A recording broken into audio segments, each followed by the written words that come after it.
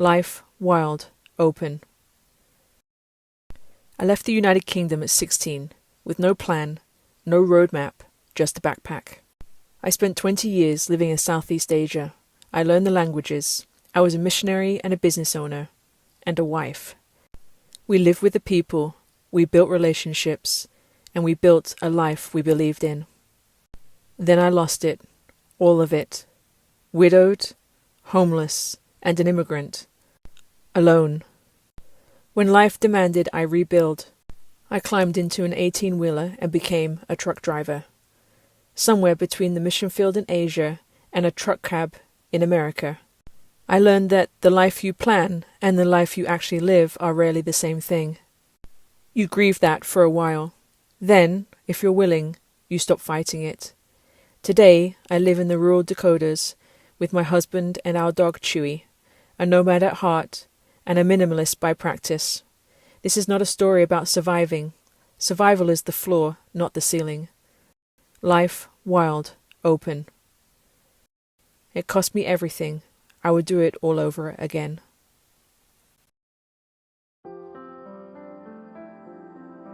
Chapter 1. Ink and Cleaver. The conversations and events in this book come from my memories.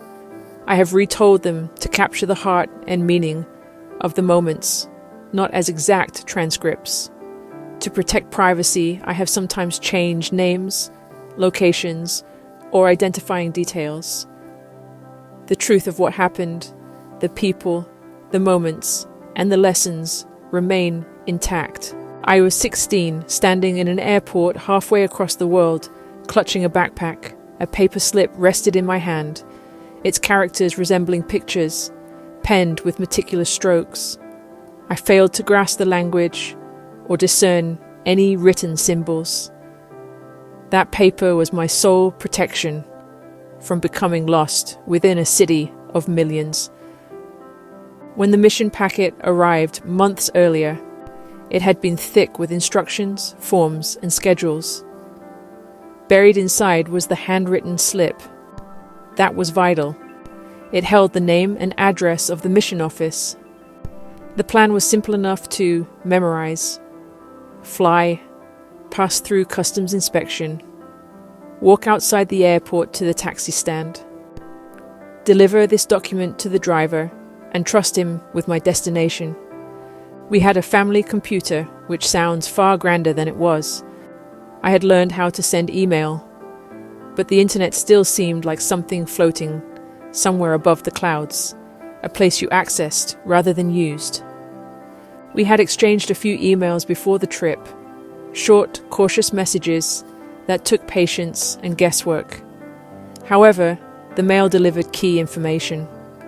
Weeks of waiting ended when a thick envelope arrived, covered in foreign stamps. I recall holding it, contemplating its global journey before I opened it. That self-reliance was not uncommon for me. This was the manner in which our parents raised us. My parents belonged to a generation that believed young adults learned best by doing, sometimes by getting it wrong first. We grew up outside, disappearing for entire days, returning only before the sky started turning dark. If my parents worried, they never staged a production of it. My mum stood in the kitchen, working through the practicals like she always did. Passport. Money is split between bags. Then, predictably, she asked if I had packed clean underwear. In our house, that ranked as essential survival equipment. You could lose your luggage, miss your ride, or end up in serious trouble. But apparently, the genuine tragedy would be questionable undergarments. That priority came straight from my Irish grandmother. For years, she maintained a small, ready bag near the entrance, prepared for urgent hospital trips. Fresh clothes folded neatly on top, as if she were expecting the ambulance to pencil her in between errands. My dad handled it in his own way. He carried my bag to the entryway and set it down, then looked at me and asked if I was certain. There was no doubt in his voice, only a need to hear it from me. When I said yes, he gave a small nod, a simple acknowledgement that the decision was mine. The conversation ended there. He picked up the keys and walked to the car to drive me to the airport. That was how permission worked in our house. My 4 siblings and I had to pick our direction and stand by it.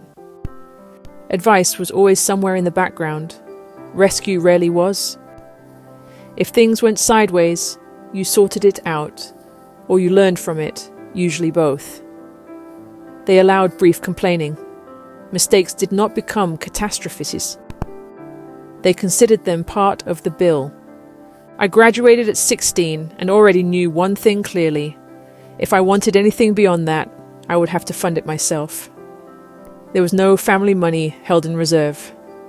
Pursuing higher learning seemed impossible. I knew only one way. I worked. I started earning money around 11 years old, first with paper rounds, then working shifts at the English fish and chip shop. By the time I finished school, I went straight into full-time work. 16 comes with a surprising privilege in the UK. You are officially old enough to pay government income tax. My parents added their own version of adulthood to the lesson. If I were earning, I contributed rent. That may sound harsh, but it felt normal. Learning quickly that money had weight, you saved it, you respected it, and you learned how fast it disappeared if you did not. Would more money have made life easier? Possibly, but it would not have taught me how to stretch a paycheck or to value experiences over possessions. It would not have shown me that money is a tool to be used, not something that can control you if you let it.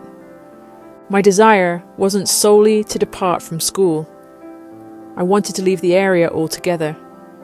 I knew I had a level head, but I also knew how easily people stayed exactly where they started. Where I grew up was not quite what Americans would call the projects, but it was UK lower-income housing. Rows of tight homes, where futures often felt mapped out early, and rarely in ways that led anywhere new. Many kids I grew up around stepped straight into jobs that went nowhere and stayed there because leaving felt impossible. I had been saving money for years, stacking wages from endless hours behind the counter at the chippy. Most days I was working or at school. Hindsight suggests that the limited time saved me from considerable trouble. Traveling solo, unable to communicate, and unknown to everyone around me, I didn't feel bold or reckless. It felt as if I had already trained for it. The plane landed at one of the most infamous old airports in the world. It sat right in the city, where planes skimmed low between high-rise buildings. As I looked out from my window seat in the early morning light, I saw a man standing in his bathroom, in nothing but his boxer shorts. He waved from a high-rise apartment window. Only veteran pilots made that approach, threading a huge metal bird between concrete towers, with lush green mountains rising behind, everything like a painted backdrop. The wheels hit the pavement, the cabin jolted, and I was there. We had to disembark onto the asphalt and walk down the stairs. The moment I stepped out, the air hit me like a warm, wet sauna. Breathing was slightly difficult. I'd only known the cold, damp English environment. Grey, rainy, predictable. This was different. The air had weight, a smell, and personality. I breathed in fried noodles, diesel fumes, humid earth, and a hint of the sea. I floated through customs and border control in a bit of a daze, overwhelmed by the sights and sounds, everything foreign. There was no cell phone, no backup contact. No one was waiting for me on the other side. I located the taxi stand outside of the airport. This was where it all mattered. Would the taxi driver understand the piece of paper I was carrying and know where to go? I handed it over, my heart pounding, watching his face for any sign of recognition. He nodded, gestured for me to get in, and we pulled away from the curb. The ride through that city, with towering neon signs, buses blasting their brakes, laundry hanging off balconies, and bamboo scaffolding lining buildings, felt like being dropped into another universe.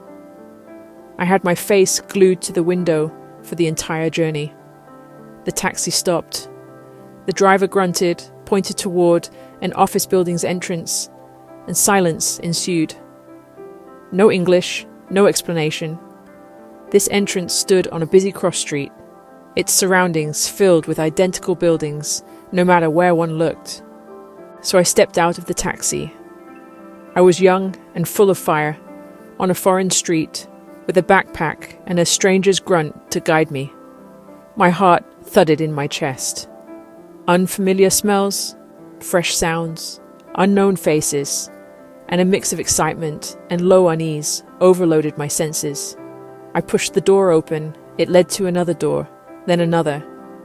Then, unexpectedly, an office populated by both local and Western folks, chatting and working, appeared before me.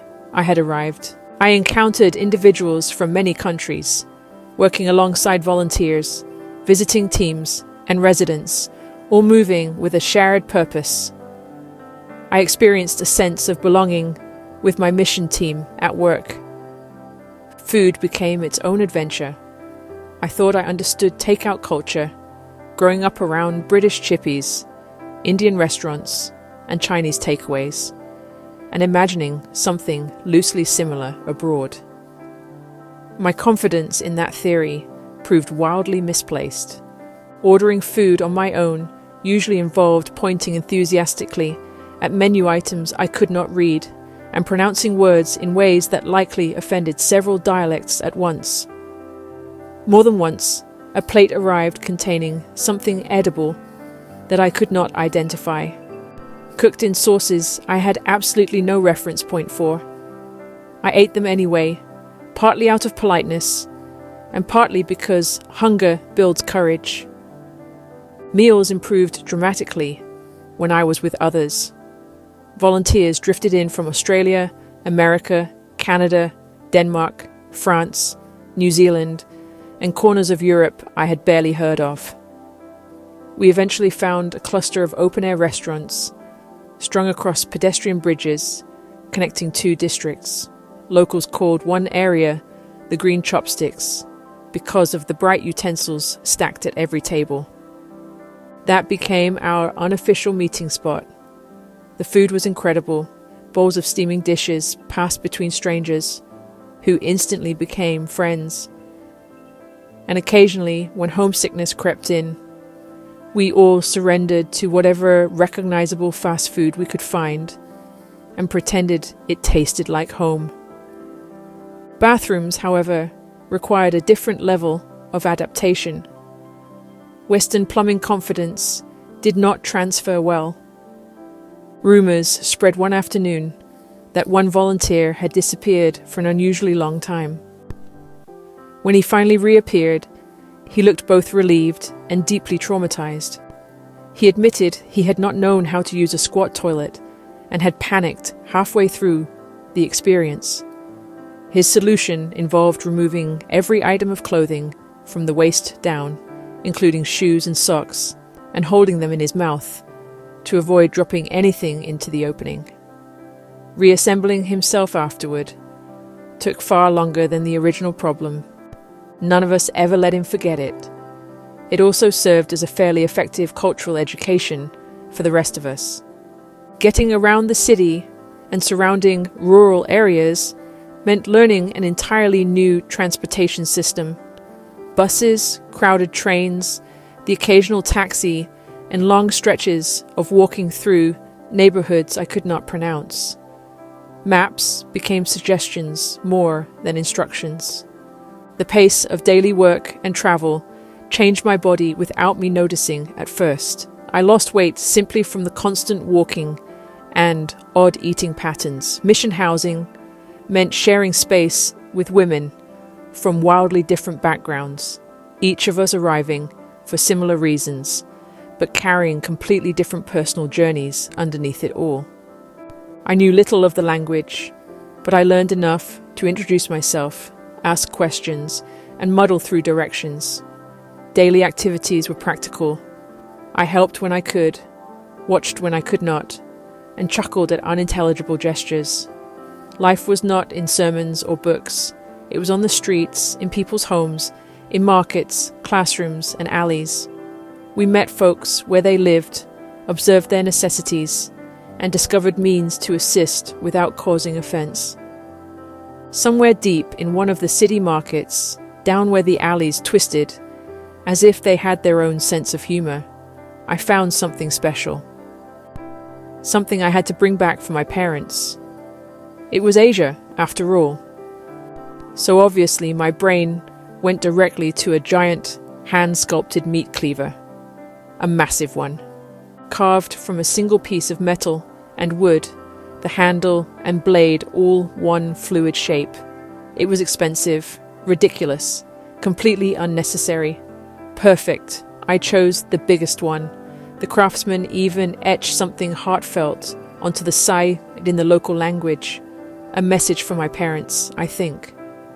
Maybe it was inscribed, with love, or please sharpen responsibly. I could not read a word of it, just like the handwritten paper I had arrived with and used, to start my journey across the entire city. Fitting, really. I kept no record of how long I remained. Time changed differently on that trip. Days stretched and collapsed all at once, marked more by experiences than by calendars. Leaving marked a profound change within me from my initial state. Departure felt tangled and brought sadness, longing for companions, locales, and that peculiar life, now familiar.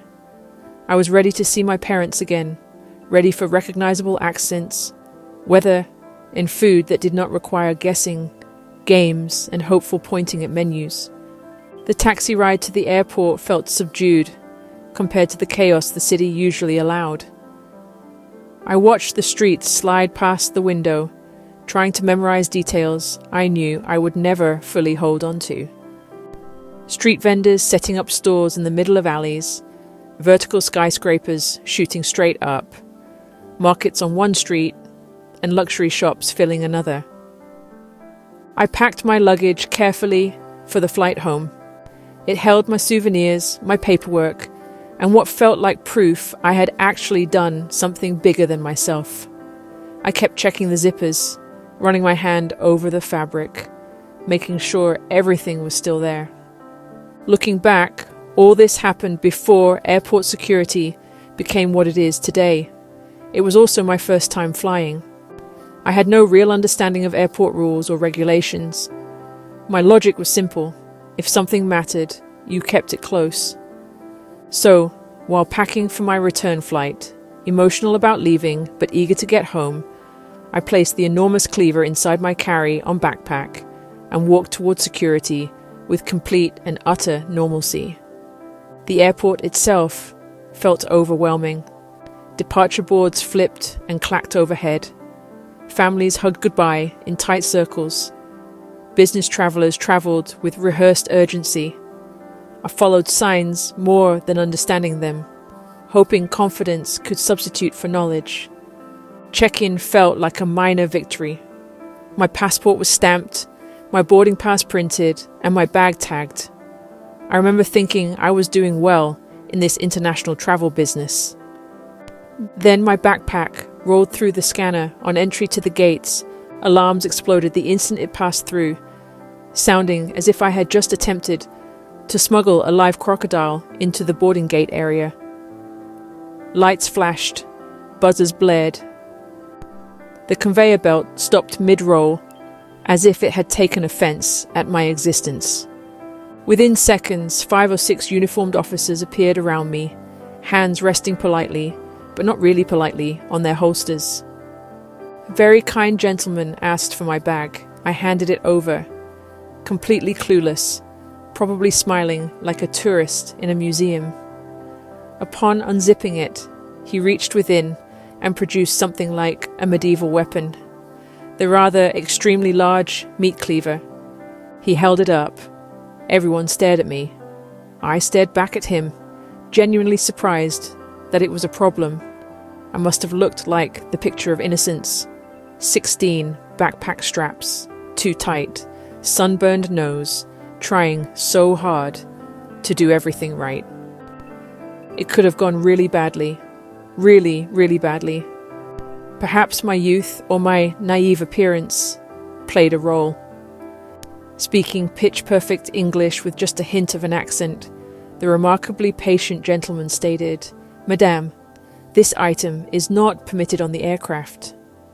I communicated as best I could, anxious about the stories I had heard about luggage disappearing. Inside that bag was a kitchen utensil, meant for my parents. He nodded with the slow nod adults use when they are trying not to laugh. Then he assured me he would keep it safe by locking it in a special flight attendant's closet. Once I arrived in the United Kingdom, it would magically reappear on the other side with oversized and special luggage. Problem solved, crisis averted, cleaver rescued. The confiscated meat cleaver had already rattled me before I even reached the gate. By the time I boarded the flight home, I was running on exhaustion and adrenaline, the kind that makes everything feel slightly unreal. I found my seat and tried to settle into the long journey back. The man beside me stood as I arrived and helped lift my bag into the overhead compartment. I took it as simple politeness. He dressed sharply and carried a rigid briefcase, which gave him an air of importance, or at least confidence. He started asking questions: where I had been, why I was traveling alone, how long I had stayed. Initially, it seemed like a relaxed discussion. Passengers and flight attendants surrounded us, moving up and down the aisle, the usual noise and movement that makes you assume you are safe. Then he told me quite plainly that I should marry him. He said it as a matter of fact, with an unwavering composure. He said he would take me to Africa and look after me. Something in my gut dropped. It was not loud panic, it was heavier, the feeling that settles in your stomach and refuses to stop.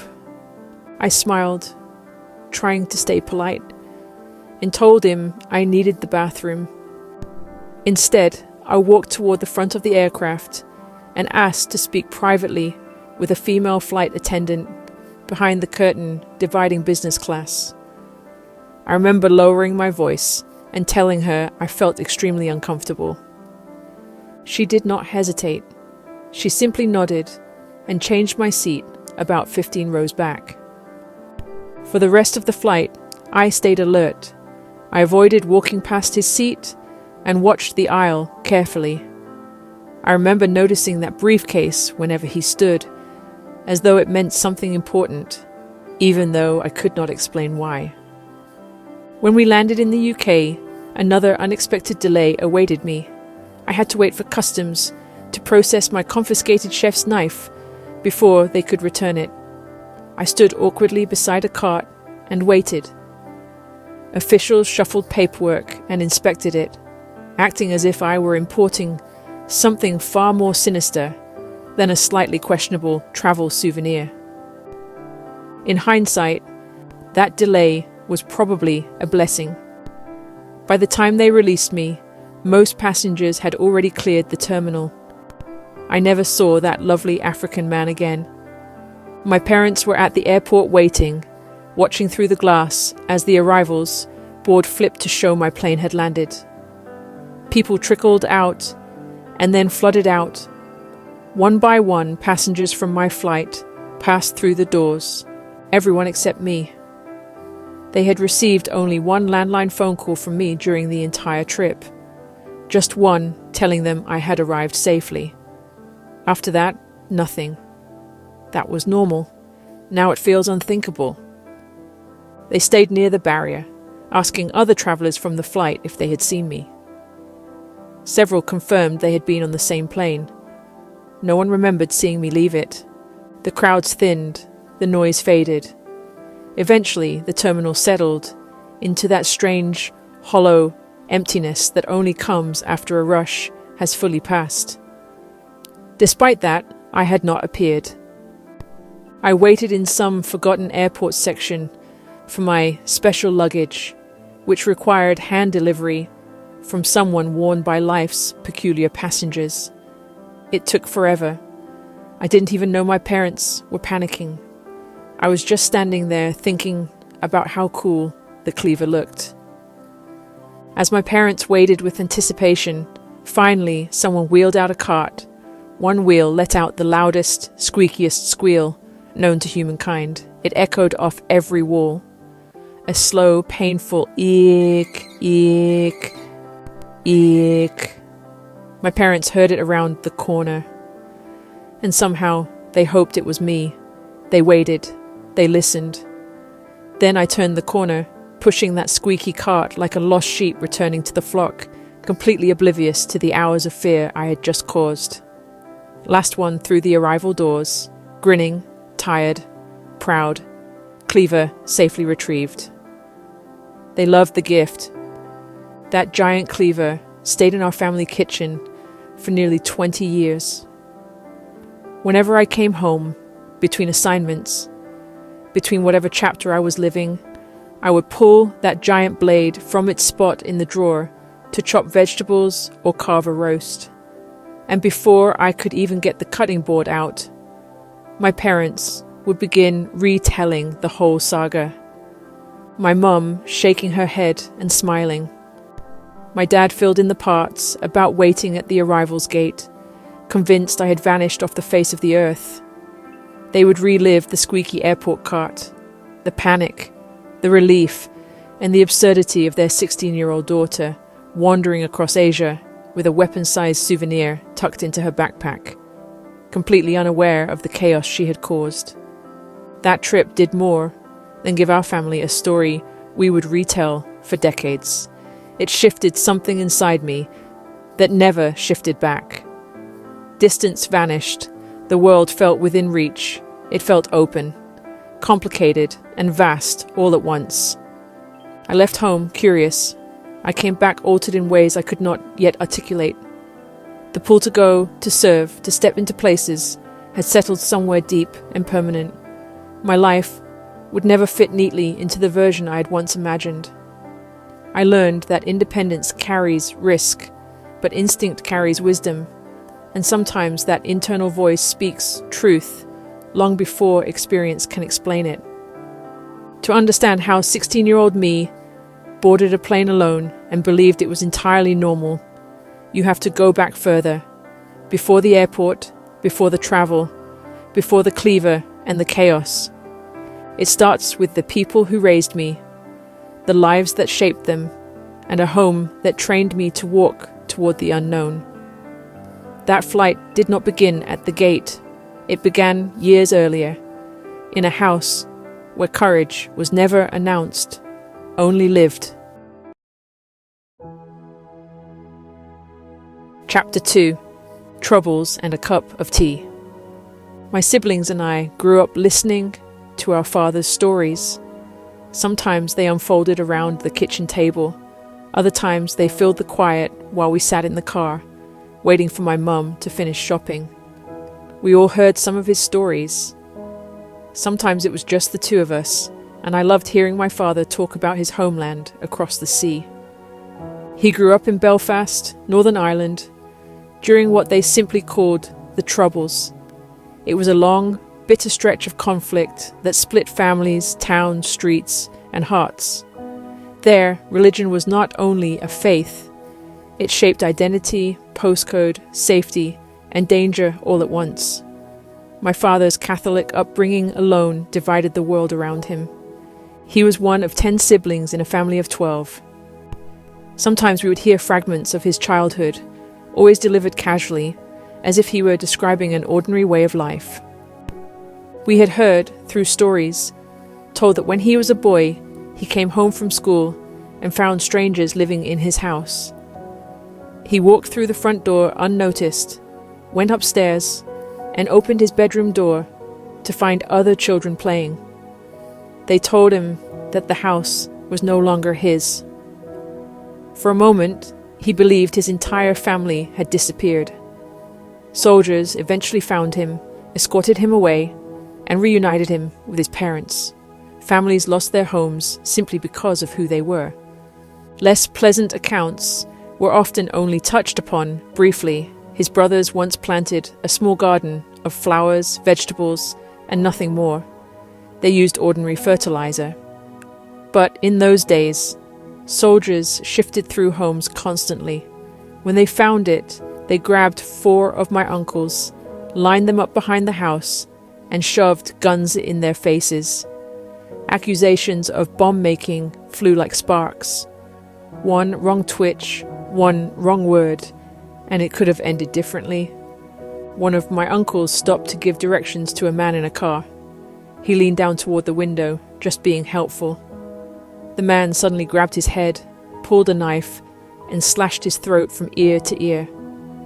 Somehow, unbelievably, he survived. The cut missed what would have killed him by the narrowest margin. There was never any reason it happened. He had simply stopped to help someone.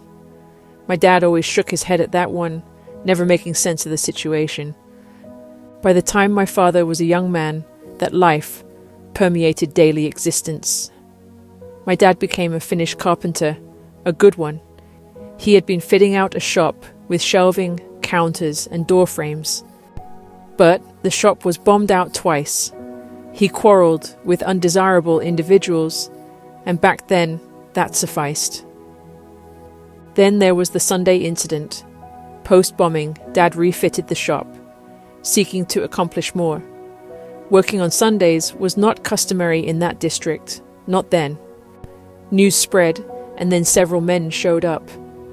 Tales circulated concerning repercussions for disregarding such warnings. Severe beatings, punishment kneecappings. The message was simple: don't go back, and my father would not argue. He recounted that portion with nonchalance, presenting job changes like routine life events. That was enough for him. His older brother, serving as a police officer in England, had long urged my father to relocate there. That week, my dad packed what he owned into a small bag and left Northern Ireland behind. He never described the leaving as brave or tragic, just necessary. When he got to England, he started over.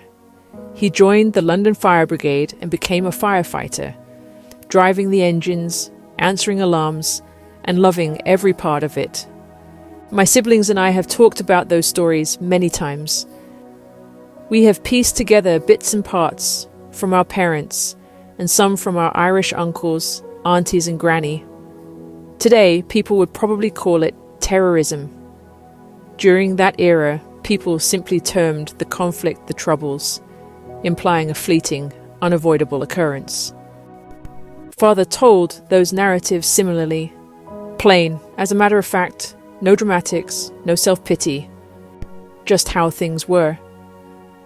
Sometimes it could come across as hard, like nothing rattled him, and feelings were something you sorted out on your own. But that was never really it.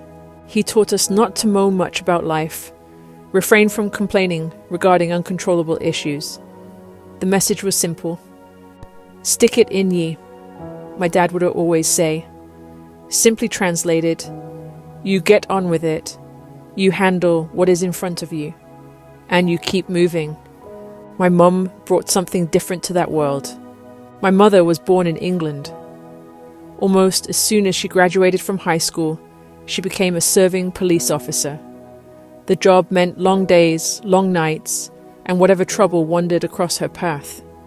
She usually patrolled with my uncle, who spent half his time teasing her about meeting someone. Mum would just roll her eyes and laugh when he rambled on about his younger brother, the brave, handsome London firefighter. We had heard that story countless times. It never tired, due in part to her constant laughter and my uncle's persistence. One day, she was buying a second-hand car and needed someone to check it over. Naturally, she rang her colleague, my uncle. He stated he was occupied, yet swiftly mentioned his younger brother, visiting from London, could attend in his stead. He assured her he would not mind. The next thing she knew, the good-looking fireman stood at her front door. She watched him as he circled the car she was looking to purchase, studying it with exaggerated seriousness before delivering his verdict. It was rubbish, absolute rubbish. He whisked her off for a test drive in his car instead, proclaiming she deserved to experience a proper car. He declared with complete conviction that he had decided on the spot to sell his car, with a claim that was not entirely true. His confidence was so effortless, so unshaken, that she laughed despite herself. Later, she would admit it was that bold certainty that made her agree to go along with him at all. So off they went. The drive led to a drink, the drink led to conversation, and the conversation somehow led to months later, when they were married. To us kids, it always sounded absurdly simple, like a car, a laugh, and a little serendipity were enough to start a whole family. In the early years, they travelled back and forth to Ireland, so my dad could see his family. But it was hard. Their trips into town involved numerous checkpoints. Soldiers would stop them, search the car, search the bags, and search my parents. Dad always looked suspicious to them because he had short hair from the fire brigade, so they often assumed he was in the army. That meant even more searching than usual. I was only a baby. They would lift me straight out of the pram and search every blanket in case something was hidden. My mum hated it. She would ask to hold me and reach for me, but they insisted on doing it themselves. She said it was intimidating to see men with guns lifting her baby like a parcel. One day in Belfast, my parents were in a department store with me in the stroller, burning time before meeting my granny later. Exploring the record section, they observed the latest LP releases. Afterwards, they crossed the street to meet my grandmother on the other side of town when, abruptly, a bomb exploded behind them at the department store. Mum recounted how despite a bomb exploding, folks were so accustomed that they simply dropped, awaited calm, then rose, cleaned themselves, and continued their routine. My mum recounted the saga. Her voice carried both slight terror but resignation. She'd been rolling me through the street, but by then explosions had become almost normal. Some blasts were aimed at buildings, but people still got hurt. On a previous occasion, my parents enjoyed a tranquil drive through the countryside. Of course, they had to drive through a checkpoint. Soldiers checked the car, and my dad thought he heard, "Okay, away with you," and waved them on. Dad drove off slowly, picking up a bit of speed, when suddenly they were shouting, loud and urgent, "Stop, or we will shoot." When my father glanced in the mirror, the soldiers had their guns up, ready to use them. He slammed on the brakes, my carry cot slid, and I was hurled frontward, ending up wedged in the backseat footwell. More time, more questions, more drills. My mother was also 6 months pregnant with my younger brother. They recognized that it was time to cease returning to Ireland. It had become too dangerous, too close, too real. That was probably one of the last times my father visited his family home. I remember asking my father what it was all about. He would shrug and say he understood the history and the politics, but that underneath it all, there was greed, power, money, and pride. He felt neither side was good. Most ordinary folks were caught in the middle, longing for peace. I get my sense of adventure from my mother. No question. She was barely 17, straight out of high school, when she signed up as a police officer, back when they still called them WPCs, which stood for Woman Police Constable, the title used in the UK. She threw herself into it. While most people her age were still figuring life out, she was volunteering with CID, the Criminal Investigation Department, the branch that handled serious crime and undercover investigations, tagging along on raids and undercover follow-ups, drug dens, money laundering fronts, She was the plainclothes backup who always volunteered. When she was not working, she was hiking, volunteering, or planning her next small adventure. She loved people, food, culture, smells, sounds, and anything different from home. She instilled in me that yearning for adventure. My father, however, not so much. My father would have been perfectly happy living out his days within a 10-mile radius. He loved camping, yes, but his kind of camping. He adored a caravan site, a kettle on the boil, and a serene corner where he could sip his tea and pretend the rest of the world did not exist. He loved driving, though, probably because it reminded him of his London days, racing through the city, answering emergency calls with sirens and horns blaring. My mum would gently remind him to slow down, to take corners as if he were driving a family car and not a fire engine. My mum loved the exploration of unknown places. Every holiday or vacation was somewhere different.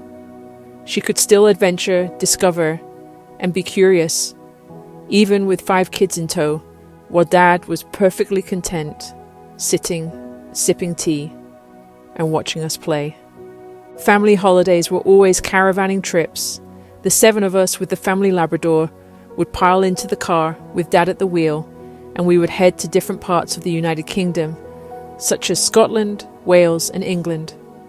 We would find a farmer's field, rent a spot, pitch our tents, and spend our days building forts, exploring the woods, and running through fields. The freedom of it would enrapture the 5 of us, playing, exploring, and being together. We never went abroad like other families. We did not need to. Everything we needed for adventure and fun was already there, right in front of us. He offered an immediate explanation when I inquired about our extensive caravan travel. My father would always exclaim, "It's free. Free's the best holiday you'll ever get." We still quote him to this day. Anytime a sibling tries something new or says something is wonderful, someone else will repeat, "Because it's free," in my dad's Belfast voice. It has become family scripture. It usually surfaces when we are together as adults, wandering through nature on a long walk that is somewhere between a stroll and a hike, or piling into cars for a countryside drive with no actual destination. None of it costs anything. No tickets, no attractions, just time spent side by side. It reminds us that my parents never believed enjoyment depended on buying or scheduling.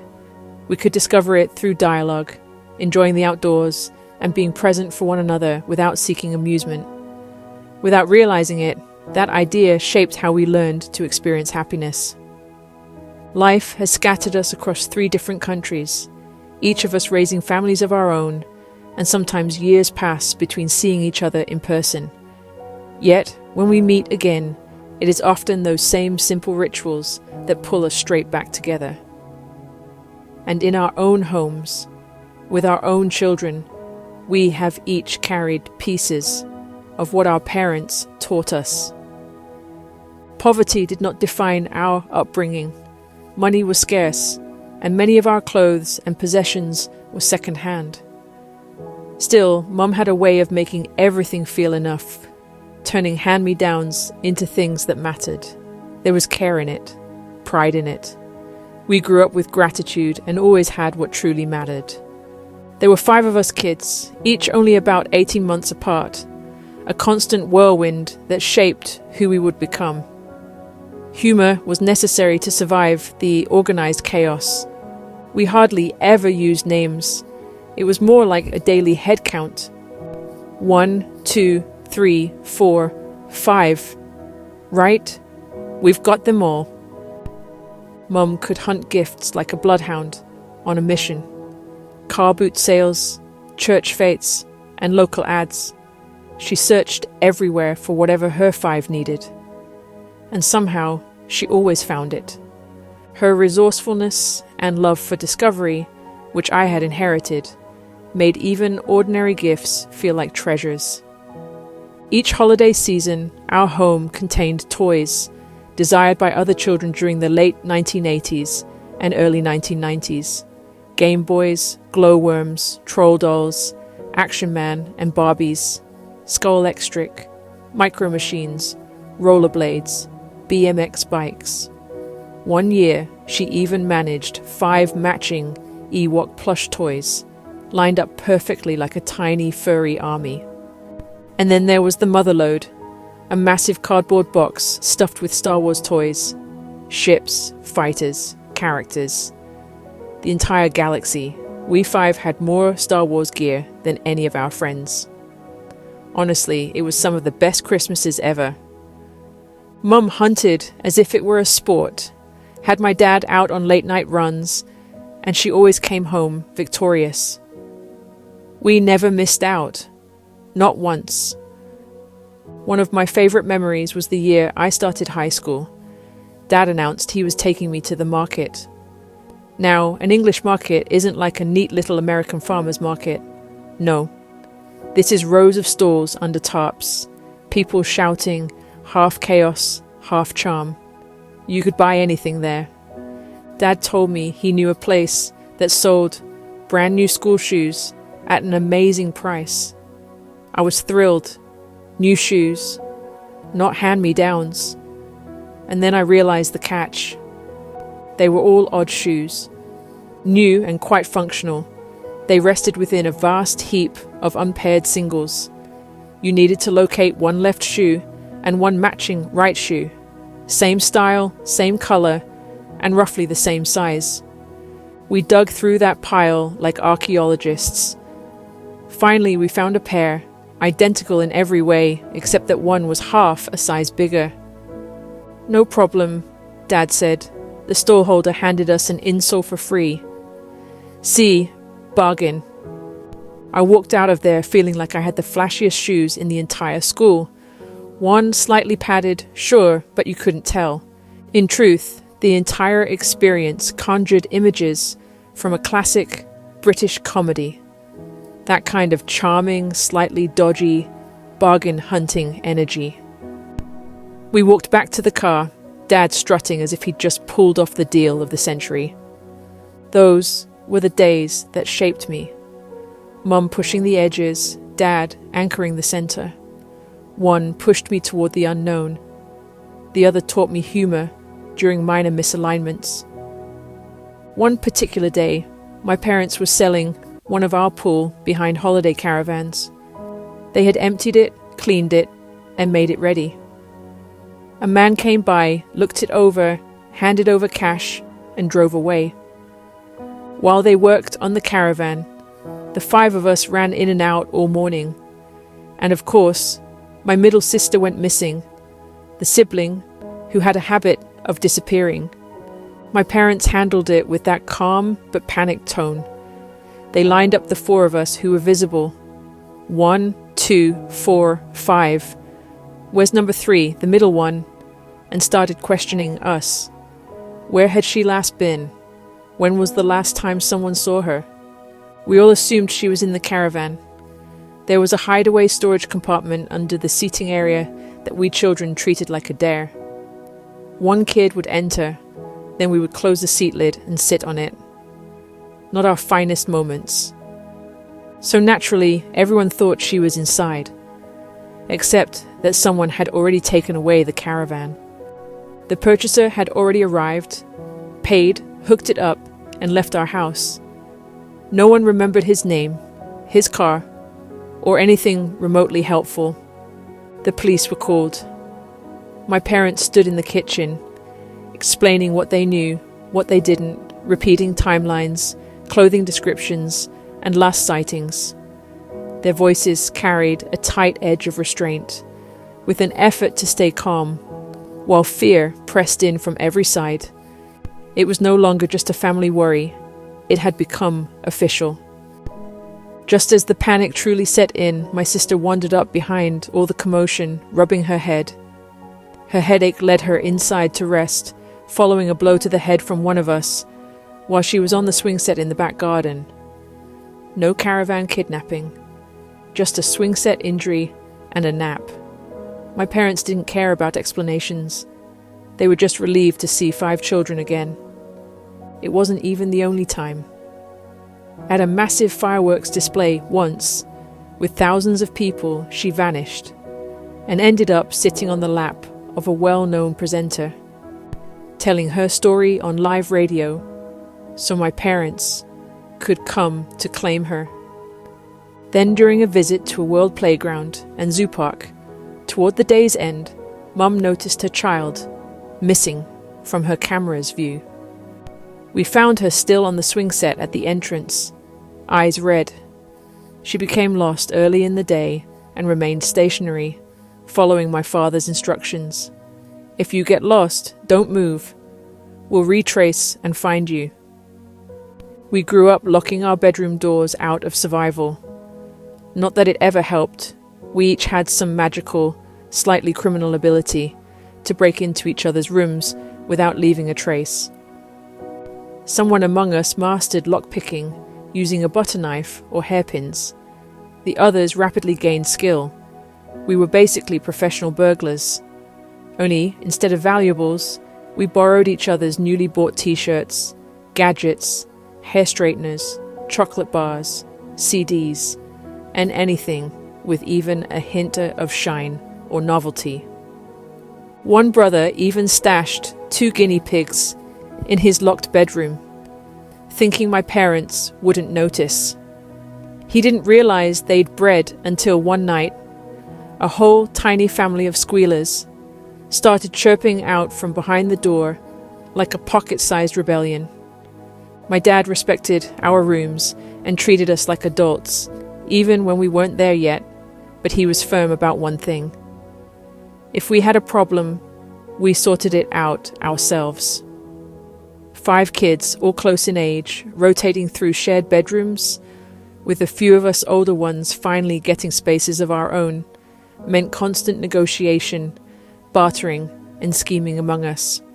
When I became an adult, living outside my childhood home, it was the strangest thing to buy something, set it down, and find it still there, untouched, unborrowed, not mysteriously relocated to someone else's drawer. Until I finally had 4 walls of my own, I didn't realize how deeply I'd been conditioned to share everything, even the things I didn't want to share. Before I left on my first trip overseas, my sisters were already eyeing my bedroom, asking if I was leaving for good. The minute I stepped out the door permanently, one sister struck a deal. The brother could have my room, and she could claim his. That's how it worked. Nothing stayed where you left it, ever. My dad would always say, "Darling, if you want to keep it, take it with you. It won't be here when you get back." And he wasn't wrong. Nothing in our house was sacred. Not with 5 of us. My parents were not perfect, but they did the best they could with what they had, and we never doubted we were loved.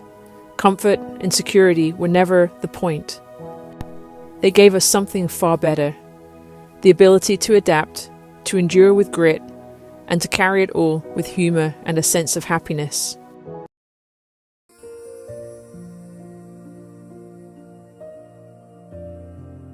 Chapter 3. Daddy's Girl. Those nights remain vivid in my memory. After my mum and my siblings had gone to bed, I would sneak downstairs and curl up next to my dad on the couch. We would watch movies long past bedtime, sometimes right into the early hours of the morning, even on school nights.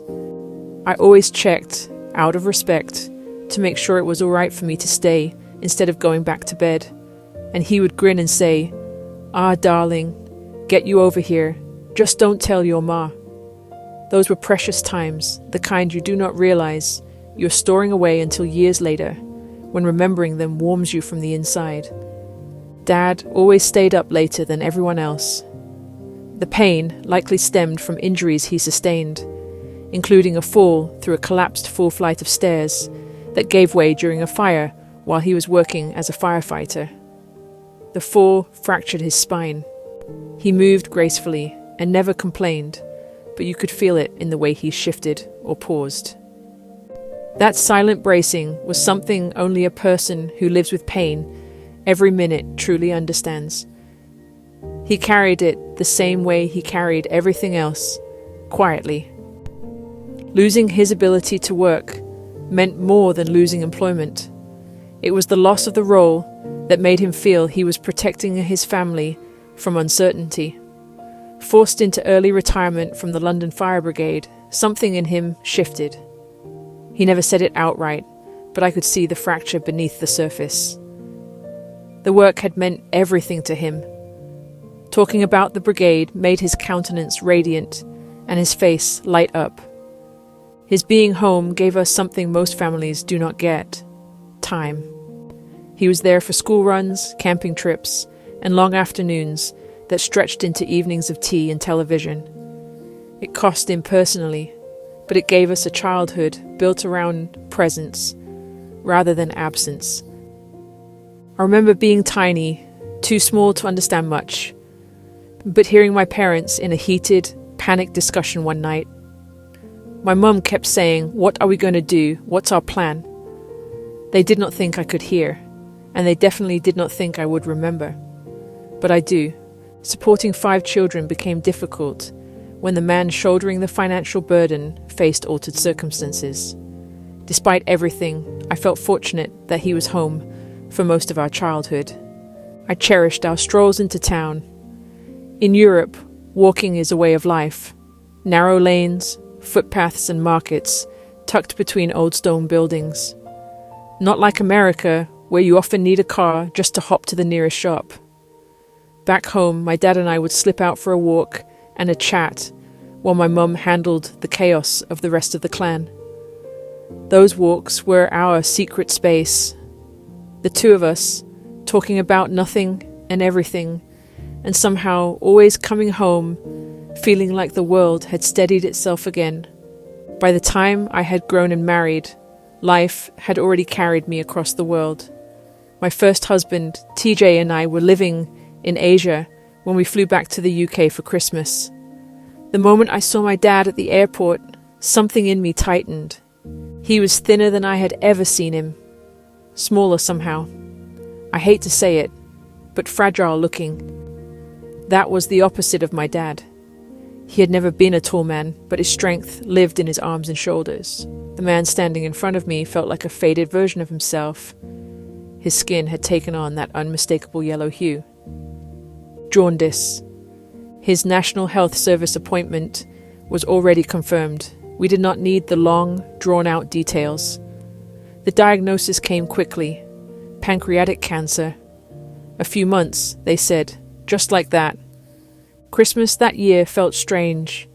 Some of the family understandably fell into grief immediately. The house felt heavy, as if whispers and careful conversations had replaced laughter. I resist dwelling in sorrow. I want to live the moments that are still here, not bury them under fear of what is coming. My father handled it the same way he handled everything else. Calm, grounded, as a matter of fact. In his house in Wales, he called each of us in, one at a time. The kitchen door would close. There were no spouses or siblings, and no mum, just dad and one child at a time. It was no dramatic or ceremonial, just deeply personal. It felt sacred in a way that is hard to describe. Throughout all the years till then, I had never seen my father cry. Not once. Not during all the late-night movies, all the walks, all the hard years. Never. But once the dust settled and the reality sank in, each of us had our own private moment with him. When it was my turn, he reassured me the same way he always had. He told me everything would be all right, that it was just time catching up with him, that he and God were good. And then I saw tears in his eyes. For the first time in my life, I did not know what to do. I just sat with him and let him have his space. He apologized for getting sick. That was my dad, taking responsibility for something he never caused. Some brutal disease that does not care who you are. He wanted to make sure everyone else was okay before himself. Then he said something that shaped the rest of my life. He He told my husband and me to get back on the plane as planned, to return to Asia. He did not want me to stay in the UK just to watch him die. He was not pushing me away, he was releasing me forward. For my Irish father, he wanted my last memory of him to be that conversation. Just him and his daughter in that kitchen. He wanted me to live, not standing still in grief. And I listened. I returned to Asia, knowing his illness was advancing, but trusting the peace he had already given me in that kitchen. My father passed away at 59. In the end, a massive heart attack incapacitated him and ended what little freedom of health he had. It came near the final stage of his cancer, shortening what little time remained. They moved him to hospice not long after, and as painful as it is to admit, I think he was glad the cancer got him. I know he would not have wanted to live without independence or dignity after the heart attack. He left the same way he lived. I did not return for the funeral. That decision confused some people. It still does. But it was never about avoidance or lack of love. My closure with my father happened in that kitchen, face to face, heart to heart. I had said everything I needed to say, and so had he. Funerals, for me, have always felt like they belong to the living, not to the one who is gone. My way of grieving has always leaned toward remembering someone in joy, rather than gathering in sorrow. I spent that time in Asia, remembering the good things about my dad, the walks, the laughter, the strength he carried through everything life handed him. I have never believed there is one correct way to grieve, only honest ways. A few months later, once the weight had settled, I returned to Wales to help my mum. 35 years of marriage. He had been her first and only love. Losing him left her unsteady, in a way I had never seen before. I did not go back to sit in sadness, but I went back to help her stand again. The house needed preparing for sale. It was still early in the aftermath of losing him, and my mum was there alone, overwhelmed and slightly adrift. Downsizing became the answer. I handled the practical tasks that feel so strange and unreal after someone dies. There is dismantling, as if one can take apart a life, one document at a time. Working on the house in Wales became something far deeper than preparing a property for sale. At first, it felt practical. A list of jobs, paint the walls, clear cupboards, straighten rooms, make everything look presentable for strangers who would one day walk through it and imagine their own lives within those walls. The house itself was an old Welsh cottage, built from enormous stone blocks that had likely stood for generations. Thick, uneven walls, shaped more by time than by tools, gave it an endurance. Houses like that breathe differently, holding dampness, settling slowly, requiring constant small maintenance to remain strong. My dad had always stayed ahead of those repairs, a tinkerer moving steadily from task to task. Consistent care of the kind most people never notice because it prevents problems before they have the chance to grow.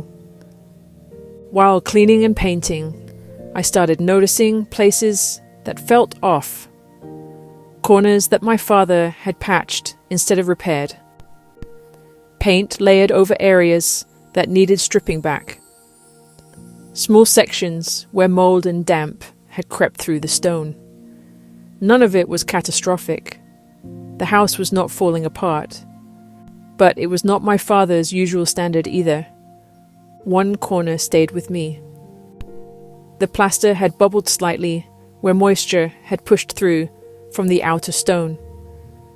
Someone had painted over it at some point, trying to hide it rather than fix it. I stripped it back to the raw surface. The smell of dampness hit immediately. I scrubbed it down, bleached it, let it dry fully, then filled and sealed it properly with fresh cement before repainting. As I worked, I realized something slowly had settled into me. These were not repairs that my father had ignored for a long time. They had built up, long enough to tell a story without using words. My father had been sicker far longer than he had ever admitted. Not because he did not care, not because he had given up. Quite the opposite. I think he simply ran out of strength to stay ahead of everything the way he always had. That realization landed heavier than any diagnosis ever could. He had kept going, protecting and maintaining life around him as long as he physically could. When he could no longer keep pace with it, he never announced it. He simply adapted and carried on. I found small signs of that all over the house, half-finished touch-ups. He started jobs, but never fully completed them. Things my father would normally have taken pride in finishing to the last detail. Each discovery felt like reading pieces of a story he never told out loud. It was not neglect, it was exhaustion, hidden behind dignity.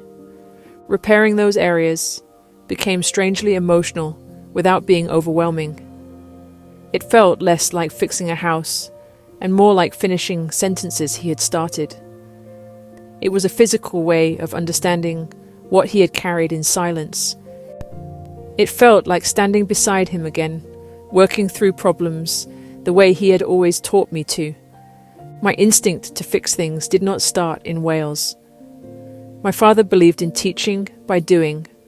I was about 8 years old the first time he had me helping him with basic car maintenance.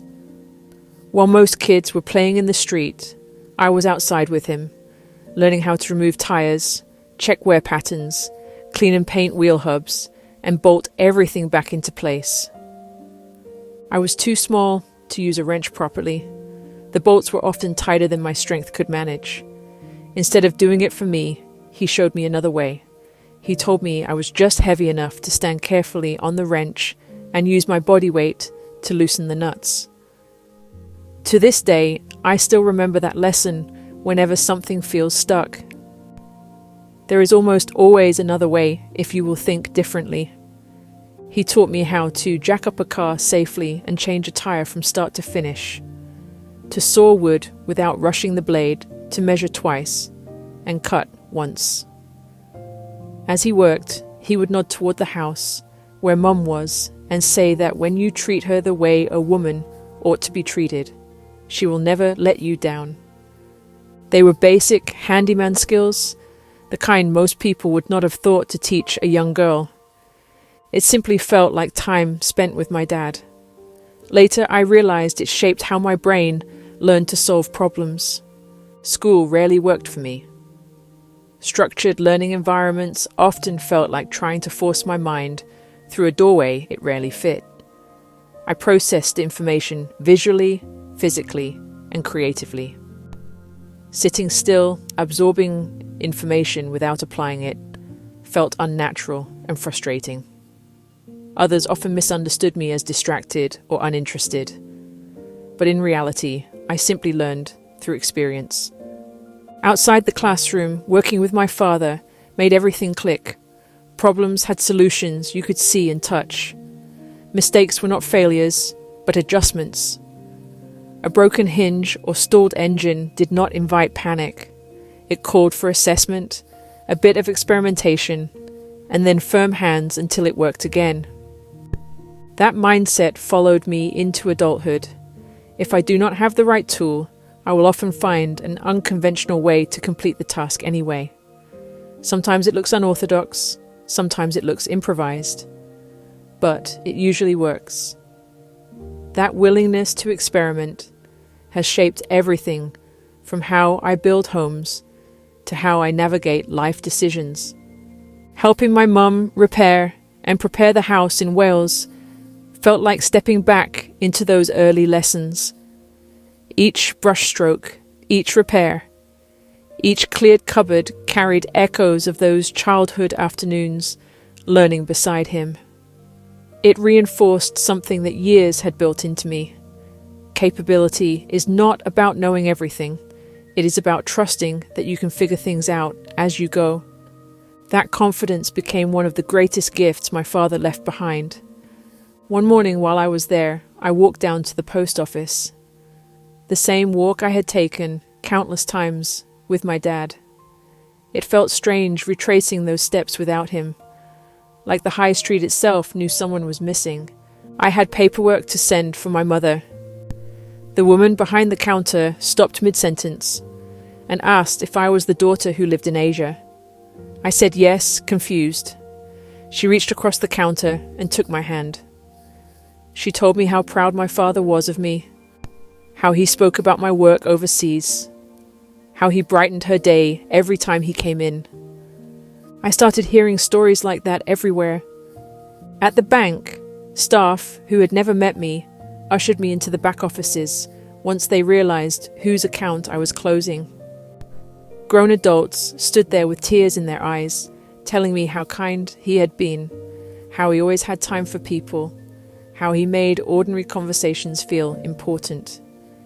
It turns out my father had left marks on people the way he did everything else. Not loudly, not for recognition, just kindness, repeated over the years. I was protective of my mum, but I also knew she needed to find her footing again in her own way. I stayed for a few weeks, helping where I could, then returned to my life. For the first year after my dad died, I called her 2 or 3 times a week just to check in. Later, she remarried and found happiness again, which is exactly what my dad would have wanted for her. Helping my mom close that chapter of her life also closed part of mine. It took me years to understand that my father did not just shape my childhood. He shaped the way I dealt with loss, risk, and responsibility. Grief, in particular, was something I learned by watching him long before I ever had to face it myself. My father never ignored pain. He simply refused to let it define the rest of his life. That was a very different thing. He acknowledged what hurt him. That distinction would become one of the strongest internal compasses I have ever carried. We only get one life. That was not something he said often out loud, but it lived in how he decided. When something went wrong, he dealt with it. When something ended, he accepted it. He refused to remain fixated on unchangeable situations. Watching that as a child wired something into me. For a long time, I thought that being strong meant being hard. I learned early how to push through discomfort, loss, uncertainty, and fear without pausing long enough to feel what sat underneath it. I became efficient at surviving difficult moments. But survival and living are not the same thing, and that was a lesson that took much longer to surface. I did not see my father cry while I was growing up. He stayed composed through years of chronic pain, financial stress, and the long adjustment after losing his career. He carried everything with a calm resilience that, as a child, felt unbreakable. It made the moment in that kitchen, years later, even more powerful. Seeing tears in his eyes did not weaken him in my mind. It widened him. It showed me that strength and vulnerability were never enemies. They were simply 2 parts of being human that most people are too afraid to let exist in the same room. When he apologized for getting sick, I understood something much later. He was not apologizing for the illness itself. He was apologizing for the disruption, for the grief he knew would ripple through our lives. That was how he loved. Protective, quiet, carrying responsibility, even when it was not his to carry. That moment softened something in me I had not realized, had hardened over the years. It allowed me to recognize that pushing through life did not mean shutting down emotion. It meant acknowledging it and respecting it. Faith in our home followed that same honest simplicity. My Christian upbringing meant I never had to practice my faith as a performance or obligation. Instead, my parents encouraged me to seek it out for myself and decide what it meant in the reality of my life. My father once told me church felt boring because I experienced it that way. He reminded me that faith was not entertainment. It was a personal walk, one that looked different for every individual.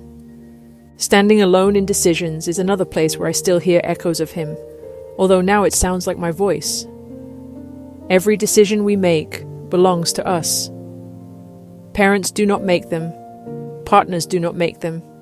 Families do not make them. Support can exist. Love can exist. But responsibility always lands in the same place. That realization does not feel heavy. It feels like clarity. Accountability belongs where it should, with the person living the life. Without it, there is no resentment when plans shift or challenges appear. The choices are mine to make, and I meet them steadily, adjusting when necessary and moving on my own terms. My father never told me to live exactly like him. In fact, his greatest act of love was telling me to leave, to return to Asia, to keep building a life that existed beyond his own. At the time, it felt like one of the hardest instructions I had ever followed. Later, I realized it was also one of the greatest gifts he ever gave me. He showed me that love does not hold people still. Love releases them forward. As my life unfolded, I would meet other men who stood at major crossroads in my story. Each of them would challenge me, balance me, and force me to confront parts of myself I might otherwise have avoided. None of them chose my direction for me. None of them carried me through life. But each of them, in peculiar ways, stood at moments where my choices became clearer, sharper, and sometimes harder. My father built the foundation. He taught me how to stand on my own feet before I ever knew I would need to. The men who came later did not replace that foundation. They also reflected the standards I had already learned to recognize without realizing it, and revealed how strong I really was. For a long time, I believed strength meant advancing without hesitation. Life would later teach me that true strength often involves knowing when to stay, when to leave, and when to rebuild something completely new. Those lessons would come through love, through loss, and through roads I never could have predicted while sitting on that couch watching late-night movies with my dad. His influence never felt like a voice telling me what to do. It felt more like a compass softly settling inside me. Life presented risks, and I leaned toward them. Life presented loss, and I acknowledged it and kept moving. Responsibility landed in my hands, and I carried it without looking for someone else to hold it for me. Many relationships, landscapes, and turning points across continents and years have shaped me. But the blueprint for how I walk through the world began long before I understood I was building a life that would stretch far beyond the place I was born. My father's life did not end with his death. It continued in the decisions he prepared me to make long after he was gone.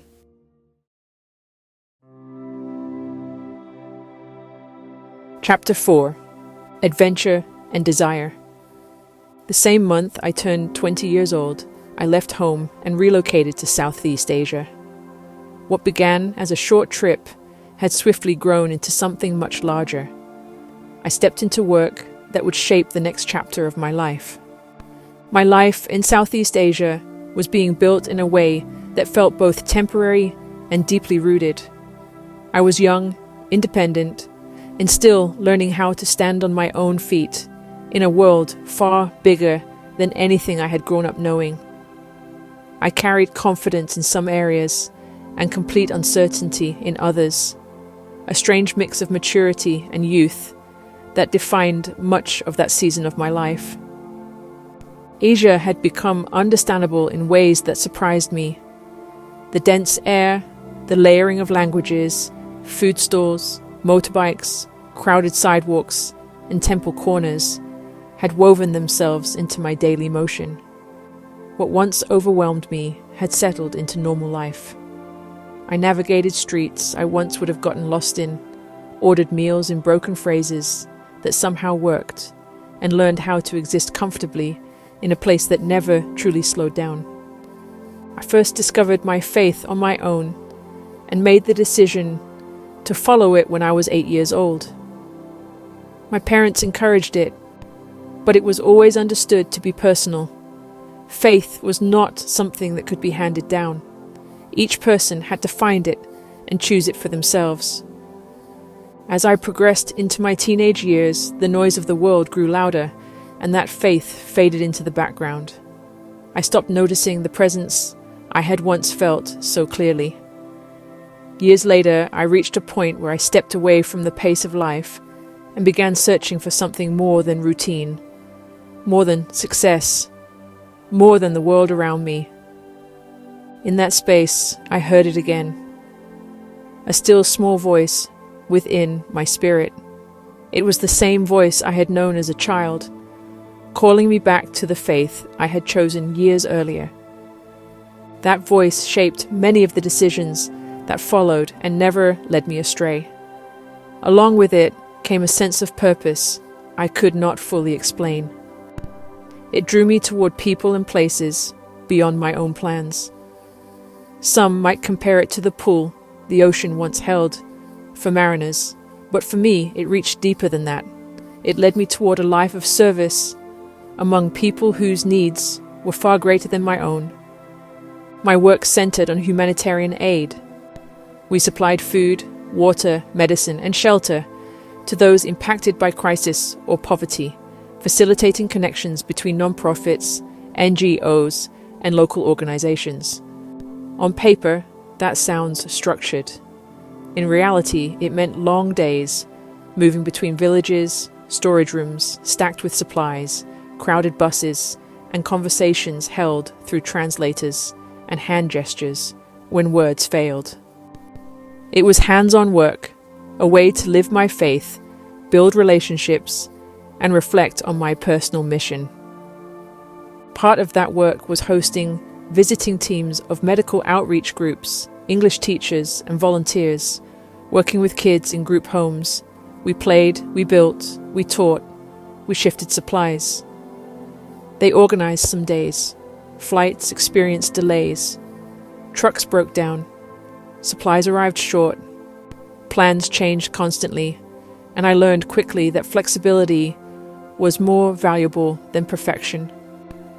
I mastered everything about logistics and leadership, with housing, feeding, transporting, translating, and finding labor. Everything a tour guide does, but deeper. Every trip, every project was a lesson in patience, problem solving, and faith in action. We recognized the need for help and subsequently broadened our efforts beyond relationships to encompass logistics, safety, and ongoing problem resolution. Coordinating visiting teams became part of daily life. Some groups came for cultural exchange. Others brought medical training or treatment clinics. Doctors, dentists, and optometrists gave their time and personal funding to serve in villages with little or no access to care. Our responsibility was to make sure they could function well in environments that offered almost no comfort. When the medical team needed extra hands, I assisted with procedures under supervision. I helped remove badly infected teeth, treated widespread infections, and watched medical teams train local responders in emergency triage during periods of civil unrest. Some teams worked in leper colonies, where care was both physically and emotionally demanding. The work was practical, immediate, and deeply needed. There were lessons in plumbing, pride, and the perils of being a foreigner. We lived in a gated community. Not all dangers announced themselves. Some arrived and smelled worse. We came back from a few weeks away to find everything baked and brittle. The grass was yellow, the plants sulking, everything parched, except for one patch of lush green. I knew better. The grey water line had been emptying itself outside the house. The grass wasn't thriving on sunshine. It was thriving on our shower runoff, and who knows what else. We reported it to the head guard, who acted like both security chief and neighborhood mayor. He assured us he would take care of it. The next morning, the man arrived in spotless white from head to toe. White jacket, white pants, white sneakers. In one hand, he carried a shovel, and in the other, nothing but serene confidence. For hours, he wrestled with the sewer pipe outside our window. By mid-afternoon, he was filthy from the knees down, still working without complaints or help.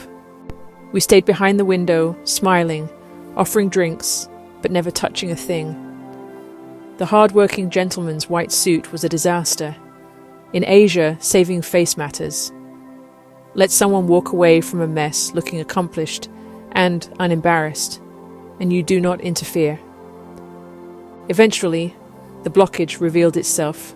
Leftover construction debris, rebar, concrete, junk, shoved into the sewer years before. He pulled it all out, piece by piece. The patch of green faded.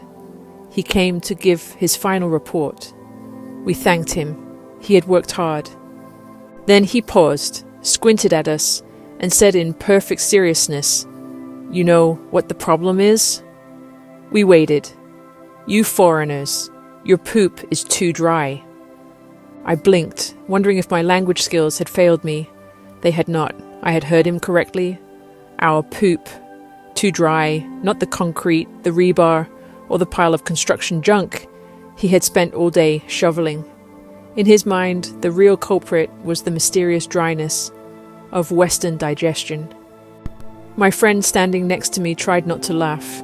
He left, head held high, white sneakers squelching in the mud, sewer fixed, dignity preserved. It didn't get easier on land. The buses themselves were an adventure. You always hoped for a window seat, not for the view, but so you could breathe. Someone near the front inevitably became carsick, leaning out the window to vomit, and if your own window was open at the wrong moment, you learned rapidly to shut it. People strapped motorcycles, chickens, and sometimes goats to the roof. Under the seats, pigs squealed inside sacks, with their heads poking out like curious children. It was chaos and routine existing all together. On one of our bus trips, we ground to a halt on the side of a mountain, the pass ahead completely swallowed by a recent mudslide. We waited there for hours, 8 maybe more, squatting on the dirt with locals and sharing instant ramen collected from a nearby village. A light rain drizzled steadily throughout the day. The mud was slick, the rocks glistened, and no one was sure when it would be safe to cross.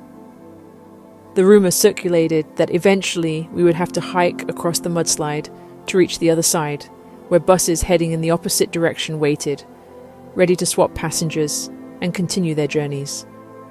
As time passed, we couldn't simply sit and wait.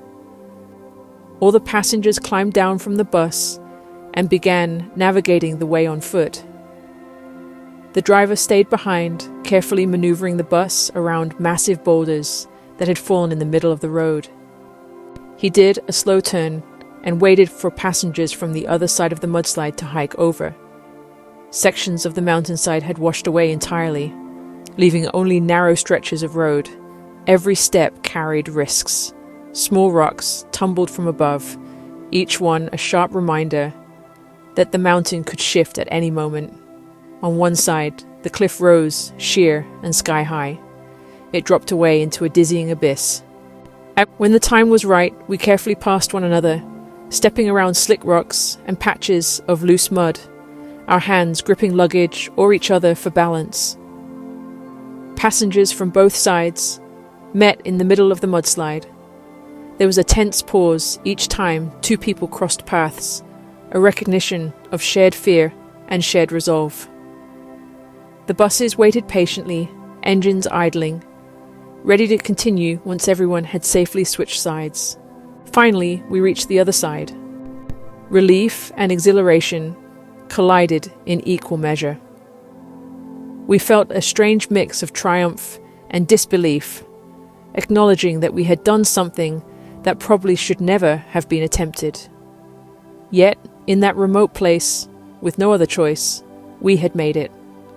Looking back, the slick mud, the falling rocks, and the sheer drop beside us remain vivid in my memory, a reminder that survival sometimes looks like simply putting one careful foot in front of the other.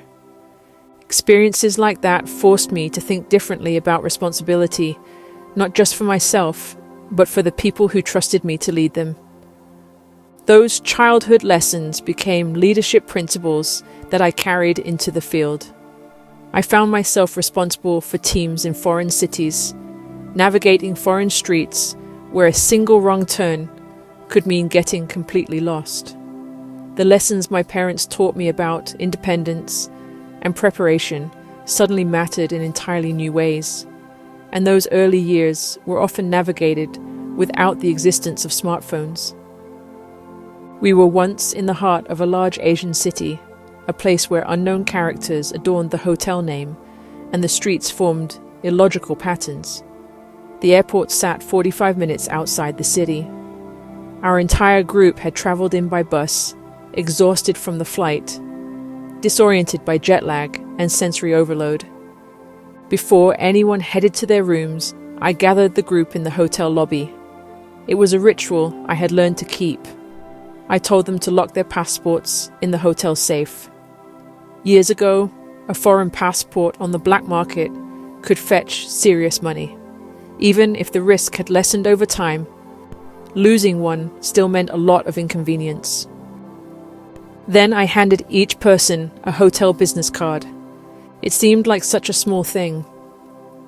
A small rectangle of paper with the hotel name printed in both English and the local language, along with the address and phone number. But I had learned the hard way that it was one of the most valuable tools you could carry. I told them it was easy to step outside, make 2 turns, and suddenly not know where you were. Street signs would not help you. Even remembering the hotel's name in English often meant nothing to a taxi driver, but if you had that card, you could always get back. No matter how lost you were, hand it to a driver, and they would take you home. It reminded me of my first trip overseas, clutching that handwritten paper slip with characters I could not read, trusting a stranger to take me where I needed to go. That small piece of preparation had been my lifeline. The advice worked every time. People would wander off exploring, get themselves completely turned around, and still find their way back because of a business card tucked in their pocket. But the card was never only about directions, it was about responsibility. When I was leading logistics teams, I would tell people the same thing my dad had always told us growing up. If you get lost, stay put. I will find you. People used to tell me that if they dropped me anywhere in the world with a team, I could still find a way for us all to get home safely. Over time, something shifted inside me. Mission work could no longer be a temporary commitment. It needed to be woven into the way I lived every day. Sustainability, not dependency, became the goal. The life I wanted was one that allowed me to stay, not just visit, serve, and eventually leave. Separately, I founded a tourism business focused on building long-term relationships in communities.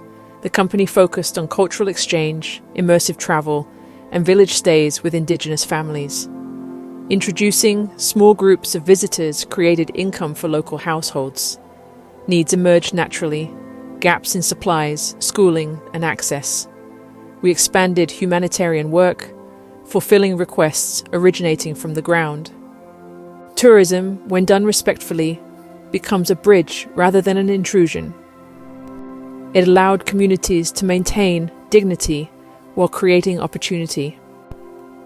Sometimes our visits coincided with village festivals. Once I brought some friends and their 2 children, about 10 and 12 years old, to what turned out to be a pig slaughtering festival. The villagers were salting, drying, and stuffing the meat back into the pigskins, for preservation. They invited us in for tea, and as we entered the dark room, lit only by the fire, it became apparent that the scene looked like something out of a butcher's dream, bowls lined up with blood, entrails and heads. Mortified, I prepared to apologize for traumatizing the kids. They thought it was the coolest thing they had ever seen. Practical exchange through tourism made aid sustainable by embedding it in existing community structures. Visitors brought skills or connections and partnered with local businesses. The vision behind owning my adventure company was to provide income and stability for myself so that I could stay in Asia permanently and ensure 100% of funding in humanitarian work went to all needed projects. A blend of both worlds. It was the moment the mission stopped feeling like a temporary assignment and started feeling like the shape of my entire life. But bureaucracy was constant. Challenges with permits, visas, money, regulations, shifting rules. It often felt harder than the work itself. Life in the field was rarely comfortable. One village had a terrible flea problem. Animals slept under the raised wooden houses to stay warm, and fleas jumped through the floorboards at night. I could hear them tick, tick, tick, landing on my blanket. I ended up wearing flea collars around my ankles and neck. Ridiculous, yes, but it worked. I even accidentally brought some back to my dog. Later, I lived in the mountains where winters reached -20 Celsius. My concrete block house froze solid. We hung blankets over the doors, sectioning off rooms to trap heat. The year I finally got a wood stove felt like a miracle. My friend and I overfed that stove the first night. We giggled as we sat in long johns, pink and sweating, enjoying being too hot for once. Electricity was unreliable, water froze for months, and filling containers from public taps became a daily ritual. Once, a trickle thawed just enough to flow over the counter in my kitchen, onto the floor, and freeze into an ice rink that lasted 3 days. In the cities, streets teemed with people, rats, and the occasional missing manhole cover. Hotels could cost as little as 42 cents a night. I always carried a sleeping bag liner against bugs, the occasional rat, and sticky sheets. Unpredictability struck without warning. One night, I woke at 1 a.m. with a gurgling stomach. A bowl sat beside my bed. By 4:30, after multiple bouts of vomiting, I lay pale and drained, replaying every meal. I had to make the 18-hour journey back across the border for better care. Hours of dirt roads, river crossings, and minivans left me slumped, barely conscious.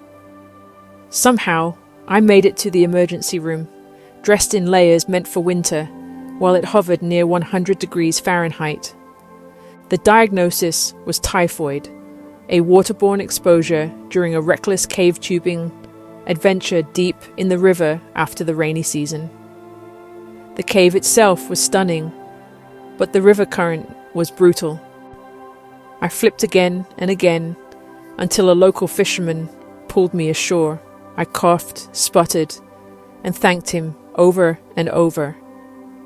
In the years that followed, I battled tropical illnesses, giardiasis that lingered for 18 months, repeated food poisoning, relentless superflus long before anyone spoke of pandemics.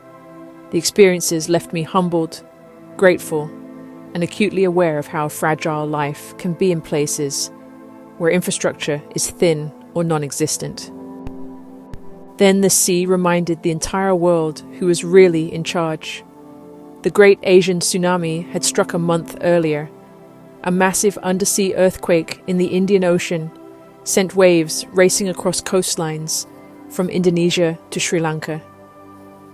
It arrived without warning, wiping out entire towns in minutes and leaving behind a silence louder than the waves themselves. When I arrived a few weeks later, shock had shifted into survival. I joined a small group already working in the southern islands.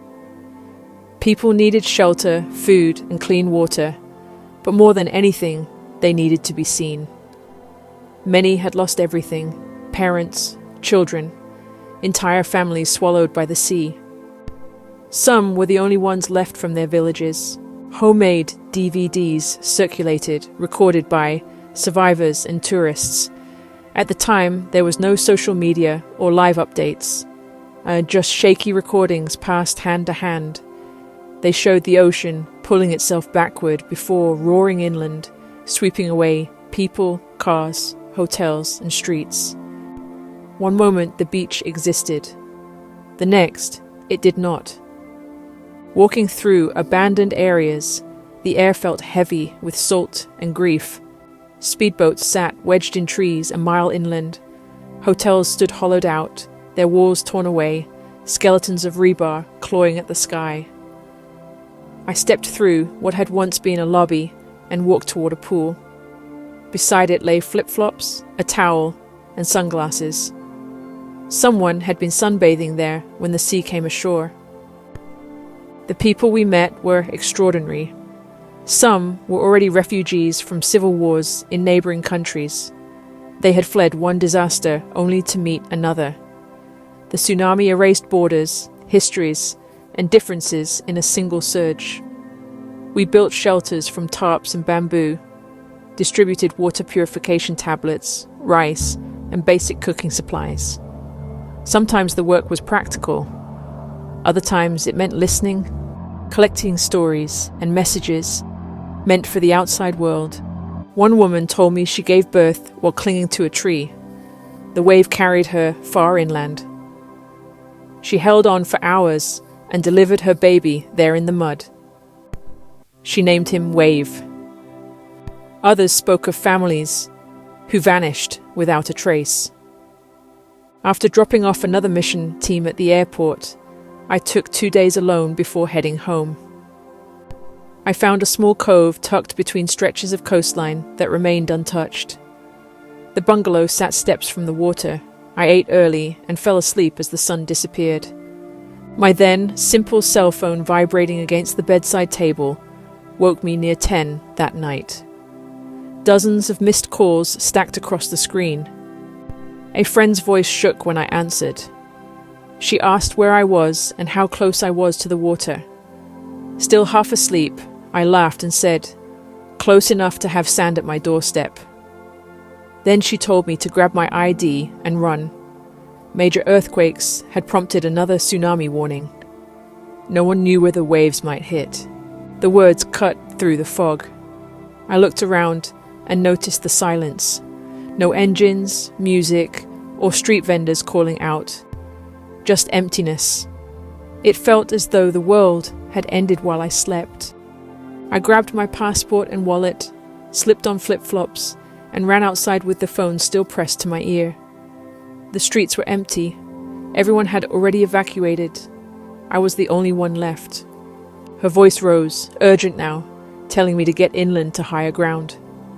That was when I heard a motorcycle racing toward me, a man shouting in the local language and waving for me to come. To come now. Fast. He was doing a final sweep. I jumped on the back, still clutching my phone, still in shock. We sped through dark streets and climbed into the hills. The phone line dropped, and the network collapsed soon after. The last thing I heard was her voice telling me to go higher, away from the water. And I spent the night on the mountainside with the rest of the town. Families huddled under trees, bodies pressed together, eyes fixed on the coastline below, waiting. We could see the faint line where the first tsunami had stopped, a scar across the land no one needed explained. Nobody slept. Some cried softly, others stared into the distance, hollowed out and still. By morning, word spread that waves had come, but smaller this time, enough to terrify, not to destroy. We had been lucky.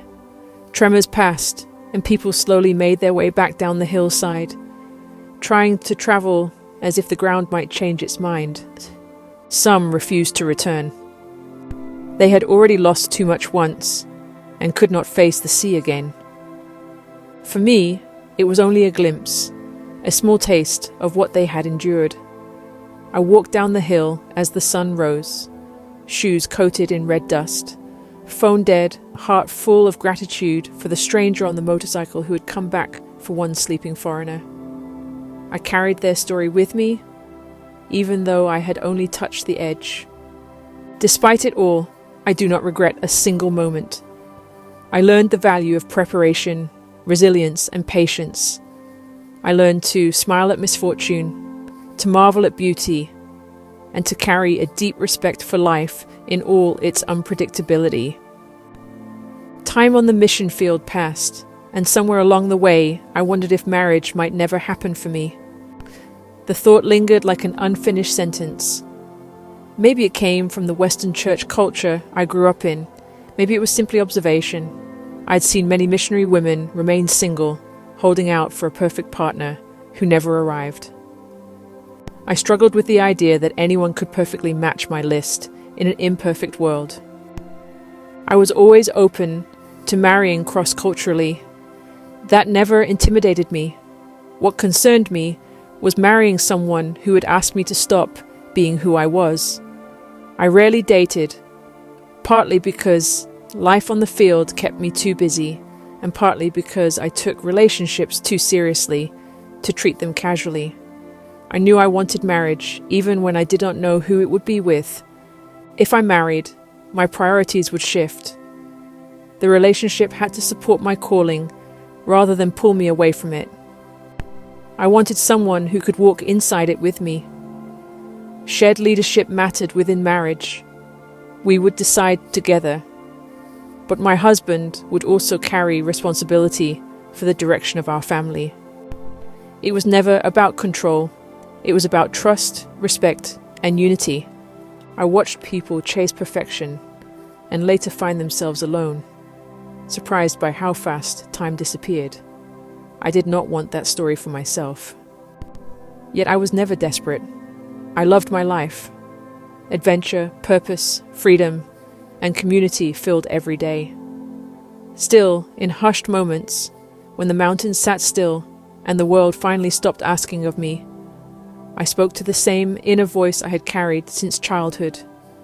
I did not want to walk through life alone. I wanted someone to know me fully, strength and softness alike, and to share this life with someone who truly wanted it too. Sometimes, half smiling at myself, I sat and looked across the vast peaks surrounding me. Into the stillness, I whispered, "Is there anyone out there built strong enough to walk beside me, patient enough to walk with me?" I did not know it yet, but that question was about to be answered. Chapter 5. TJ, the Woodsman. TJ, the Woodsman. His name and the names before him meant hunter, and it fit him. In the way he moved through the world, curious and drawn toward experience rather than comfort. He had fallen in love with humanitarian work after his first trip to South America, helping underprivileged communities. Something about serving in tough places had settled into him and never left. Later, he spent 3 months in Southeast Asia on a short-term assignment. He loved every part, the unpredictability, the people, the constant shift between chaos and beauty. As a long-term worker, they assigned me to help orient him, show him how the field worked, what daily life required, and how to navigate the undercurrents that no training manual ever covers. From the beginning, he listened carefully, asked thoughtful questions, and adapted swiftly.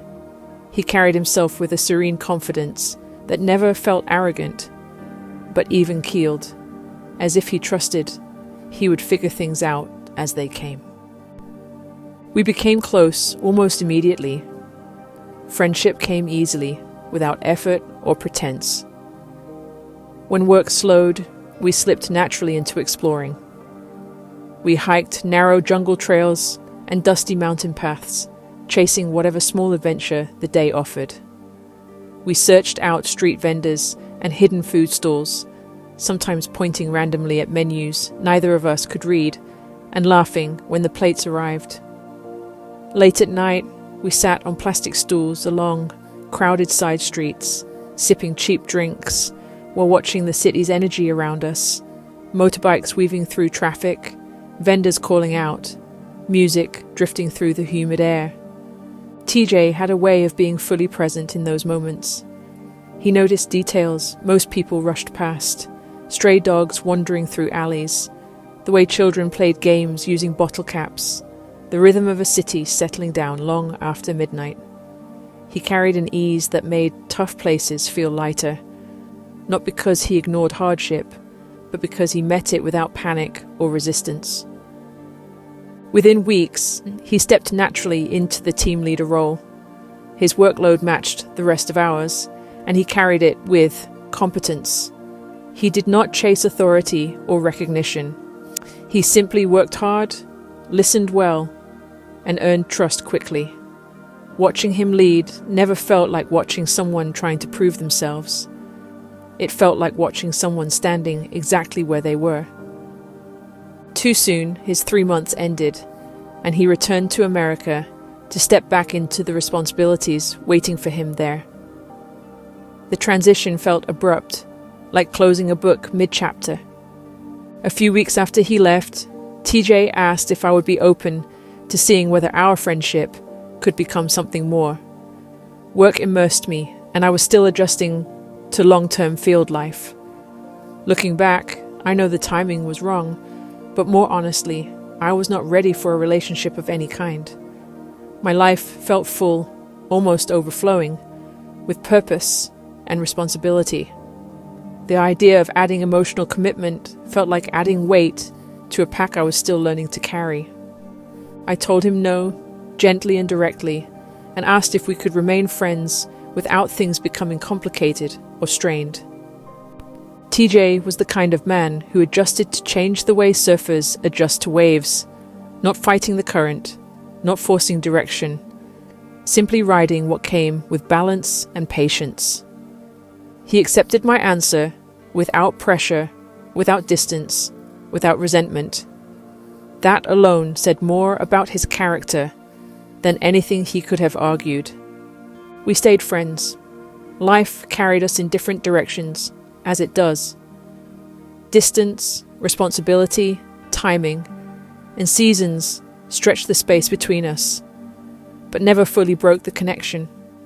We stayed in touch through emails, handwritten letters, and occasional phone calls that often began awkwardly and ended with laughter. Years passed. We would reconnect, share updates, and then drift again into separate lives. In hindsight, I realize he remained in my life like an anchored horizon, always there even when I was not consciously gazing at it.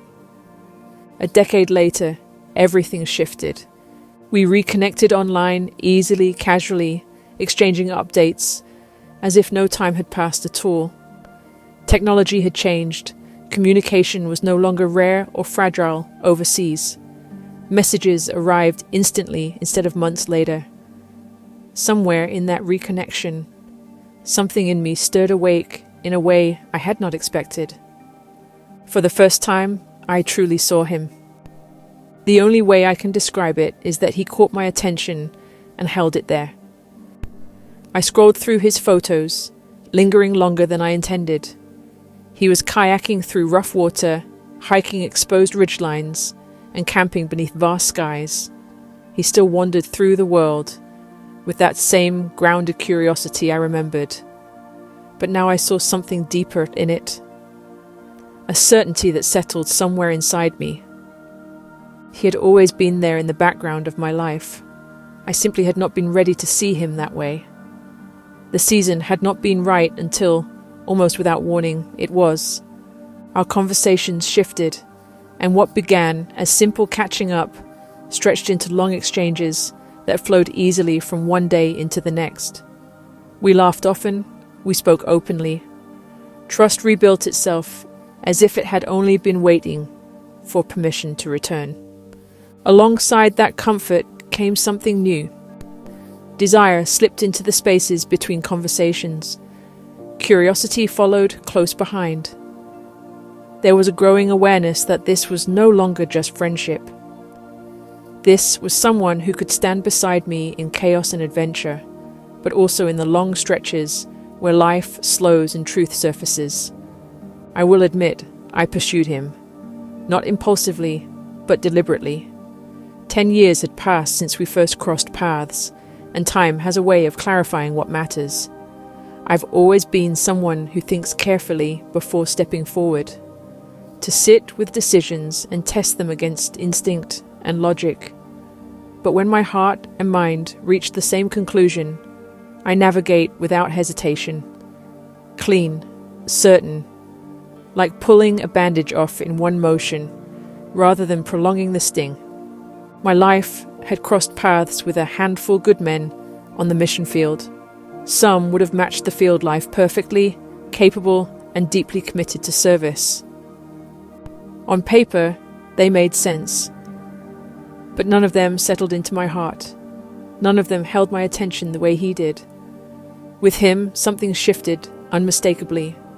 I listened differently, noticing details I might have once missed, feeling a pull that was both grounding and unsettling at the same time. I have never been comfortable circling conversations or hiding behind suggestions. Honesty has always felt kinder than hesitation. Eventually, I brought up the moment years earlier when he had asked whether there could be something more between us. I had not been ready to consider it.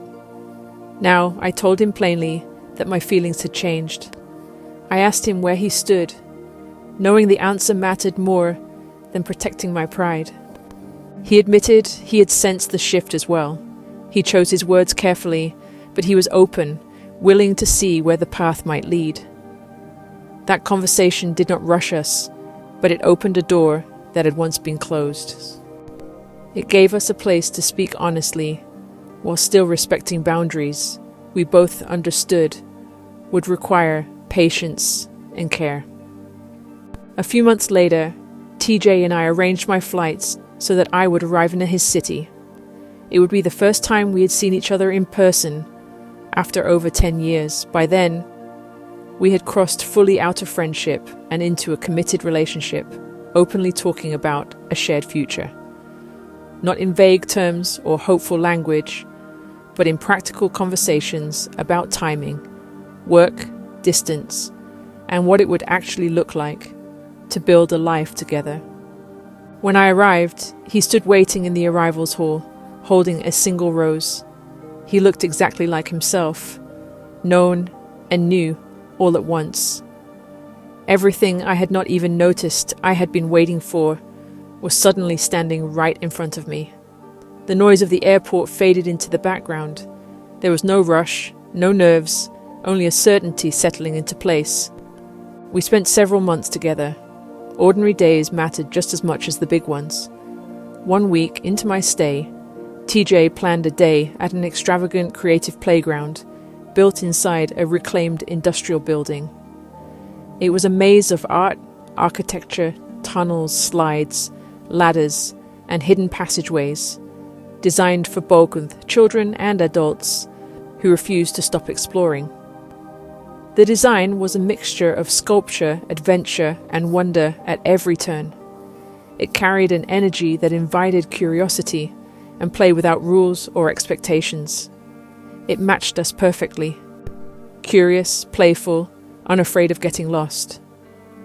We climbed, crawled, laughed, and took wrong turns on purpose, on a day when time disappeared. That night, we scaled onto the roof. The city stretched out beneath us, lights scattered in every direction.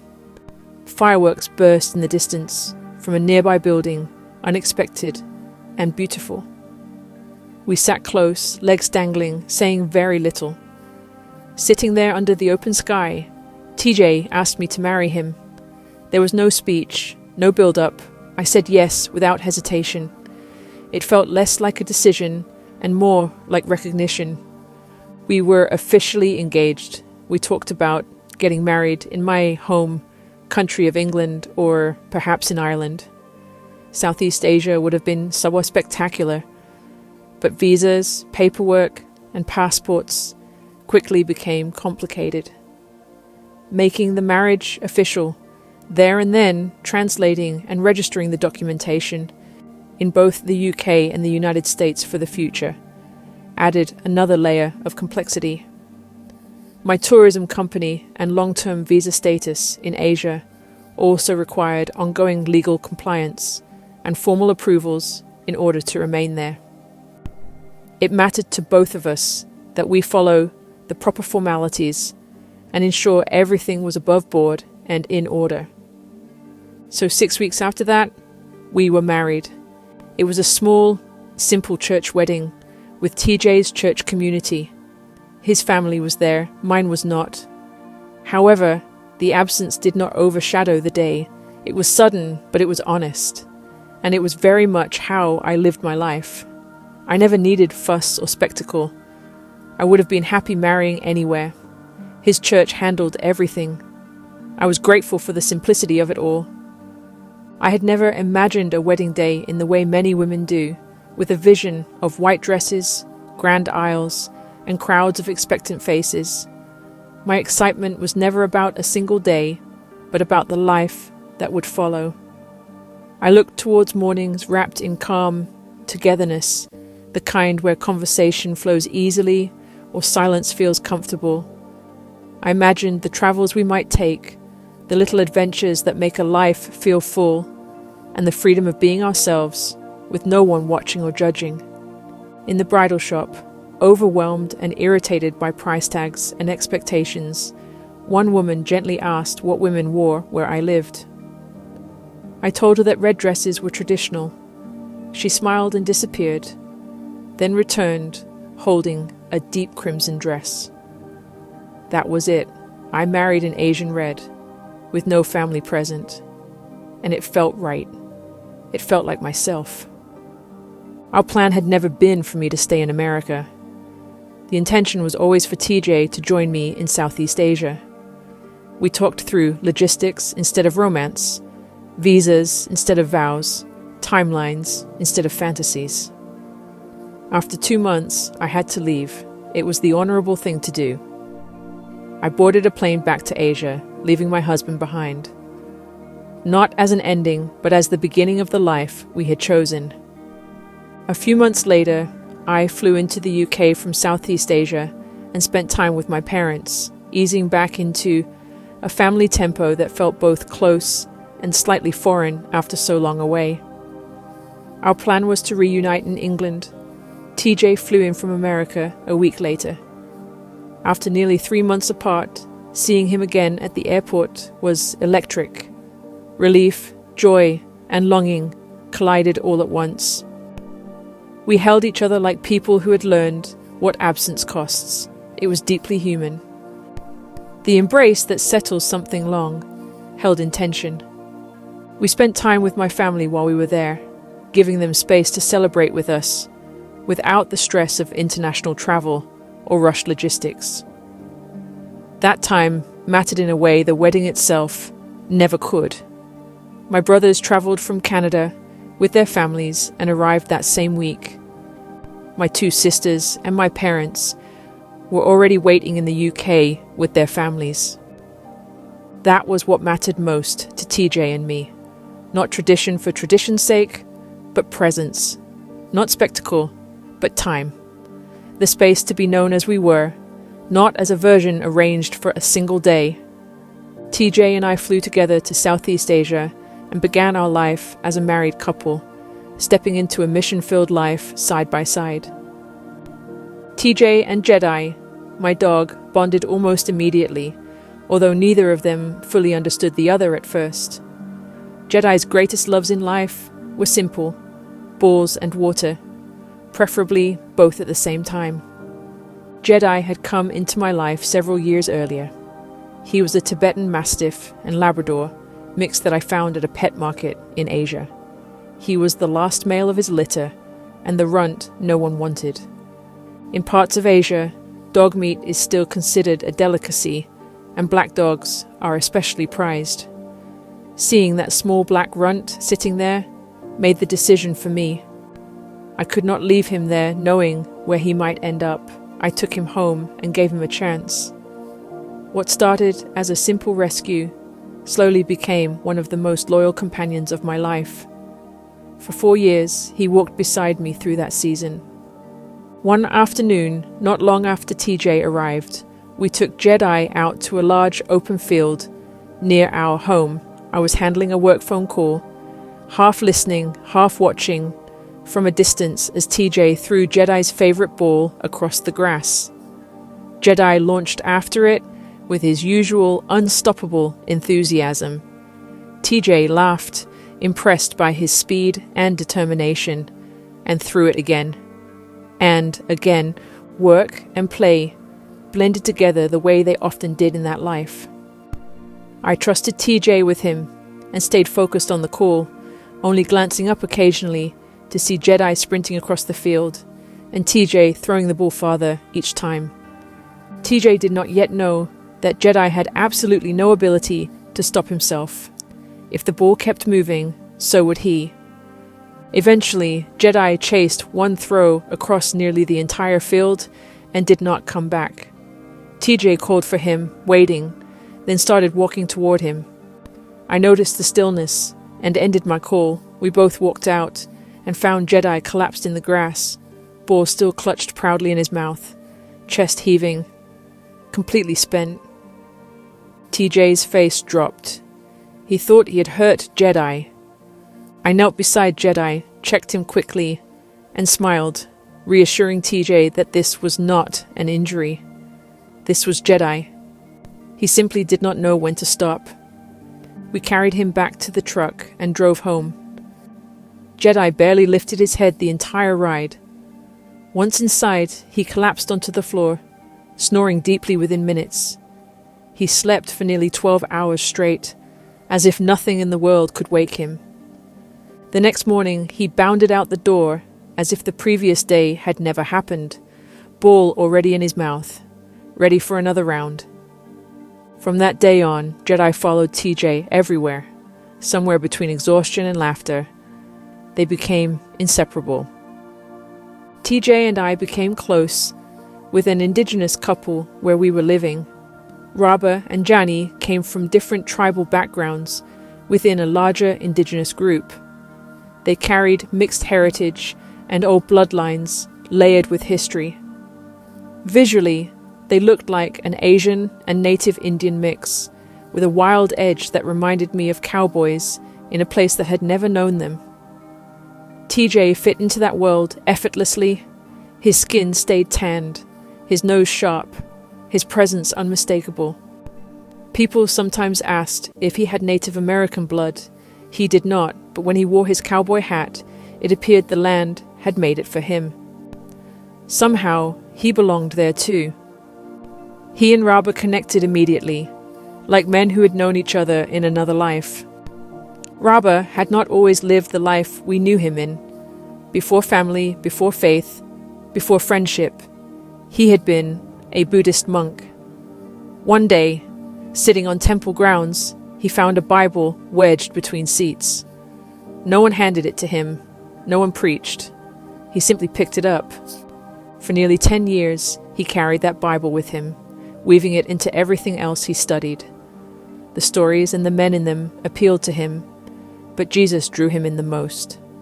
Not the miracles or the spectacle, but the way Jesus loved. One day, a passage about the greatest love being the willingness to lay down one's life for another went straight through him. Alone, he prayed. Fully and entirely, he became a Christian. Raba left Buddhism quietly and lived as a Christian just as quietly for many years. He also lived in exile from his homeland before eventually returning to his people. There he met Jani. They married, built a life, and raised a family.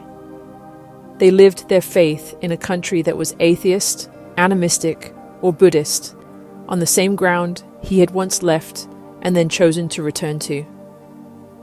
One night, TJ and I sat with them around a fire. Raba had cooked spicy yak with soybeans and a tongue-numbing spice that made your mouth feel strange and then crave more. The meal tasted like the place itself, strangely perfect. We talked late into the night about culture, faith, fear, loss and hope. TJ fit in naturally, listening, laughing, offering insight, present with no need to lead or impress. It was a night of connection, ordinary and extraordinary at once. They continued to become great friends through the years. Life looked different from most missionary organizations or NGOs, not better, just different. There were no compounds, ministries, or strict budgets to operate from. Neighborhoods and friendships became home. There was no sense of carrying ourselves like visitors with task lists. Life felt like a choice to stay. We followed our hearts. We loved Asia. It was never a job. We did not go to conquer or convert. We went to live, to make a home, to share meals, to listen, to be present, and to sit in the dark with people and stay.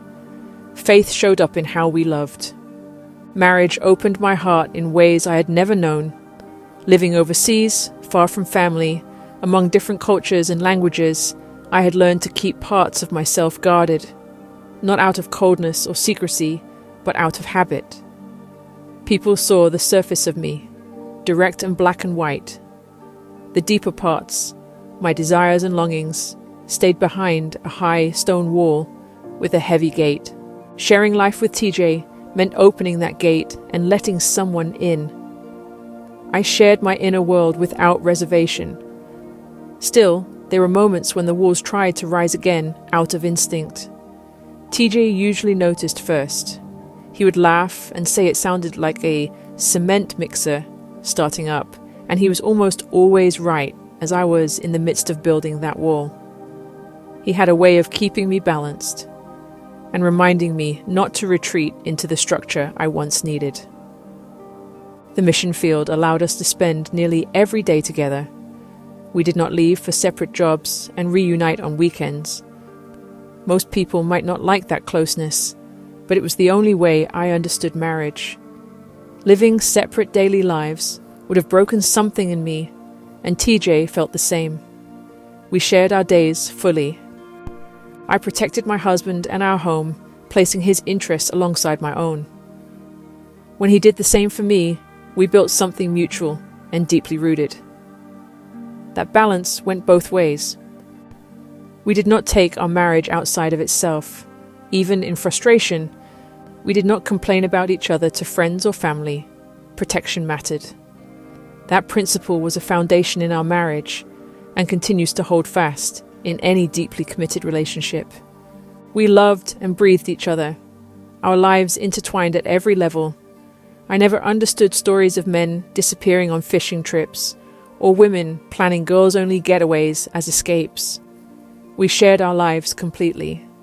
Even the small routines, the early mornings, the market trips, and the evening walks were ours together. Living this way taught us perspective. A single question often measured peace.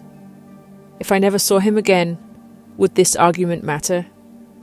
Life overseas reminded us daily how fragile time could be. Scooter rides carried risks, buses climbed mountain gravel, with little margin for error. Danger was often part of ordinary life, and minor disagreements lost importance rapidly. Witnessing hardship reshaped our understanding of struggle. I met children scavenging for food on trash heaps. Families walked miles for water that still made them sick. Women with children faced impossible decisions just to survive. I met a man living outside his village because of leprosy. We brought him supplies, and without thinking, I hugged him. He lit up, aching for human connection. Moments like that, seeing suffering and reaching across it, reordered what deserved my energy and attention. That understanding, learned in the bones and heart, rather than in words, became the measure of a life worth living. Chapter 6. Home, not just a posting. Morning came with light, not clocks. The sun pushed through thin curtains or bamboo slats, warming the room before either of us woke. When the sun rose, so did we. When darkness settled, so did our bodies. It was a simple way to live, shaped more by weather and daylight than by schedules or obligations. Some mornings began inside gated communities where a guard waved us through as we rolled out in the truck. Other mornings began in mountain villages where smoke from cooking fires drifted through tarp walls and roosters announced the day long before the sky turned pale. Those mornings often meant stiff muscles from sleeping on wooden doors laid across packed dirt floors, the heat of the communal fire just enough to keep the mountain cold from settling into our bones overnight. The sounds shifted depending on where we were, but we noticed them all. We lived across a mixture of environments over those years, farmers walking goats along narrow paths on their way to grazing fields, high-pitched birds calling through the thick humidity, the constant thrum of scooters moving through city streets. Evening always brought crickets, loud with a sound I had never known growing up in the United Kingdom. That sound never became background noise to us. It reminded us daily that we were living somewhere entirely different from where we started, and exactly where we were supposed to be. Sometimes the night carried other sounds. Karaoke poured through guest house windows from speakers turned far past comfortable volume, voices competing loudly with music that drifted through the streets until long after midnight. Instead of irritation, it became part of the place. Another reminder that life outside our small routines was moving just as much as ours. For long distances and team travel, we used a sturdy four-wheel drive vehicle built for narrow mountain roads and flooded tracks. For daily errands or weaving through crowded towns, we relied on a small scooter that rattled faithfully through traffic and dust. We visited markets, villages, and city streets together, balancing schedules, supplies, and whatever the day demanded. Life became routine without ever becoming predictable. We worked together, traveled together, and rested together. The most consistent part of our days was often the simplest. Walking with Jedi in the rare spaces beyond villages or down empty stretches of open fields where the noise of work and expectation faded behind us.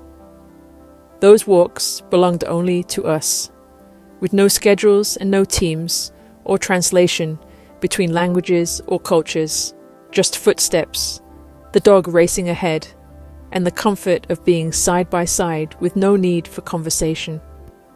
Jedi ran every walk as if it were the greatest moment of his life.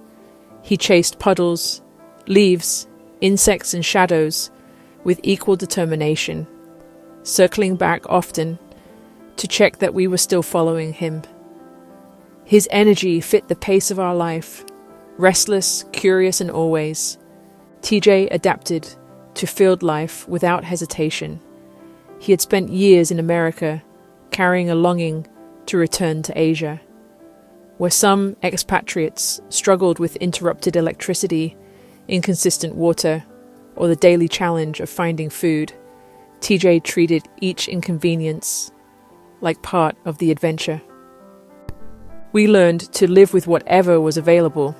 Sometimes electricity cut out, so candles appeared without complaint. Other times water stopped running and buckets replaced faucets.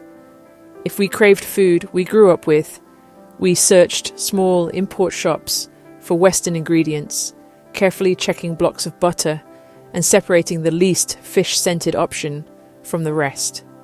Sometimes we found coffee, sometimes we did not. When the craving intensified, I learned to bake bread and cook meals from scratch using locally available ingredients. Majority of other days we ate entirely native food and never thought twice about it. Both felt natural. Neither felt like a sacrifice. Southeast Asia was not temporary for us. It was not a chapter we planned to close and return to later. It was where we expected to remain. Building our work, our marriage, and our future in a place that constantly shifted between comfort and unpredictability. Our SUV 4x4 rumbled steadily with Jedi sprawled across the back seat, and our truck always packed with village supplies. We sometimes headed into areas that discouraged foreigners, regions that authorities lightly controlled and watched, as these authorities preferred outsiders to stay away. Yet somehow we always passed through without incident, not because of bribes or influence, but because our presence had become accustomed, routine, and unobtrusively accepted. At checkpoints, soldiers and police glanced at our registration, then at Jedi, then back at us. A few would wave, some would ask for photos. The dog quickly became a celebrity, and sometimes we joked that his black Mastiff Lab mix features made him a local hero before either of us even stepped out of the vehicle. Small gestures mattered more than anything else. On one occasion, an official asked for a pen to complete our paperwork. I leaned out of the truck window, handing her several, saying she could keep them. The embarrassment vanished, replaced by a smile that stuck in memory. We always carried small gifts such as pens, soda, and snacks. They acted like a tiny currency of trust. Our reputation grew with every detail of compliance and courtesy. TJ roamed through these moments as if he had been doing it all his life. Tall, broad-shouldered, with hair that sometimes brushed his shoulders, he carried an almost instinctive calm that people noticed. Children would reach out to touch his hairy arms, stroke his beard in the winter, or simply grin up at him in awe. Men occasionally followed the gesture, curious and respectful, sensing the low-key authority he carried. In one memorable encounter, a local airport security officer paused mid one scan, looked him up and down with obvious curiosity, and whispered to me that my husband was extremely handsome. I translated later, and we laughed. A moment that reminded us this life required both patience and levity. Language was another tool we used daily. I often spoke more to address, while TJ leaned on me to bridge gaps. Together we formed a seamless partnership as he handled the physical presence and people's wonder, and I navigated words, culture, and subtle expectations. Jedi took part in all this too, sitting for photos, wagging his tail, earning smiles and gentle scratches. Visiting villages, crossing borders, carrying supplies, meeting officials, and sharing laughs with locals, we never arrived empty-handed. Our truck or scooter always held rice, salt, oil, and dry pork shoulders, sometimes placed without announcement for those struggling through a hard season. We also brought sunglasses and school supplies because slight gestures meant everything to children and elders alike. One of our favorite sights was a grandmother in her field, bright red sunglasses perched on her nose, tending her crops with determination. It was Yimei who first called me sister. She was small, strong, and quick to laugh, the woman who carried her complete village in her heart. Her people lived high in the mountains, where clouds rolled through the valleys, and the air turned silver with mist. A deep gorge split the land in two, and only a handful of bridges connected the two sides. Where the distance was too great, zip lines filled the gaps, massive steel cables stretched across the gorge. People and sacks of grain traveled back and forth in hand-woven harnesses, the full weight of a life suspended by rope and trust. Even cows and ponies made the crossing, hoisted in makeshift slings that swayed hundreds of feet above the roaring river below. Yimai belonged to one of the smaller indigenous groups. Within her family, they spoke a language they had never written down. Years earlier, missionaries had worked among a larger neighboring group, translating songs and scripture into that language instead. Yimai and her people learned it so they could read, sing, and worship alongside them. Beyond the valley, the national language was used for school, government, and dealings with the outside world. They crossed easily among all three languages, often switching mid-sentence, borrowing words when one fell short. When Yime and I spoke, our conversations translated in the same way. We used a mix of languages without thinking about it. At home with TJ and others, it was no different. The official national language, indigenous languages, and English flowed through the house together. One person might say something in one language, and another would answer in a different one. The meaning still carried across. Over time, the conversation itself became its own living thing, imperfect but understood. When Yime invited us to meet her family, she was openly proud. We drove for hours in the old four-wheel drive truck, climbing higher into the mountains as the road narrowed and trees brushed against the windows. Just before we arrived, her father called. Her mother had woken up that morning, unable to feel one side of her body, with speech broken and her face slack. Her father, already in his 70s, had carried her on his back and walked 6 hours to the nearest clinic, a single room staffed by one nurse, with limited supplies. Together, they believed it had been a stroke. There was no money for a hospital, and no straight way to reach one. When we arrived and saw how severe it was, I called a Dutch friend of mine, a nurse with more field experience than many doctors, and asked for guidance. Neither of us had money either, but we went ahead anyway, trusting we would somehow cover the cost and hoping her organization might later help with any remaining fees. We loaded the vehicle with her mother, sisters, aunties, cousins, and children, then tied sacks of vegetables and chickens to the roof. If we were heading to the city, the trip had to serve more than one purpose. The sisters planned to sell the produce and buy necessities before returning home. It was the rainy season, and the mountain roads had turned into rivers of red mud. We chained the tires and crept downward, slipping and grinding until the road finally leveled out. Chickens squawked, babies cried, and the vehicle felt full of urgency and purpose. At the hospital, doctors confirmed it had been a stroke. They checked for clots and bleeding and watched for further damage. Nothing more dangerous appeared, only exhaustion and the extensive work of recovery ahead. The day was draining, hours traveling, followed by long waiting in the dim hospital ward, hoping it was nothing worse, even though the stroke itself was enough.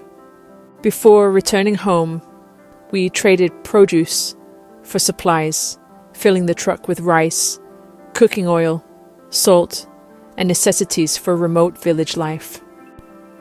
Back in the village, Yime's mother and the other women settled in for the night while the men returned from hunting with a strange catch.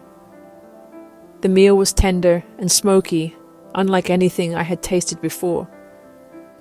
When I asked what it was, we worked through a long list of animals without landing on an answer. Finally, Yime's father led us outside and pointed to the pelt. It looked like a small deer with tusks. He smiled and pressed a finger to his lips. Some questions did not need answers. About 9 months later, TJ and I returned for another visit. Yime's mother met us standing in the doorway. The woman who had once been piggybacked by her husband from the mountains now stood upright and smiling. She lifted her arms proudly, flexing her fingers to show their strength. Each morning, with no therapy and no medical guidance, she had forced her body to recover by climbing the steep mountain paths, dragging her weak leg until strength slowly returned. The mountains had become her rehabilitation. TJ ate anything placed in front of him and made sure I never had to suffer through novel meals alone. Yime's mother adored him, especially when he asked for seconds and thirds of her prized black-skinned chicken soup, which she prepared with obvious pride. TJ slipped easily into village life, becoming a sort of big brother to many of the people we worked alongside. Watching Yimei's mother traverse confidently through her home and along the mountain paths again, I understood something deeper about the place and the people who lived there. The mountains did not simply make people strong, they made them certain of one another. When hardship came, there were no long questions or complaints. They simply carried on carrying each other until life balanced again. We left that valley with more than memories. The mountains taught us patience, endurance, and the strength of people who bear one another through life. Those lessons followed us, where friendships slowly widened into something that looked and felt very much like family. Yimei lived with us for a season while she worked and studied. Around the same time, another young woman, Bai, joined our household. She came from another part of Asia, carrying her own calling, her own work, and her own uncertainty about where life would lead next. Neither arrangement was a long-term plan. It simply grew out of need, trust, and the understanding that sometimes people require a place to land while they figure out their path. Over time, our home filled up. Not crowded in a chaotic sense, but full in a welcoming way. Bai and Yimei worked closely with students who often struggled with being far from their families for the first time. Many afternoons, TJ and I returned from markets or field visits to find several of those students sitting at our kitchen table, drinking tea, doing homework, or simply needing a place to exist without pressure. Another friend, Dongmei, arrived during a very unreasonable season of her life and stayed with us for several months. Like the others, she did not need answers or fixing. She needed space, safety, and time. Our home provided that without ever formally deciding to become that kind of place. It simply happened because we rarely said no when someone needed a roof, a meal, or a simple place to stop and be. Jedi settled into this environment as naturally as he did everywhere else. He walked between rooms, greeting each new arrival with calm acceptance, curling beside students while they studied, or resting at the feet of whoever seemed to need comfort most. His presence softened the edges of the space, especially for young people far from home. He never demanded attention, yet he always drew it, offering a grounding presence that made strangers feel welcome within minutes. One year, Yimei and Bai Yi asked if we would host a Thanksgiving dinner. Most of the students had only heard about the holiday through stories and movies. What they really wanted was an excuse to gather, share food, and feel connected to something larger than themselves. TJ and I agreed without understanding how large the evening would become. We cooked for days. Meat became the centerpiece, something many students rarely afforded. We wanted to make this a memorable event and a blessing for the students. Desserts followed, adjusted carefully, because traditional Western sweets were far too sugary for most of their tastes. By the time evening arrived, nearly 50 people filled our home. Every chair, step, and corner of the kitchen became occupied by laughter, conversation, and plates piled high with food. Late into the night, when our gathering finally slowed down, we realized that most of the buses had shut down. TJ and I loaded groups of students into our vehicle and drove each one home or to the university campus. No one ever discussed it as an obligation. It felt like the natural ending to a gathering that had care and responsibility as its foundation. Holidays often carried a different weight. During major cultural celebrations, many students could not afford the travel required to return home. Our house became a second gathering place during those times as well. Some slept on our floor, others stretched across couches or shared rooms. There were long conversations, shared meals, and the reassurance that no one needed to sit alone while the rest of the country celebrated family. Raba and Jani were an ever-present part of our days. We visited their small jewelry shop, sat together over tea, and shared stories that ranged from the ordinary to the absurd. Sometimes they came to our house, bringing treats or just themselves, and fit in as naturally as anyone else.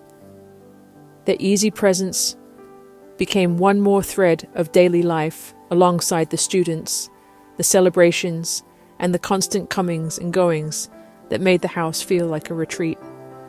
Yime's village had first shown me what it meant to carry one another through difficulty. Our home slowly became an extension of that same understanding. There were no announcements, no mission statements, and no plans to build anything formal. People simply arrived, stayed, healed, laughed, studied, and eventually went on into their own lives. Yime and Bai Yi both married kind men and built families of their own. Dongmei found her footing again and stepped back into life with confidence. Many of the students who once filled our kitchen continued into careers, marriages, and futures that honored us by allowing us to watch from a distance. None of it felt extraordinary while it was happening.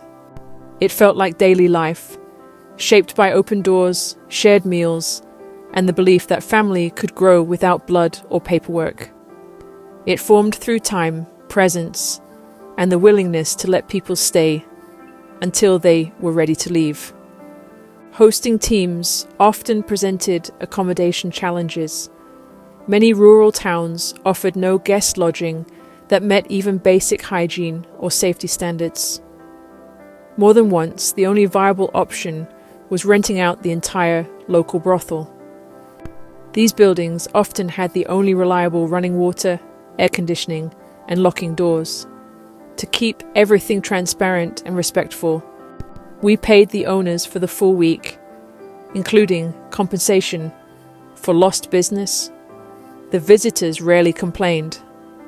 A clean bed and a functioning bathroom meant they could rest and return the next morning, ready to treat hundreds of patients. The first time we stayed in one, the humor was impossible to ignore. Every room contained mirrors on nearly every surface, walls behind the bed, and one large mirror mounted on the ceiling. Every single room. It became a running joke among the team and eased tension in a place none of us expected to stay. Food created its own challenges. In one town, there were no restaurants open during normal hours.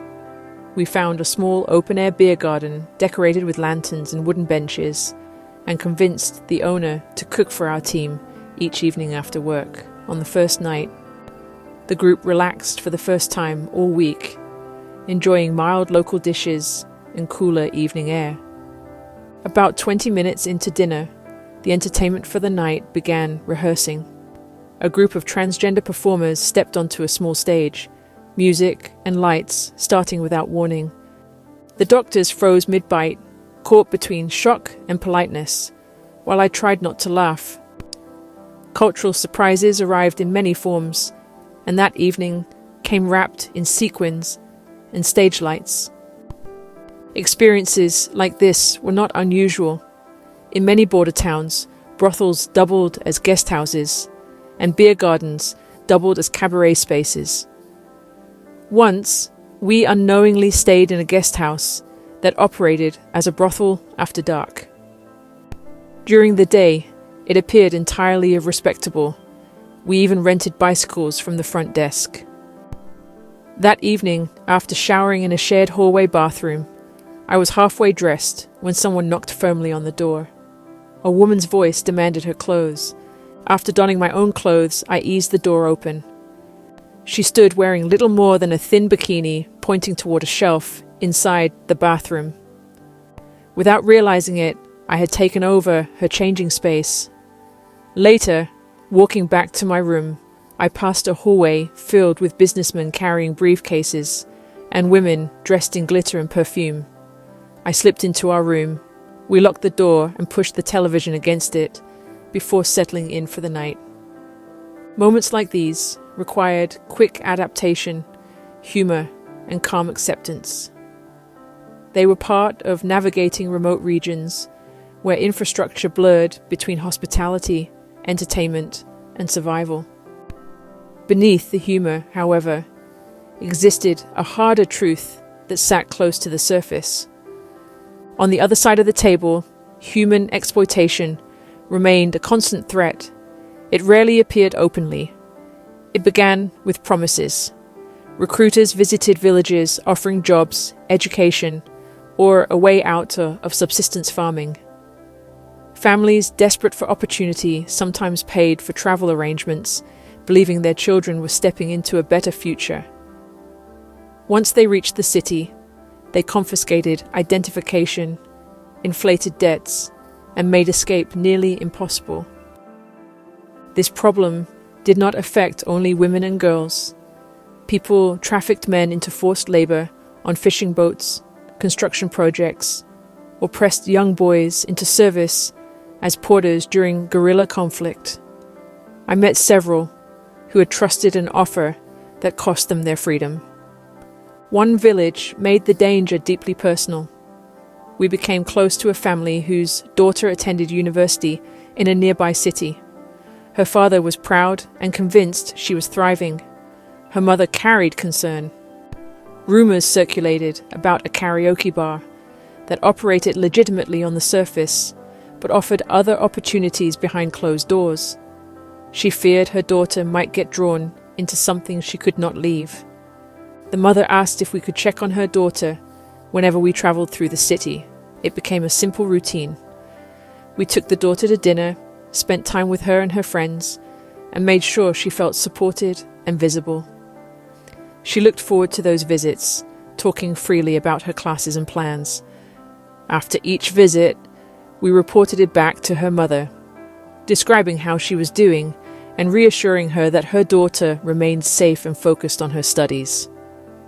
The seasons passed full and bright, each one marked by insignificant victories, laughter, and a shared purpose.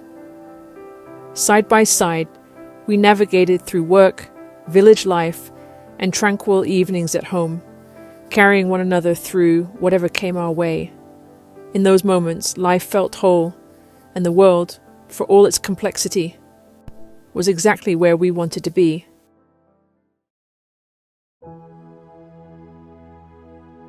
Chapter 7. Alone.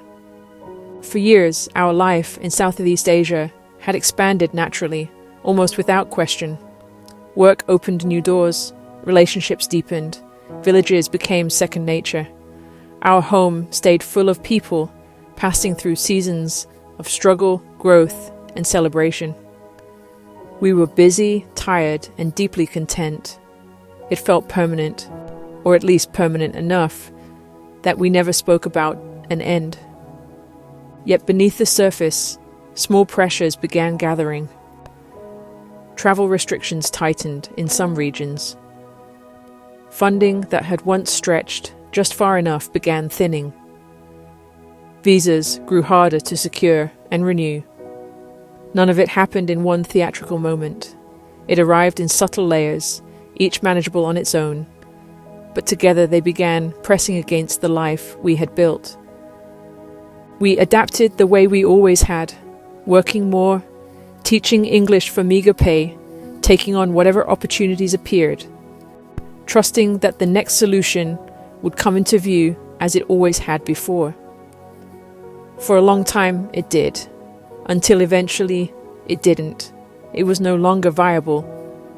We lived between continents in a way that made sense to us, even if it confused others. When we returned to our home countries, it was rarely to settle. We worked intensely during those visits, taking whatever jobs were available while reconnecting with family and regrouping physically and financially. Once we had saved sufficient funds, we went back to Asia to resume the work we felt called to. It was an unconventional cycle, but for years it allowed us to remain where we believed we belonged. We thrived in Southeast Asia, becoming deeply connected to the culture and the land we served. We envisioned staying until our last days, maybe even being laid to rest in some remote rice paddy no one had heard of. TJ, being the man he was, imagined an Asian sky burial, the body cut apart and left high in the mountains for sacred vultures to feed on. They believed the soul departed the body and ascended into the heavens. He would joke, but with all seriousness.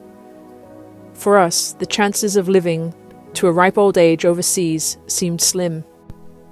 Not out of pessimism, but simple reality. High risk and low life expectancy were part of the landscape. If it were not for health, it could be transportation. Stories of buses careening off mountains were not rare. There were countless variables that pulled people from the earth sooner than expected. Unlike many missionaries or humanitarian workers, we had both made a lifelong commitment to Asia as our permanent station. We were like the Vikings of old, burning the ships behind us, so there was no return and no option but to face whatever lay ahead. We never looked back toward the West where we had come from. Perhaps as a way of coping with the dangers and differences of living abroad, we sometimes made light of it. We even romanticized it. The idea of growing old together in some distant place felt almost cinematic, like an old plane lost in the jungle and discovered decades later, its skeleton crew still seated inside, surrounded by rusted tins and bottles untouched by time. But our time in Southeast Asia ended abruptly. We had always known it was possible, yet we held onto hope, perhaps stubbornly, that something would shift and allow us to remain. Support for the work had dwindled, and the system that had sustained us for years was fracturing. The tourism business was no longer sustainable, and the balance we had maintained between earning in the West and living in Asia no longer stretched far enough. Even as we made one last attempt to hold on to the life we had built, the cracks continued to widen. I had spent more than half my life in Asia, more years than in the country where I was born. I had imagined living out my final years there, rooted in a place that had become our dwelling place, only to be pulled away into the unknown. We had two choices, Europe or America. Europe through my passport and heritage, America through TJ's passport and country of origin. Both meant leaving the life we had built behind. We did not want to fall into a routine that felt boxed in by mortgages and predictable schedules. For years, we had lived moving between places because that was what our work and life required. Walking away from that life was extremely difficult. Our short-term plan was to continue to the United Kingdom, where I was born. We did not intend to stay long, only to regain our footing in the West after decades overseas. Eastern Europe was among our potential destinations, but we had made no plans. France lay only 20 miles across the English Channel from Dover, and it became our route back into the United Kingdom for one reason: Jedi. By then, he was an elderly dog who had spent his life crossing borders and continents with us. Flying a dog directly into the UK can mean quarantine for up to 6 months. England is strict, like Australia and other island nations. Jedi, of course, did not know rules or borders. I could not bear the thought of Jedi being locked away. I researched and found a small jurisdictional gap. We flew into Paris. Mainland Europe had fewer restrictions. Jedi's rabies shot cleared him for France. Once in Europe, before Brexit, we could cross borders freely. We flew into Paris and picked up Jedi. He came down the conveyor belt inside an oversized kennel with his blankie pacing in circles, eyes bright with anticipation. We went through customs and immigration and finally reached our dog. We rented a car and drove to Calais. They issued Jedi his own European pet passport in a small office there. It included a paw print, microchip identification, and vaccination records. From Calais, We drove through the Channel Tunnel to Dover and entered the United Kingdom. We presented all 3 passports, mine, my husband TJ's, and our dogs. By then, I had become fluent in visas and border rules. I had also learned how little we needed to live. We even tried van life in a tiny Volkswagen. We crossed Europe that way, sleeping folded into narrow spaces, cooking on a single burner, and measuring our days by where we could park without being moved along. We spent time with my family in England, travelled through Wales, and explored parts of the Scottish Highlands. From there, we took the ferry across the Irish Sea to Ireland.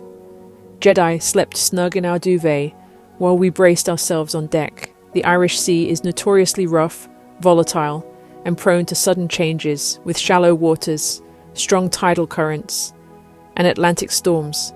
The passage was raw and unrelenting, far rougher than I had imagined. We were chasing the simplicity we had known in Asia, but no matter how we adjusted, limits kept appearing.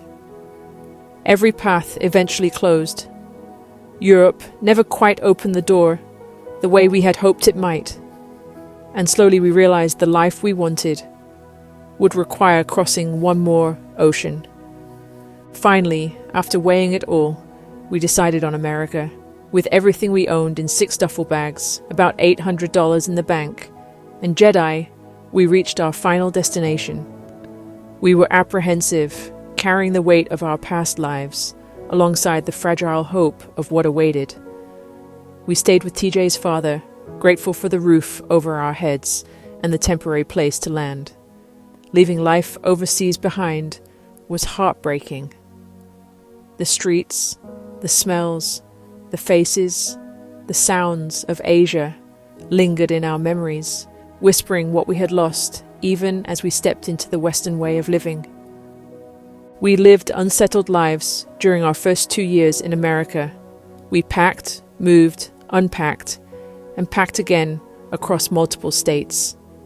Eventually, in Montana, our lives found a measure of normalcy. TJ found work as a Finnish carpenter, rounding out his income with tree trimming on the side and the occasional odd job with skills he'd first honed years earlier for the power utility company. I had just completed the grueling process of becoming a lawful, permanent resident, filled with paperwork, fees, and appointments, and I could finally contribute. For 2 years, we had lived on one income, and now we had 2. Life did not give us time to rest.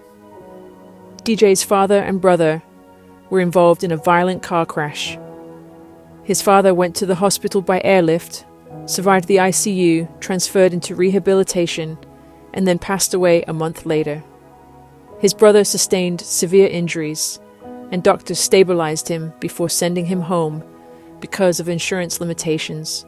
I took TJ's brother to Thailand, where we could afford surgery to reattach his arm to his shoulder. What was financially impossible in America became possible because of my experience, knowledge, and connections in Asia. On top of everything else, our Asian mountain dog let us know it was time to say goodbye. 14 years old, nearly 100 in dog years, he had traveled the world with us, crossing Asia, Europe, and finally America. After 2 surgeries and battles with cancer, our warrior companion passed away. Losing Jedi hollowed the house in a way only a dog can. The silence afterward was deafening. The house felt too empty. Despite the upheaval, Montana gave us one glorious summer. We spent it on trails, in lakes, and among the mountains, hiking, camping, and backpacking, even through the Great Bear Wilderness. We wore bells fastened to our clothes and carried only a single can of bear spray between us. Each night, we strung our food high in the trees, hoping to keep curious bears away while we slept in a tent not far off, naively believing we had protection. We took full advantage of the weather and every moment between our work schedules. Even as an independent and adventurous woman, I wanted to be a nurturer. I wanted our home to be a place of rest and peace for my husband. TJ would often come home from work, and even if I had worked just as many hours, I made sure there was food on the table. We sat together, talked about our days, and reconnected. I preferred being home to being out with any friends. Our apartment became our sanctuary. By September, we were already counting the weeks before winter sealed the land in snow. October arrived. Like every morning, TJ left first, crossing the street to the storage unit where he kept his tools in and saws. He loaded his 1993 bright blue Ford F-150, a truck he adored, a rare find with only 40,000 miles and chrome that still shined like new.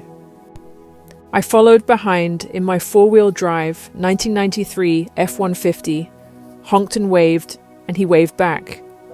It was an ordinary morning. That was the last time I ever saw him. Mid-morning at work, I received a phone call telling me my husband, TJ, had been in a car accident and that I needed to get to the hospital immediately. The sinking feeling hit my stomach without warning. Questions flooded my mind as I tried to calculate the best case and worst case scenarios. It was terrifying. A couple of women I worked with drove me to the hospital. They were kind people, though I only knew them through work. None of us knew what to make of the situation. All we knew was that it was urgent. When I arrived, it was the height of the COVID pandemic. I immediately found myself separated from everything and everyone. I was alone. Hospital policy prohibited additional visitors. The sterile environment felt cold and unnerving. I was required to put on a mask, and with all the protocols in place, I felt isolated before I even reached the emergency department. Someone escorted me into a room to wait and assigned me a strange interfaith clergy person. I remained there for nearly an hour, questioned about my faith and other things I barely remember. The worst small talk I had ever experienced. I should have known something was terribly wrong. It would have been best and preferred to be left alone. The entire experience felt unsettling and unnecessary. Eventually, the doctor came in. My ears registered the words, but my heart and mind rejected them at first. I was already in denial without realizing it. I am a realistic person, and within seconds, denial gave way to clarity. TJ was gone. There was nothing more to interpret. He had left this earth. He was dead. There was no room for false hope or alternative outcomes. He was gone, no longer present in any form.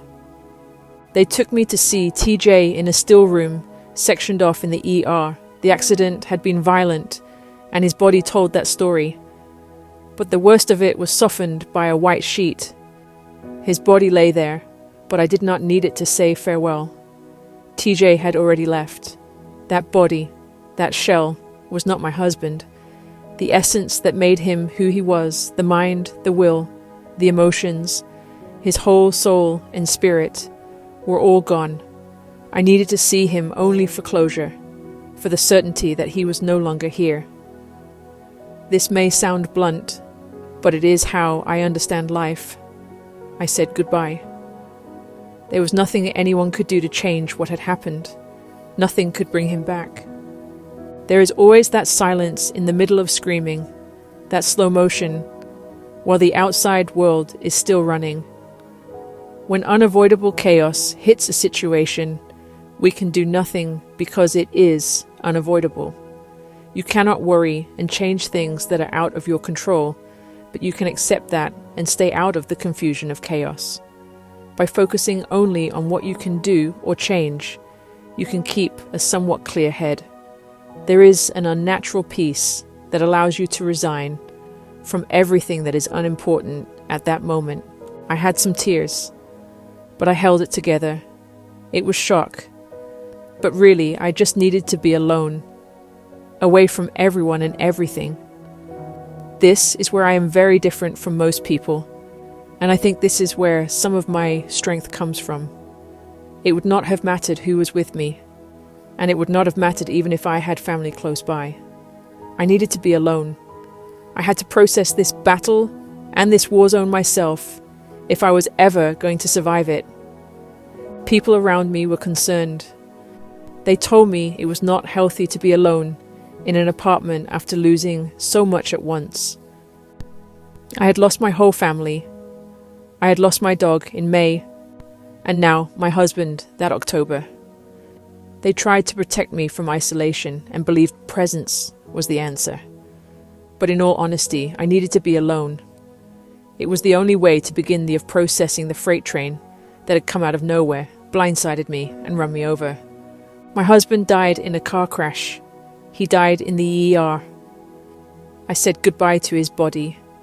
Someone drove me home, though I do not remember who. I remember being walked back into the apartment, people hovering and helping Hador with things that no longer mattered. Eventually, after I had asked to be alone, reluctant and unsure of what else to do, they left, and I closed the door behind them. When that door finally clicked shut, I broke.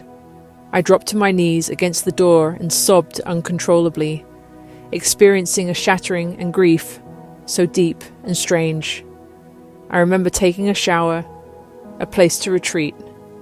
The shower was still running, steam filling the room, hot water pouring over my back as if it could wash away something that had no name. Until then, I had been making sure everyone else was okay and taken care of. That was when the questions came, all at once. How could this happen? How did this happen? It was so fast, so random. 1 minute we were talking about leftovers for Thursday, maybe going out Friday if we felt like it. Normal life. And then suddenly I was alone in that apartment without my family. I had lost everyone overnight. The sound that came out of me did not feel human. It came from somewhere deep and primitive, pulled from a void inside my soul. I wept until my body heaved, buckled on the floor with my forehead pressed against tile, water mixing with tears and mucus, unable to tell where one ended and the other began. I stayed there long after my legs went numb, long after the water turned lukewarm, because standing up meant stepping into a world where he no longer existed beside me. The silence was unbearable. No husband, no dog, not loneliness. Loneliness suggests something could fill the space. This was the removal of presence itself. In the middle of the confusion, there was also a strange black and white clarity. Right then and there, I could have laid down and died. I do not mean to take my life. I mean, let life take me. Let everything that had already tried to break me finally finish the job. The bed felt unnaturally large and cold. Not just empty, but absent of the warmth that had once existed without thought. I noticed how human presence occupies space through breath, movement, heat, and the simple knowledge that another living soul is nearby. That awareness did not fade. It sharpened. If someone has ever walked into a room and felt another presence they could not see, this was the opposite of that sensation. Every instinct that expects another person to exist beside you suddenly has nowhere to land. There were bottles of whiskey TJ had collected from Scotland and Ireland, expensive ones we saved for special occasions. I had zero desire to dull the pain. I also had access to medication that could have forced sleep. Neither option tempted me. I understood with absolute certainty that numbing grief does not remove it, it only delays it, and when it returns, it comes heavier. I believed time might eventually soften the edges, but only if I walked through the grief. Food became irrelevant. It was not forgetfulness or punishment. My body simply rejected the idea of eating as unnecessary. Days passed where I had to remind myself to drink water, not out of health discipline, but because some distant logical part of me understood survival still required it. Hunger did not exist. It was as though The systems that reminded my body to live had gone along with everything else. I couldn't sleep. The bed, once a place of shared warmth, now felt hollow, like a body without its spirit. I had crashed into sleep to cope, only to wake up and find that nothing had changed. The first morning I woke up without TJ, there was no flood of memories or panic. There was only a deep, black hollow where presence used to exist. Not sadness at first, not even thoughts, just an awareness that something essential had left the air. My body noticed before my mind did. The bed felt unnaturally still. The room felt stripped of a muted energy I had lived beside for years. It was not the absence of noise. It was the absence of life shared in the same space. Time itself lost meaning. Days passed because clocks insisted they did, but internally nothing advanced. Conversations, responsibilities, routines, all of it felt distant and strangely weightless, as if life had shifted into something I watched rather than lived. I had been dying slowly for a long time already, being pulled out of Southeast Asia. I think everyone gets moments like this. I have had more than one. Moments where something inside you splits clean down the middle and you realize you only get two choices. You can either lie down and die, or you can stand your ground. And I refused to disappear. Slowly, if that was what it took, I knew I would get myself up off the floor. My feet would be next, after finding my way back to my knees. I did not run or fight. I just stayed where I was, heels dug in, breathing through it. I asked the questions, of course. Why did this happen? Why was it allowed to happen? But underneath all of that, the truth was simpler. I did not want this to be my life, or want it to be the ending. Around, spinning inside, taking one small step at a time so I would not freeze in place. There were moments when I wanted to give up, moments when I wanted to stop, to scream, to disappear somewhere better, somewhere with no tears and no goodbyes. But that is not how it works.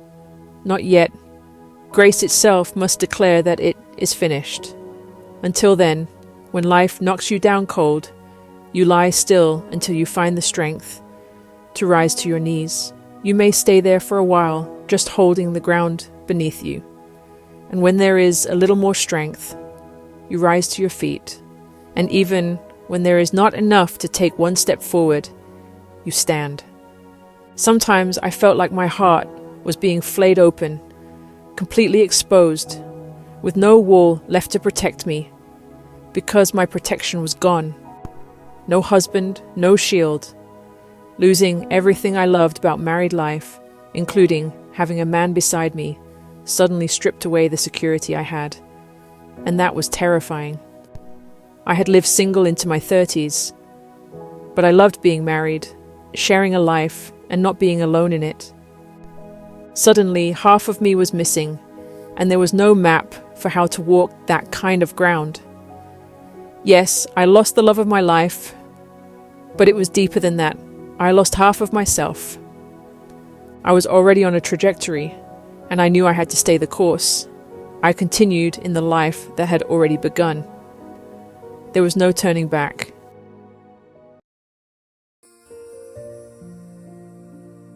Chapter 8. Learning the word widow. Then the aftermath started, the kind no one prepares you for, even when you think you've prepared for everything. I had to call family and tell them my husband was dead, not only my own, but TJ's family too.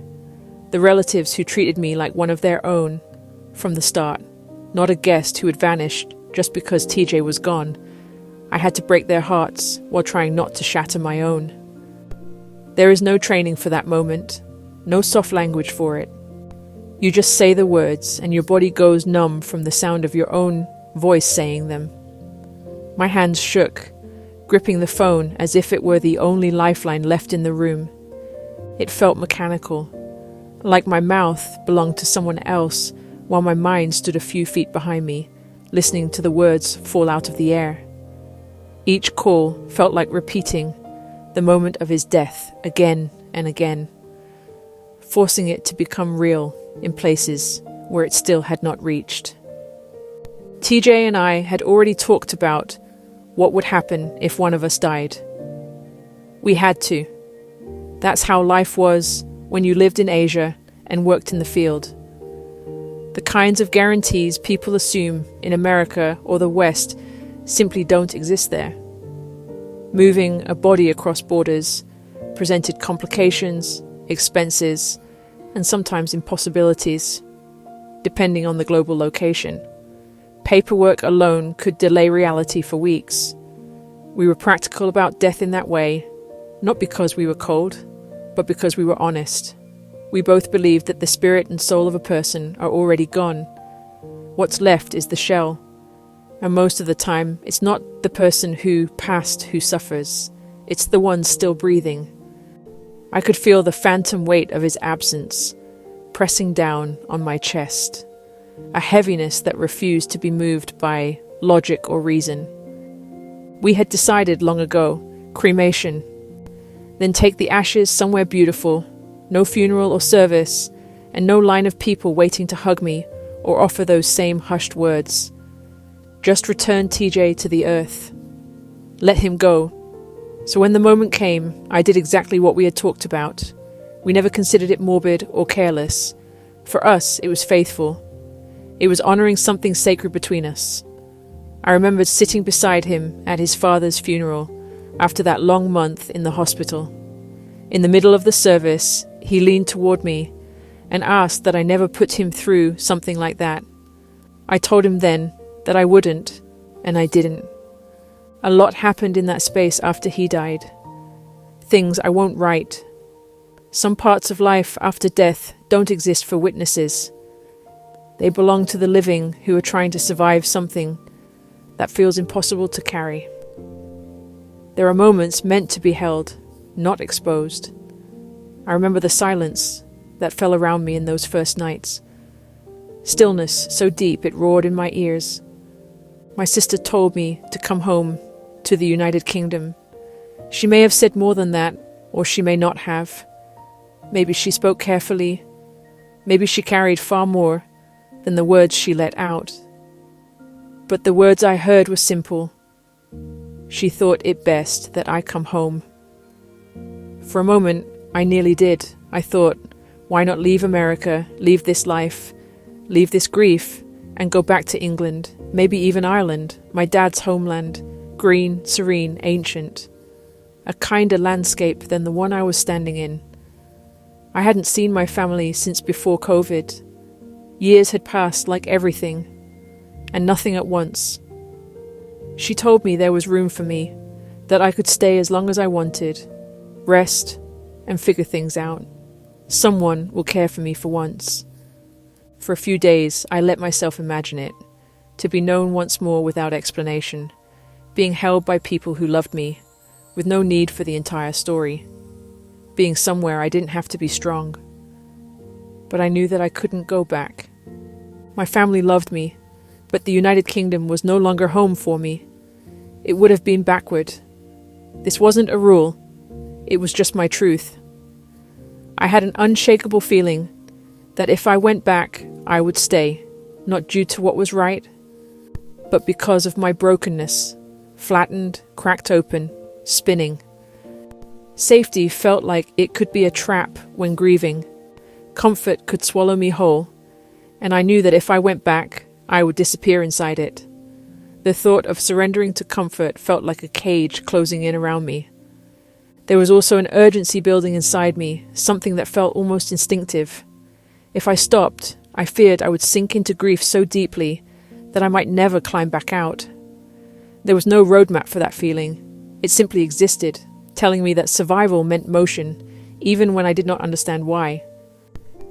It was a pulse under my skin, a reminder that life had not paused for me. My home had never been a place. It had been my family, TJ and Jedi. As long as we were together, I felt at home, anywhere, any country, any room. That's how we lived, so going home, as my sister offered, would have just meant landing in a place where I was born. Still, I couldn't abandon what we had built. We had started from nothing in America after losing our place in Asia. We had made a life with our own hands. Even in loss, I couldn't walk away from it. Not because it was easy, but because it was ours. It was the path and trajectory I was already on, and I didn't need to deviate from that. My dog had passed away months earlier, leaving me alone in the apartment that now felt more empty than ever. In the same week, TJ died. We had scheduled to renew the apartment's rental lease for another year. I had lost 70% of our income when TJ passed. The math was clean and cruel. I couldn't afford the apartment, and I was losing the roof over my head and my sense of safety all at once. The walls echoed my shallow breaths, a reminder that sanctuary is not built from boards or paint. The apartment stopped feeling like a shelter and became a space that echoed. Every corner reminded me that a sanctuary is not built from walls or leases, but from the presence of the people who fill them. I pressed my palm against the cool glass of the window and felt the emptiness echo beneath my fingertips. 2 of TJ's brothers were on planes almost as soon as they heard the devastating news. They didn't wait or hesitate. They sprang into action. That's the family I had married into. No questions asked. No distance too great to overcome. Just pure, unwavering commitment to the task. Love that travels fast and without restraint when it is needed the most. They arrived carrying their own grief, and without realizing it, I shifted into caretaker mode almost immediately. It was easier to tend to someone else's pain than to sit inside my own. It was just the way I was built. I needed to make sure they were okay. I needed to help them understand what had happened. Putting their pain first gave me structure. It gave me tasks. It gave me something to hold on to while my own emotions waited in the background, postponed for a later time when I would be alone. The state trooper who was called to the scene of the accident needed to meet with me and take care of some formalities and paperwork. He offered to walk TJ's brothers and me through the accident site to give us some sense of what had happened. The crash did not add up. There were no obvious answers. Officials could not confirm a mechanical failure, a medical event, or a distraction. The unfinished nature of it weighed heavily on all of us. Even today, I still find myself mulling over the unanswered questions, acknowledging that I may never have closure. But sometimes, the only path is to let go and accept that not every mystery can be solved. We met the trooper along the stretch of highway where it happened. He spoke carefully, professionally, but with a respect that felt human rather than procedural. He showed us where TJ's truck had struck, how the vehicles rested, and how quickly everything would have unfolded. I traced the edge of the guardrail with my eyes, imagining the impact as if my body could remember it for me. Standing there helped the brothers understand. For me, it was different. It did not bring closure, but it gave shape to the unimaginable. A physical place often ties down grief that floats in abstraction. The smell of asphalt, faintly scorched under the crisp October sun, made reality inescapable. The trooper returned TJ's phone, which they had picked up amidst the accident and debris. It was good to have something back, something that had been in his hands. He had pictures on it that I did not have, which felt like a small gift and a small devastation at the same time. Afterward, we drove roughly a mile down the road to the tow yard where they had taken TJ's truck. Seeing the vehicle was brutal and grounding at the same time. It was proof of violence and proof of reality. I felt my stomach tighten with disbelief, trying to reconcile the life we had known with the stark metal twisted before me. My best friend Jinjin flew out the next day to help me. She was my sister in spirit. Over 20 years of history between us. We had met in Asia at the very beginning of my overseas life, and after that our paths crossed again and again. throughout Southeast Asia, in different countries, in unexpected ways, as if the universe refused to let us lose each other. She had been stuck in America because of the COVID-19 pandemic, grounded while trying to get back to her life overseas. Borders had slammed shut, plans disintegrated overnight. That's the life all of us missionaries and expatriates had lived for years, a life half-packed, always ready to leave. Visas were temporary. Stability was rented. You learned not to get too attached to anything that couldn't fit in a suitcase. So when everything fell apart, suddenly, at a moment's notice, I wasn't alone. And somehow, I kept moving anyway. When a man dies or a woman dies, it is unbelievable what still has to be done and finished by the ones left behind, even men with little to nothing. TJ and I really owned very little.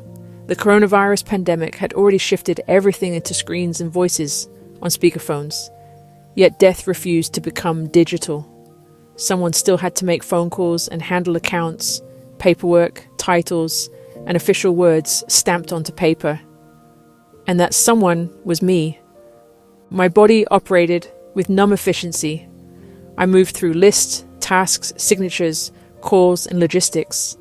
Emotion was something I postponed, boxed, and stacked on a shelf inside myself, because survival required function first.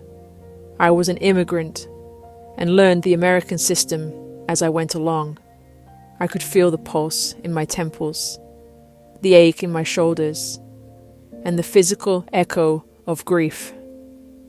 We pulled into the bank drive-thru because that was the only access during the whole shutdown. I sat in the car, trying to get the words past my teeth. The woman on the speaker heard my husband had died, and my voice cracked. The woman on the speaker went silent for a moment. Then she did something outside of protocol. She told me to come inside. When I sat across from the bank manager, she didn't treat me like a transaction or a file. She treated me like a human being and didn't rush me, but sat with me in my grief. She walked me through everything: paperwork, transfers, removing names that had once always appeared in pairs. I watched signatures turn into single lines, and each one felt like its own small funeral. The scent of the office carpet, the clicking of keyboards, became a backdrop for my own quiet mourning. At one point, I tried to form the word widow, but it stuck in my throat. The word felt like clothing that did not belong to me, yet still had my name stitched into it. I understood the definition. I simply refused to let it become the total description of who I was. Jin, who sat beside me, gently reminded me it was okay, that I was a widow and allowed to say those words. I nodded, but the word wouldn't come out. I couldn't use the word homeless either. Both realities were clear. I just refused to let either become my entire identity. I knew if I stood still too long, I would sink into those labels and vanish inside them. And I wasn't willing to look back 20 years later and realize that something tragic had happened to me. And that was the reason I never lived again. I had every right to stop. I just didn't have it in my DNA. So even though I couldn't speak the words aloud, I knew the truth.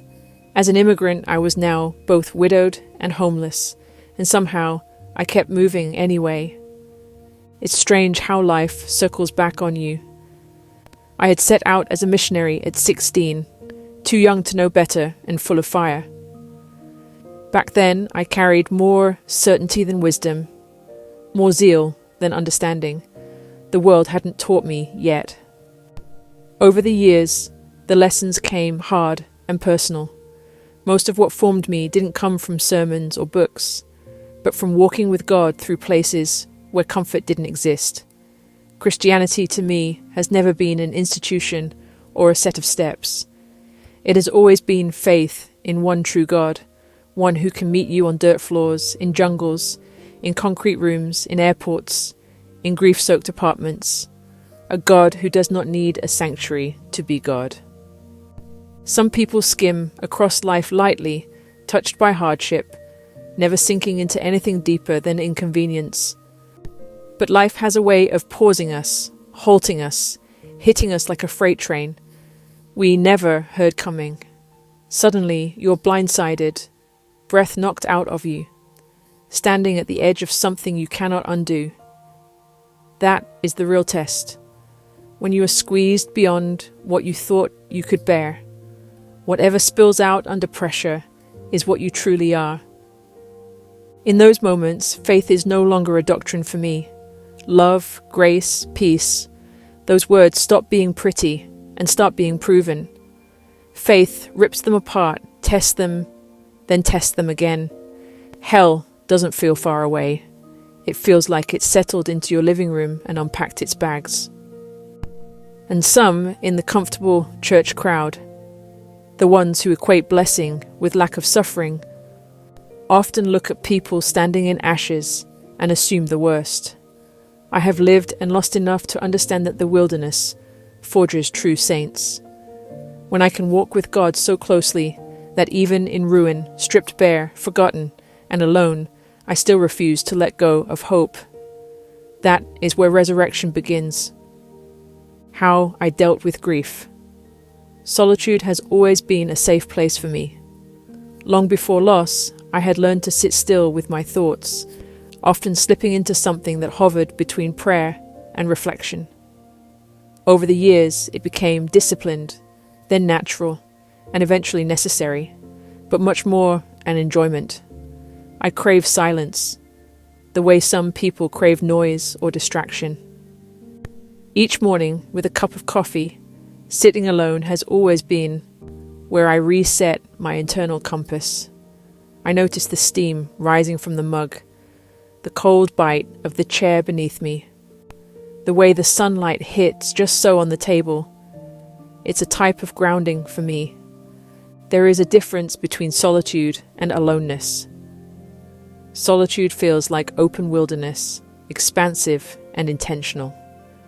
Aloneness without TJ felt like standing in a burned forest where everything intimate had turned to ash. One space restored me. The other threatened to erase me. In that aloneness, I could feel the ghosts of every step we had taken together, whispering that the world had changed forever. Not 16 this time, not naive, not untested.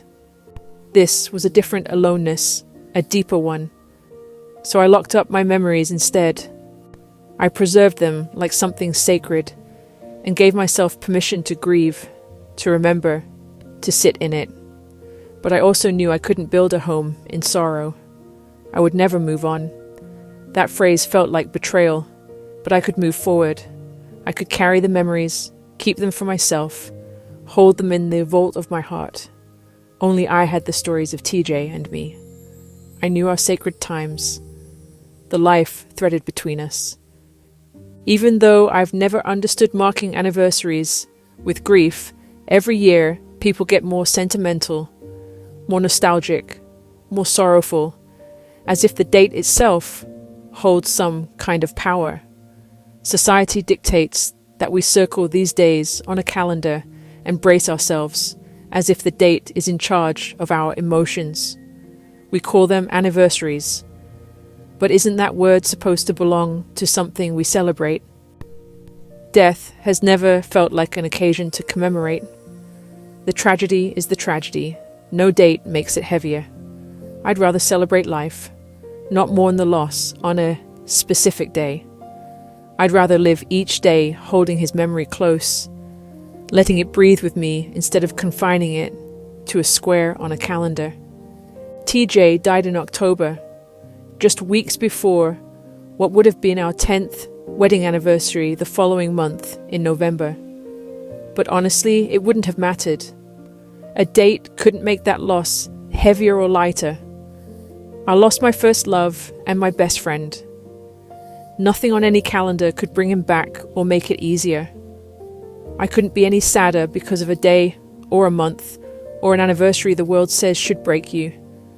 And I couldn't use that scenario to stay widowed or homeless forever, in that state, even when people affirmed the sadness and called it noble. My grief was genuine.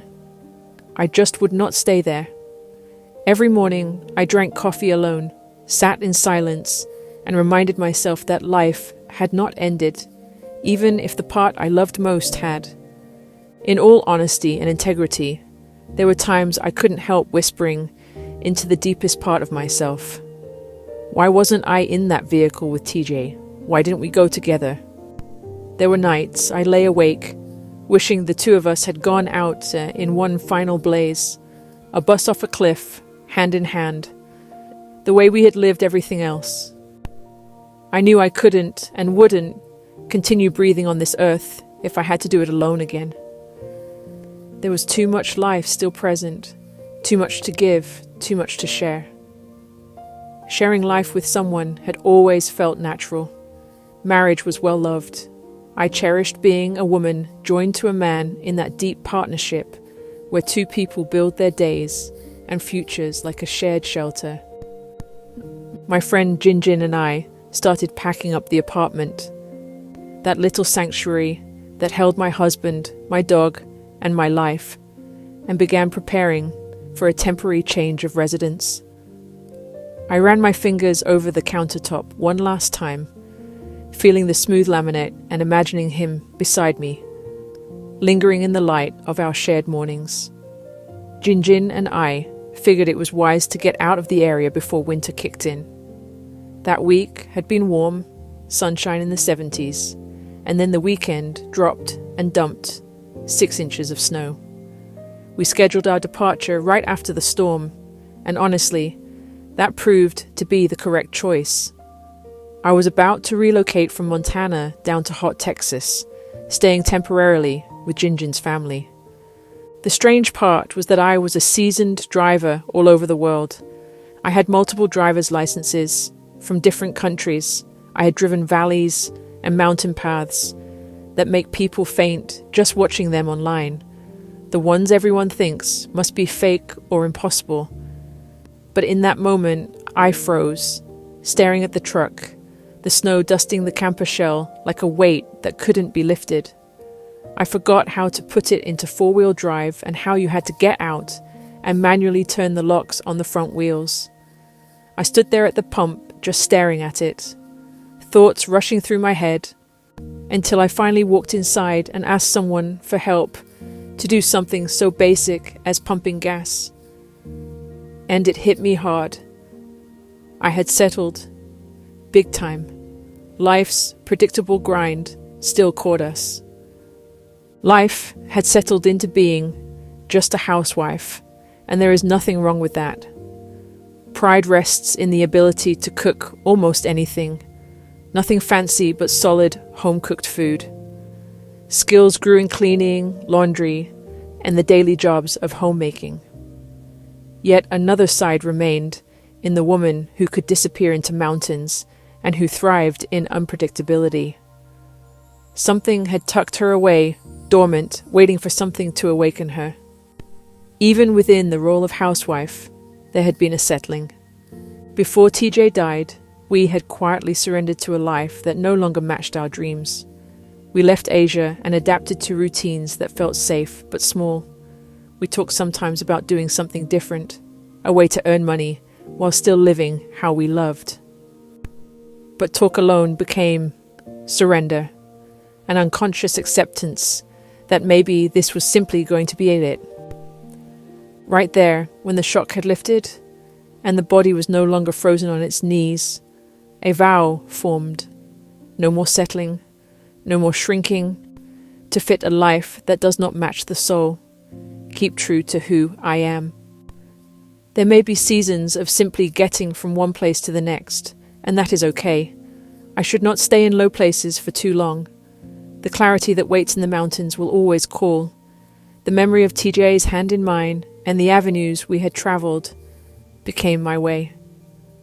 I handed in the keys to the apartment that TJ and I had rented. Everything went into storage. I had no room in my heart to look at our things and still had to go through the motions. To cancel the lease, meet the carpet cleaners, walked through the place with the landlord, pointing out scuffs on the walls. I was numb. She marked down every little thing to be taken out of the deposit. I didn't care. The landlord was concerned about paint scratches. I wanted to scream that my husband had died and that I had lost everything, but I stayed silent. It wasn't her life. A storage unit stayed in Montana. The rest came with me. I left most of our apartment and everything behind for a later date to sort through. About a year later, I went back to deal with the storage unit and belongings. By then, I had adopted simplicity, and I went back to make sure I'd left nothing important. Paperwork, birth certificates, marriage papers, passports, tax documents. TJ had inherited some sentimental things from his father's death, and I returned those to his family and to his brothers. Then I walked away from everything else. It was freeing. The only important things were the experiences that TJ and I had lived, not the stuff, and that was what I carried with me. So I packed my old faithful 1995 pickup truck with a camper shell on the bed, a couple of boxes of camping supplies to live out of, and TJ's ashes. They were in a simple carved wooden box, something he would have picked out himself. I only had a friend's sofa to crash on for a while. That was the beginning, standing first on my knees and then eventually on my own 2 feet, regardless of the consequences. I could feel the ice crusted on the hood of the truck as I lifted the wooden box onto the console beside me. The weight both literal and invisible. I left Montana, the wild Northwest, and drove toward the heat of Texas, with nothing but boxes, ashes, my good friend Jin sitting next to me, and a thin thread of hope holding me together. The wind rattled the camper shell as I drove across the plains, a sound that matched the hollow sound of my heartbeat. Somewhere between the Wyoming plains and the Colorado mountains, I told myself that when I could truly laugh again, I would know I had made it through. I would know that I had healed. Not the polite kind, not the hollow kind, but the deep, doubling over kind that reminds you your soul is still alive. I didn't have a timeline. I didn't need one. All I needed was that promise to myself and the courage to keep driving toward it. Each mile became a litany of survival, a conversation between the loss I carried and the life I still had to live. Chapter 9. The Long Walk Forward. Texas. It was the middle of winter and hot. The air felt thick against my skin, a sharp contrast to the biting cold I had just left behind. I loved what Texas stood for. The independence, the larger-than-life personalities, the way people seemed to live by their own rules compared to the rest of the states. There was a familiarity in the cowboy hats, and the wild attitude that reminded me of Montana and the western states. Texas carried the same untamed spirit, just dressed in dust and heat instead of mountains and snow. It wasn't a place I wanted to make my life. I loved the parts of America where few people dared to go. Wide, raw spaces had always felt like oxygen to me. I could write entire chapters about the people who have entered my life and left a lasting mark, but that wouldn't be my story.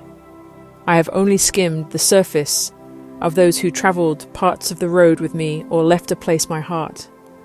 One of those precious souls, a lifelong friend, was Jin. I am grateful that when I was alone, I was not completely without support. I do not have many friends, but the few I have are more than friends. They are like family, brothers and sisters, not of my blood, scattered across the world. We may not talk for years, but we share a history forged in the darker valleys of life, and pick up where we left off when we reconnect. Jin was that person. I am deeply grateful for her family as well. Her sister and husband, their 2 teenagers, and both of their aging parents, all lived on a small piece of land in a rural Texas suburb.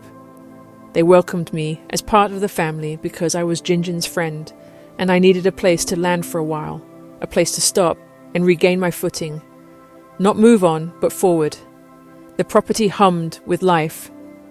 Distant dogs barked, goats bleated across the way, gates creaked open and closed. The household was full with roots and routine. It felt stable when I was anything but. It was beautiful to reconnect with Jin and spend time with her, but I was in shock and grief. I got through most days in a fog, spinning internally, unable to trust even my autopilot. Jin and I stayed in the large family home, in a bedroom together, like roommates again. From years earlier, under different circumstances, it would have been an incredible reunion, and it still was. I, however, felt lost and restless. I had a place to land, but I still needed time on my own to process. So I did what I knew best. I took off camping alone for a long weekend. Some people wouldn't have done that. They wouldn't have trusted themselves enough to disappear into the woods while grieving. It could have seemed reckless from the outside, but it was the gentlest, most necessary thing I could give myself. It was perfectly in line with the woman I've always been inside. That was where I could scream, whisper, pray, or sit in complete stillness, without showing strength for anyone else. Solitude gave me permission to face what had happened. My thoughts spun and tangled, then gradually aligned, not neatly, but enough that I could hold on to them without feeling like they would unravel inside me. I walked almost every day, miles at a time, exploring empty fields and low-rolling hills, letting my legs carry emotions my mind struggled to hold. Each step grounded me in a reality that still felt fractured. The crunch of gravel and dry grass beneath my boots, reminding me that the world still existed, even if mine had split in two. There were moments sitting by a campfire, coffee in hand, the heat of the day fading into the cooler evening air, when I simply let the peace stretch across my thoughts. I was not planning or searching for answers. I was just present. The crackle of burning wood and the faint scent of smoke settling into my clothes gave me something firm to sit beside when my life felt uncertain. Every night, just as darkness settled in, a large and rather confident raccoon would appear. I had packed everything away properly, or so I believed, but he still dismantled my campsite as if it were his personal challenge. He would knock things over, rustle through bags, and leave small trails of chaos behind. It was oddly endearing. He was simply trying to survive, and he acted according to his programming. I watched him instead of chasing him away, respecting his persistence. His nightly visits became a strange comfort, a reminder that life continues in its own determined ways. My grief lived just beneath the surface, and solitude wrapped around it like a soft blanket. For the first time, I felt capable. And somewhere in the walking, the deep silence, the warmth of the sun soaking into my skin, I found something more solid than before. A thin strand of hope had taken root earlier, fragile but real. Now it thickened into something stronger. It became a tether that held me to the living world without pulling me away from the one I had lost. It didn't erase the grief. It simply let me carry both at once. Thanksgiving and Christmas passed, and with them came the realization that the new year was approaching, whether I felt ready or not. Many people might have stayed still, allowing grief to dictate the pace of everything. That was never how I survived hardship. I processed by moving, by placing one decision in front of another, sometimes understanding it only after I'd already stepped into it. Stillness helped me feel. Action helped me survive what I felt. TJ and I had talked more than once about different ways to rebuild our future. Truck driving had been one of those conversations. Not a firm plan, more like a doorway we occasionally stood in front of, wondering what might exist on the other side. Life had required constant attention, just to stay upright, leaving little room for long-term reinvention. Some seasons of life aren't about chasing or building dreams at all. We were holding just enough structure together so the whole thing didn't come crashing down. Now I was standing alone, looking at practical reality in a country that still felt foreign. I carried an unusual collection of life experiences, mission work, international travel, owning and running businesses overseas.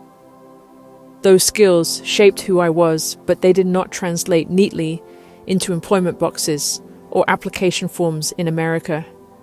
I needed something tangible and measurable, something that allowed me to work while rebuilding stability. Skilled trades felt like solid ground. Plumbing, HVAC, electrical work.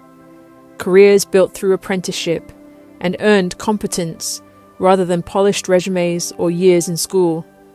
CDL, truck driving, sat among those options, returning to my thoughts more than once, not as a grand calling, but as a practical door that seemed open when many others felt closed.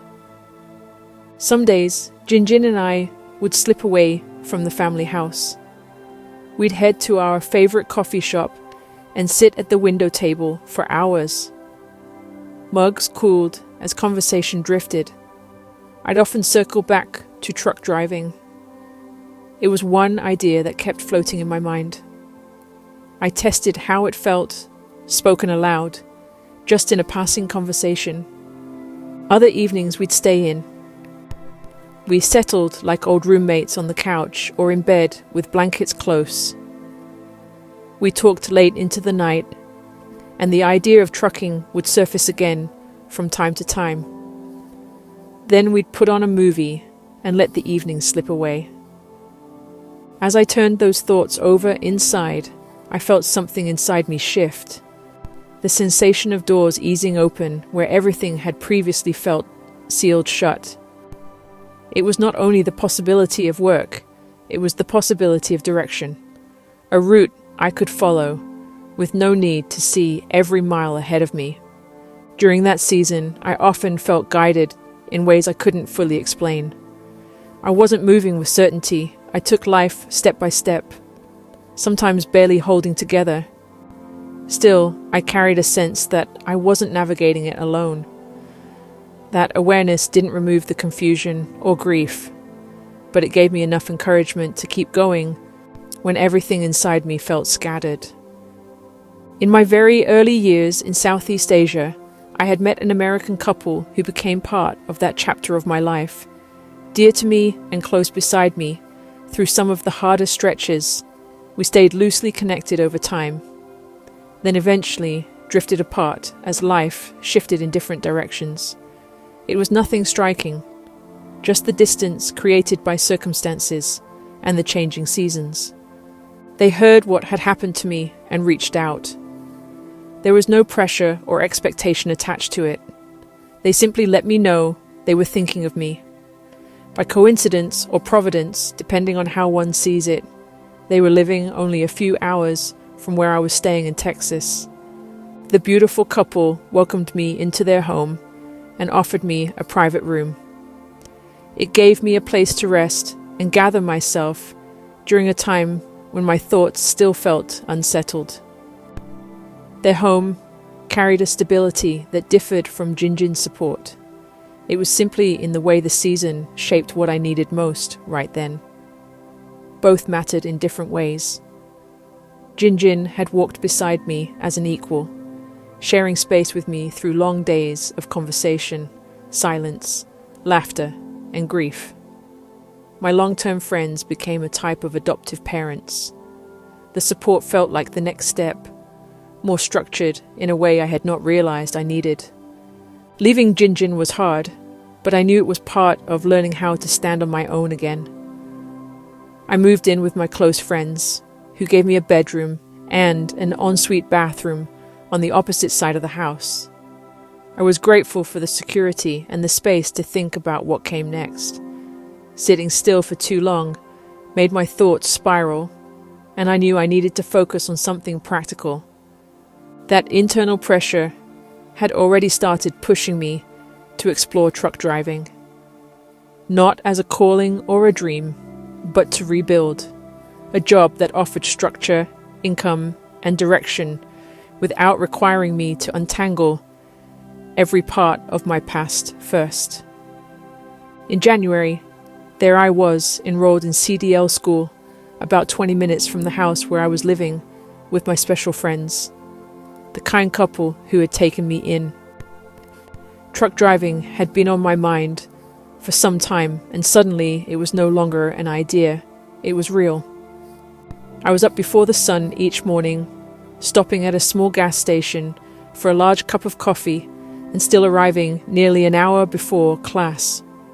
A few blocks from the school compound, I discovered a tiny Mexican cantina-style place. No one spoke English, and I wondered if they ever closed, morning into night, into early morning again. Looking back, it probably wasn't the safest place for a woman alone that early, but it didn't even register. I had spent years navigating major cities across Asia at all hours. Fear had long ago stopped being my guide. Less than 4 months had passed since losing everything. I don't know how I held it together. Restless doesn't cover it. There was something feral underneath, like I was still fighting for my life, even though the battlefield had shifted. I was a widow, an immigrant, homeless, and now I was signing up to learn how to drive an enormous machine I wasn't sure I wanted to drive. The trucks loomed in the yard like giants, gleaming in the morning light, each one daring me to step closer. The size alone was intimidating, and the whole thing sometimes seemed absurd. Thankfully, the first weeks were mostly classroom-based, theory about the mechanics of the truck, rules that governed the interstate and the industry, structure to the training that would eventually put me behind the wheel, something solid to hold on to when everything else felt unstable. Like always, I came prepared. I already had my commercial driver's license permit before class started, with general knowledge, air brakes, and combinations. The plan was simple: pass the test, get my CDLA, then add every endorsement I could: hazmat, tankers, doubles and triples. Every qualification was another thread weaving a lifeline. Getting a CDL license isn't just about passing tests, it's discipline and responsibility. You're learning to operate something that can destroy lives if you're careless. You're taught to stay calm when things go wrong, because panic has no place behind the wheel.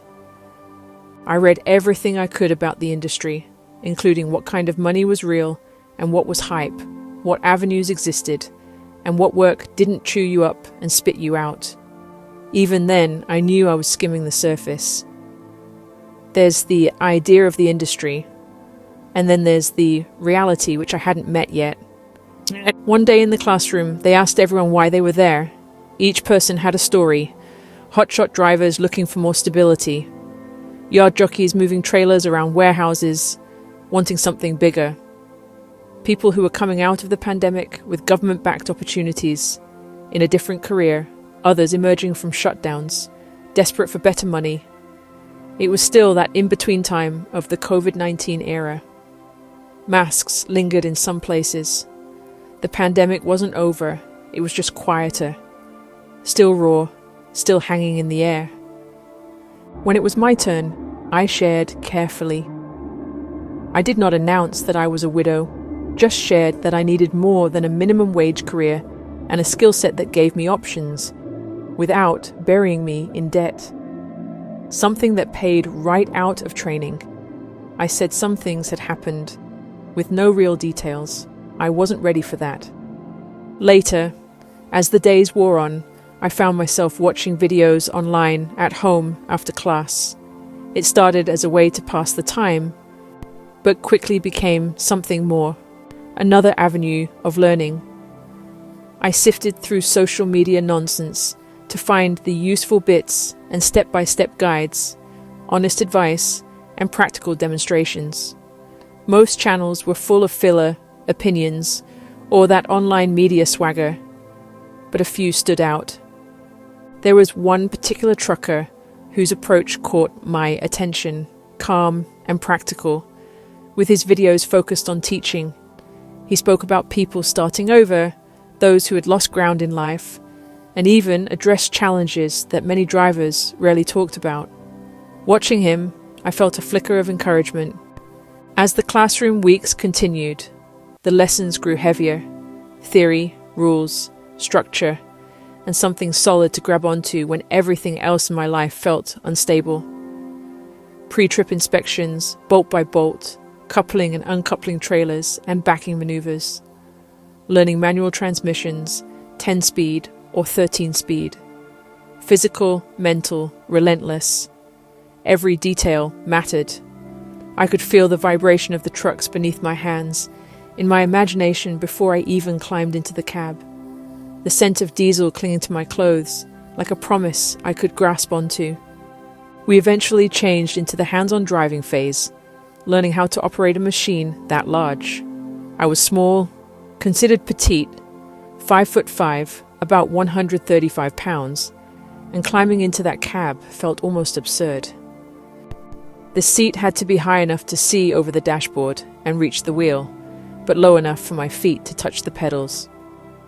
Still, women smaller than me had done this before. The trucks were old, patched together from years of student use, rattling and loud, carrying a weight and character all their own. The truck I drove most often, the one they recommended for testing, was the best of the bunch. Its seat leaked air slowly, just enough that it would sink mid-maneuver or while cruising. On the bright side, it brought my feet closer to the clutch. On the not-so-bright side, I had to stretch my neck to see over the dashboard. There were moments I panicked and questioned why I had signed up for any of it at all. The world told me I didn't have to do it. I could have stopped. Others were there to help me. But something inside refused to quit.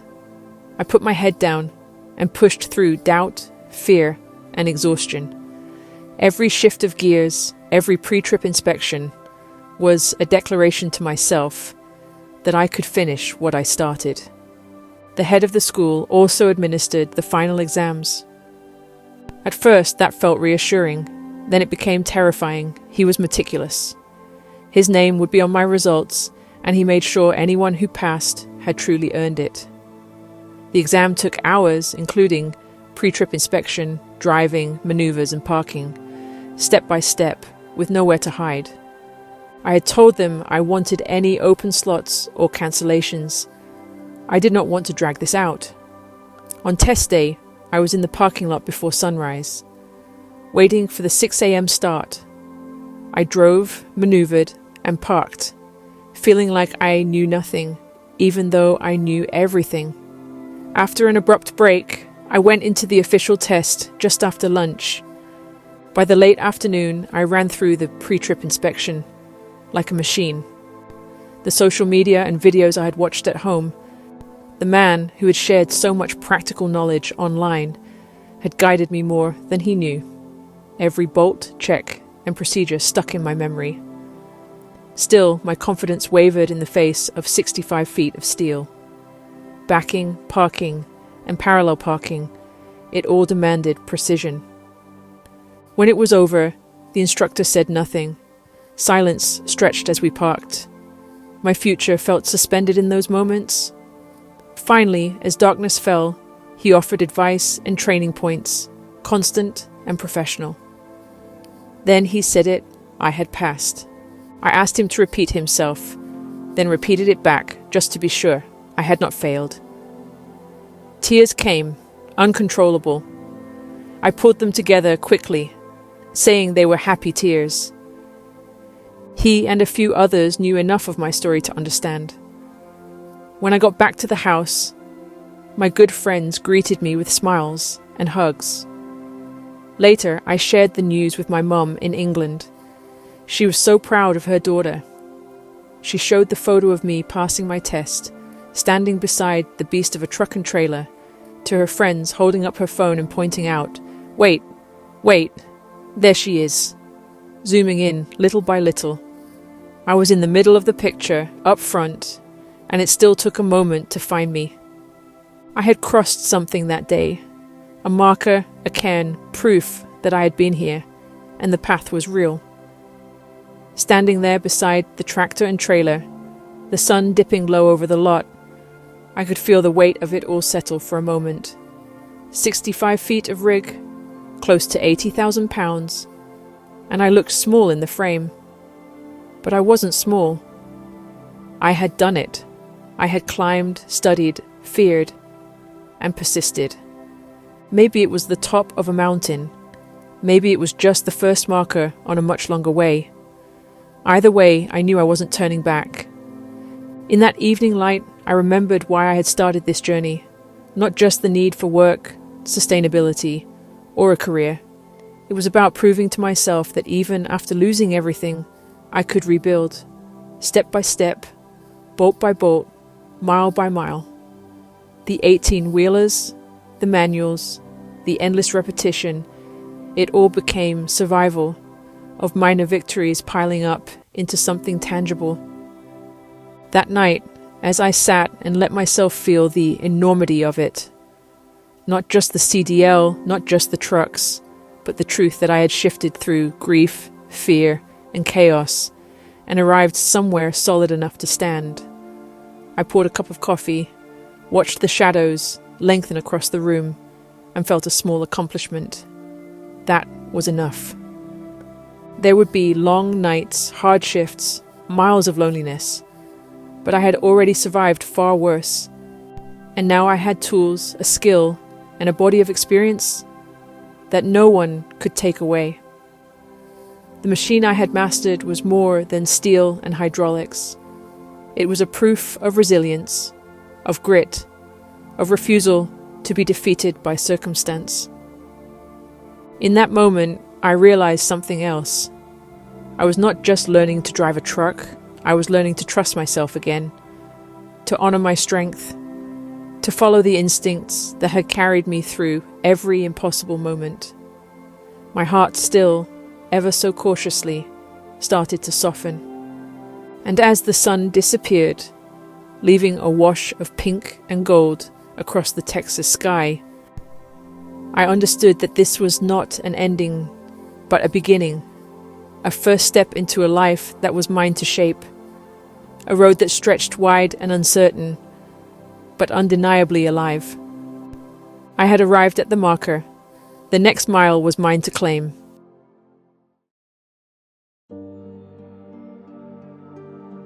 Chapter 10. Open Door to the Frontier. Passing the test did not feel like an ending. It felt like being handed the keys and told to go figure it out. The license was official, the ink dry, but nothing about the course ahead was neat or certain. There was no victory lap and no long celebration. One day, I was a student trying not to hit cones, and the next, I was stepping into an industry that expected experience. Passing school was only the first hurdle. Now came the part where everything had to be walked out. Most companies require at least a year of experience on the road and prefer not only classroom hours or yard practice, but actual miles logged under load. They wanted proof that you had carried freight, managed deadlines, and taken full responsibility for what sat behind you. Weather systems, traffic snarls, tight delivery windows, and the long, solitary stretches of highway would now test everything I had learned, leaving me with no one else to rely on. I had lived much of my life this way before I could see the whole map. Long before trucking, before logbooks and licenses, I learned how to walk without guarantees, paying attention even without certainty. My faith speaks of the first man walking with God in the cool of the day, not preaching, not performing, just walking together. I've always loved that detail, the cool of the day, the moment when the heat fades, the air softens, and everything feels balanced again. To me, that has always felt like the simplest picture of faith. Not religion or structure, but relationship and presence. My life has carried faith through many seasons.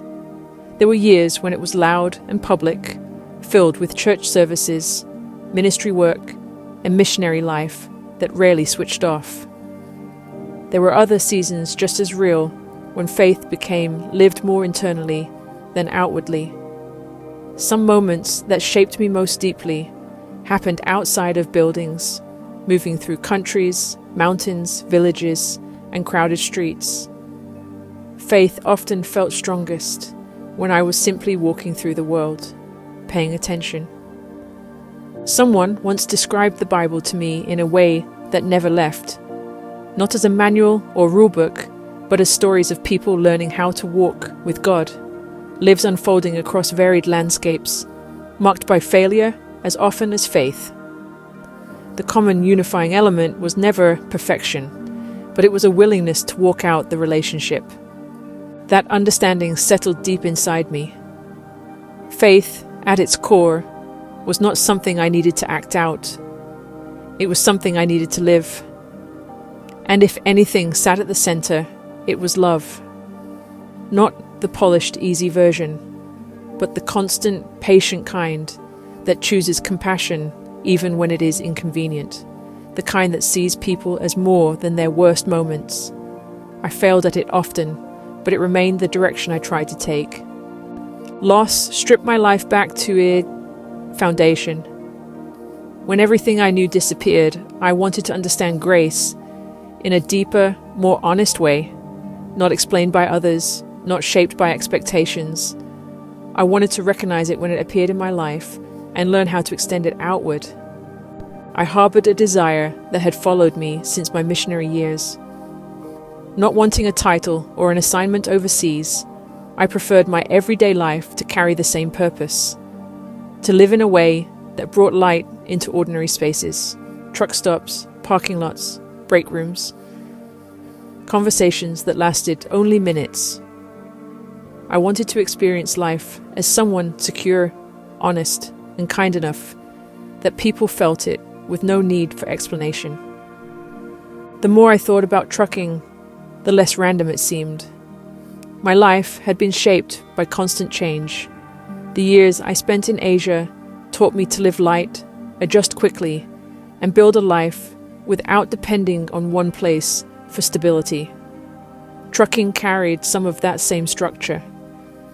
The work meant long stretches on the road, changing landscapes, and days shaped by distance and time, rather than a fixed address. That part made sense to me. Maybe trucking was not a departure from the life I had lived before. Maybe it was a translation of it, a bridge between the missionary world and a career that could support me in practical ways.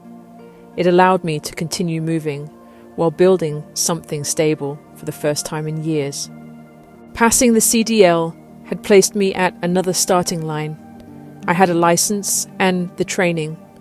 Grateful for the encouragement that had carried me through school, especially the social media channels I had been following. Even after finishing class, I kept watching. Not for entertainment, but to learn about the business of trucking, what it meant to run it as more than just a job, and the different paths drivers could take. There was one trucker I followed who didn't fit the stereotype I had feared. That mattered more than I anticipated. Calm, practical, encouraging, a quiet presence even through a screen, focused on helping people over 40, even women drivers, those starting over after losing everything, whether it was divorce, bankruptcy, or simply using trucking to get back on their feet. He spoke with a clarity that felt rare, using trucking as a business, a tool, an avenue most wouldn't even consider. He talked about money honestly, without bravado, gentle in spirit, firm in his manner. I watched a lot about the trucking industry, how to take the test, what kind of trucking existed, and all the different avenues. His calm and practical advice stood out in a sea of opinions. He spoke honestly about rebuilding after setbacks and using trucking to regain a footing in life. Eventually, I discovered his name was Red. I did not know him personally, and I did not expect him to notice me. One day, I sent a message sharing a bit about my story, that I had just finished CDL school, and thanking him for the encouragement. His channel had been a lifeline. To my surprise, he replied, I had thought my message would vanish without a response. His message asked sincerely if his channel could feature my story to help others considering trucking. The first reaction hit a hard no. Too much had happened already. He remained a stranger, his channel just a screen, and the world behind social media felt untrustworthy. Being seen was the last thing on my mind. All that mattered to me was to be left alone. I stared at that message for 4 days. Every time I thought about replying, doubt and fear held me back. What if I sounded foolish? What if the world behind the screen was exactly what I had feared? Every day I opened the app, looked at the message, tried to delete it, but closed it again. The decision weighed on me, refusing to let me forget it. But the still, small nudge returned. It was not pressure, not urgency, just the same fixed pull I had felt at several crossroads already. Even in my brokenness, I knew this much. If sharing my story could help even one person get back on their feet, then it would be worth it. So with hesitation, I opened myself up and finally replied, not really sure where any of it would go.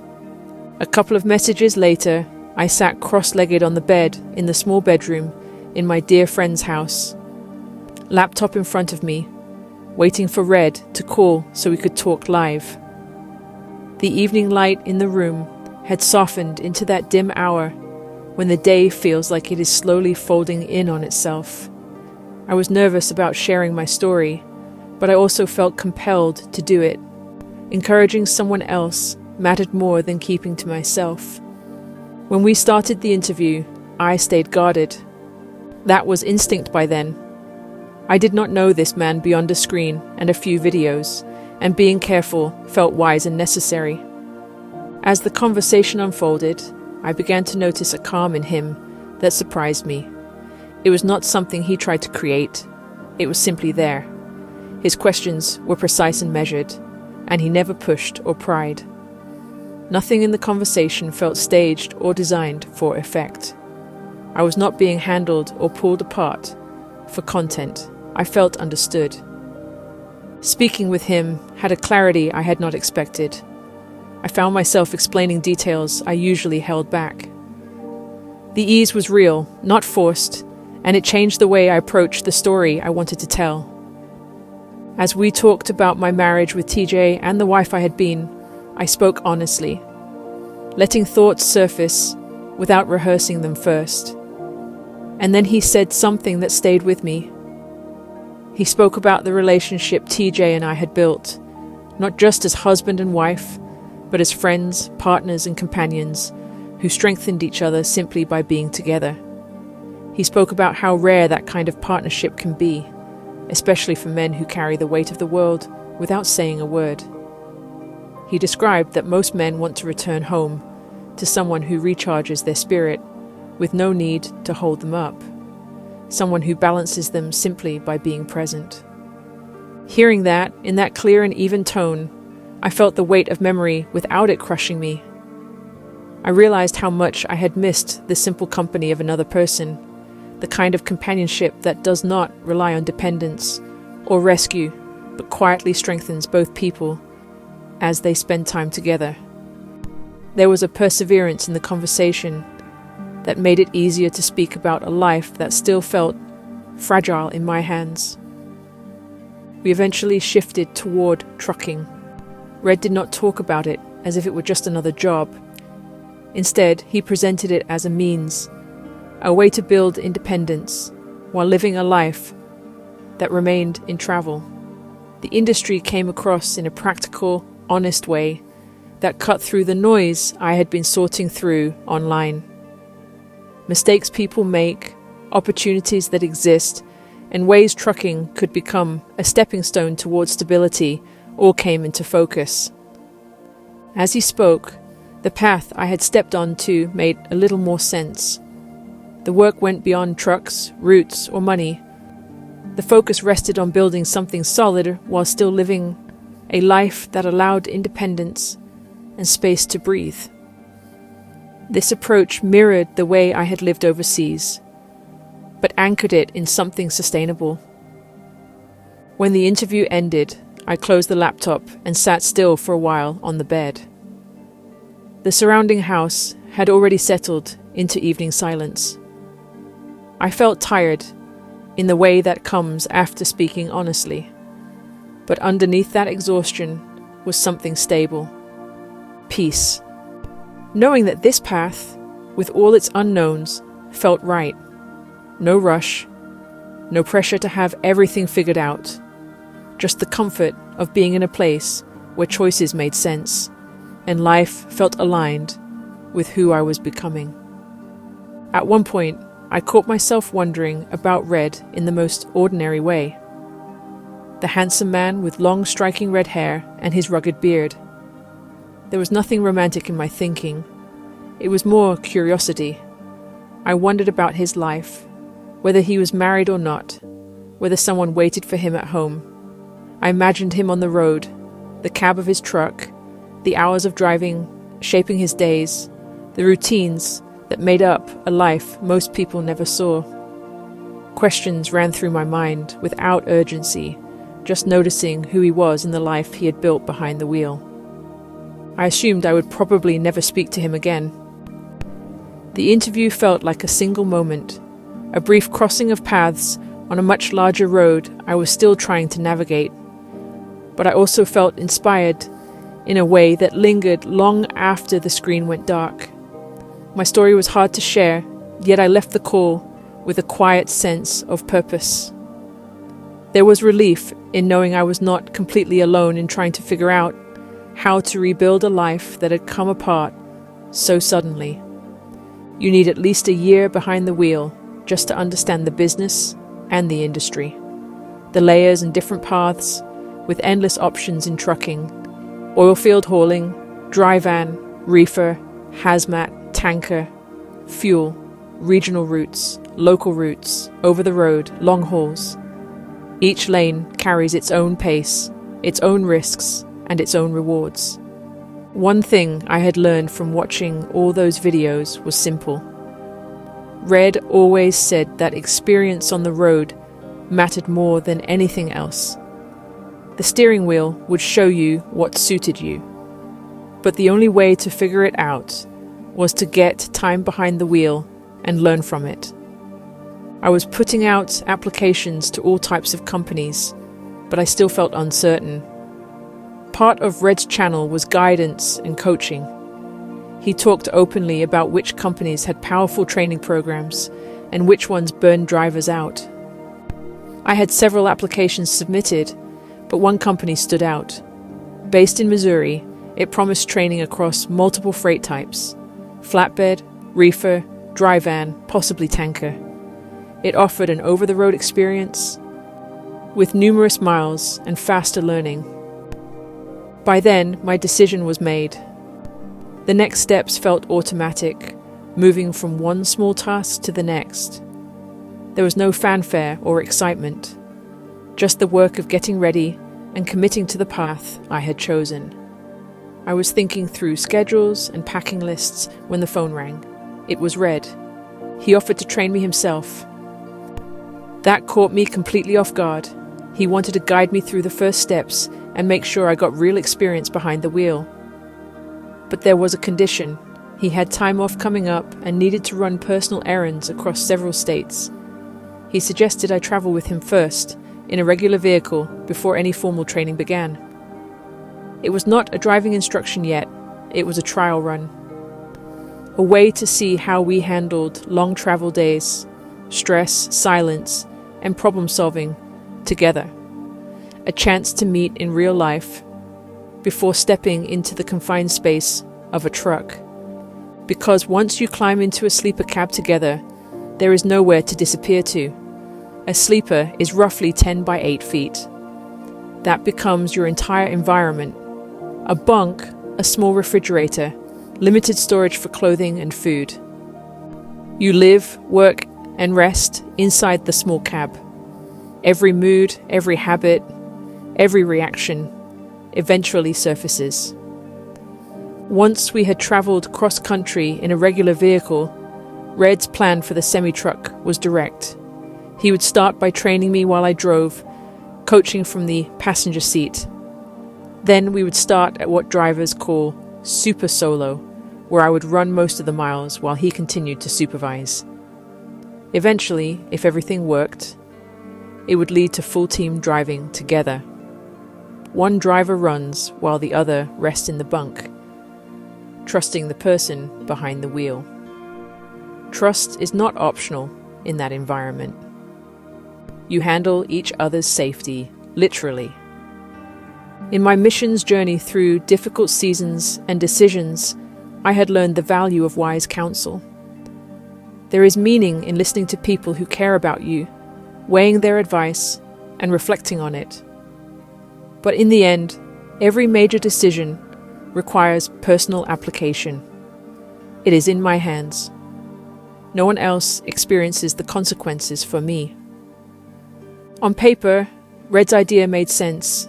It was efficient, offered hands-on training, and came from someone who understood the industry in ways I was only beginning to grasp. But the reality of it hit me quickly. I would travel across the country with a man I barely knew outside of conversations and videos. It was work that would challenge me and a career that could open doors I had not imagined. The opportunity promised real experience, a chance to prove myself on the road, and build skills I had only watched others develop. Still, I did not fully trust myself in that season. My judgment felt bruised from everything I had just survived, and every decision carried a weight I was still learning to bear. So I asked friends for their opinions. That should have been normal for most people, but for me, it was unusual. I had always been someone who listened inward first. Grief had shaken my confidence in my own instincts, and I let their caution carry more weight than my own judgment. When I told Red that I was unsure and that people close to me were advising against it, his tone shifted. He became frustrated and more direct, pressing me on why I was letting other voices decide for me. I tried to explain, but the more I spoke, the sharper he became. Then he called the plan off. That moment forced something in me to shift. I realized that the next decision had to belong entirely to me. If it worked, it was mine. If it failed, it was still mine. There was a strange clarity in that moment. Red got snippy with me, pressing hard and cutting through all the hesitation I had been holding on to. I didn't care about what other people thought anymore. His bluntness forced a decision I had been avoiding. I told him it was okay. From that point on, I would make decisions for myself. He stayed frustrated, but he respected it. I had lost nearly everything by then, in a way that loosened the hold of other people's expectations. Somewhere in the wreckage, I felt parts of myself standing back up again, stronger and more certain. Missouri would be the first stop. I packed my things and prepared to leave. The plan was simple: learn the industry step by step, as most new drivers do. Take each lesson on the road, navigate the miles, and figure out the work by doing it, rather than just watching or reading about it. The thought of starting alone brought a knot of tension, but it also carried a strange excitement. Resurrection Sunday was the day I left Texas. I packed my old pickup with a few bags and camping gear. Everything I owned fit easily into the truck. The holiday itself no longer carried the weight it once had for me. Modern holidays often sit layered over older traditions, rebranded and renamed through time. Still, of all days, this one marked my leaving. I climbed into the truck and pointed north, toward Missouri. The company's major terminal sat inside a busy city that never felt entirely safe. Orientation blurred into paperwork, safety videos, and policy training. Once that was done, I was placed into a holding pattern, waiting for a trainer. At first, I requested a female trainer, thinking it might feel easier to learn. I just wanted to be paired and get on the road. A week passed with no response. I requested again, this time asking for a male trainer, hoping there might be more available. I hesitated because a male trainer felt more intimidating, but this was business, and professionalism mattered more than comfort. Another week passed. Still nothing. My Ford truck sat hours away with friends. I had left it intentionally, thinking that once I went out on the road, I wouldn't want anything tying me back to one location. I carried one duffel bag and a backpack, everything I needed for the start of this journey. Nothing else required me. No obligations were waiting, and I had no safety net. I was free in a way I hadn't been for years, carrying only what I needed, and ready to take the next step. Days stretched, then weeks. The hotel room felt less like temporary housing and more like a stalled life. I sat inside that space, with a stillness pressing in around me. Waiting has never been something I do well. The lack of direction felt like standing in front of a brick wall, unable to keep going and unable to return to what existed before. Rumors and conversations floated through the terminal, grasping at 6 weeks, maybe 8, to wait for a trainer. It felt as if time itself had paused. During that stretch, Red checked in occasionally. Our connection had started months earlier through that live video interview, and although we had never met in person, he understood the trucking world in a way very few people in my life did. Our conversations were simple, and somewhere during those weeks of waiting, I relaxed in a way I hadn't expected. I still guarded my story and tried to understand it myself, but talking to him felt easy and safe in a way that didn't demand explanation. There was a calmness to his presence over the phone. Someone was with me in the waiting room. While I sat waiting for a trainer who never came, Red spoke openly about wanting to team drive with a woman someday, not casually, and not as a convenience, but as a way to share the long hours on the road, watch the sunrise over empty highways, handle the challenges of traffic and deliveries together, and experience the freedom of moving from place to place with someone who appreciated the work and the nomadic journey as much as he did. I had learned enough through our conversations about him to understand that his faith looked different from mine. He believed in God, in direction and purpose, but his path had moved through seasons he described as being lost in the weeds. My background came from the mission field in Asia, where the work involved risk and the stakes were high. That life demanded a disciplined, black and white approach with immediate accountability and clear alignment with God. We were shaped by different roads and different lessons, two people walking separate paths, yet guided by the same faith, each navigating the world around us in our own way.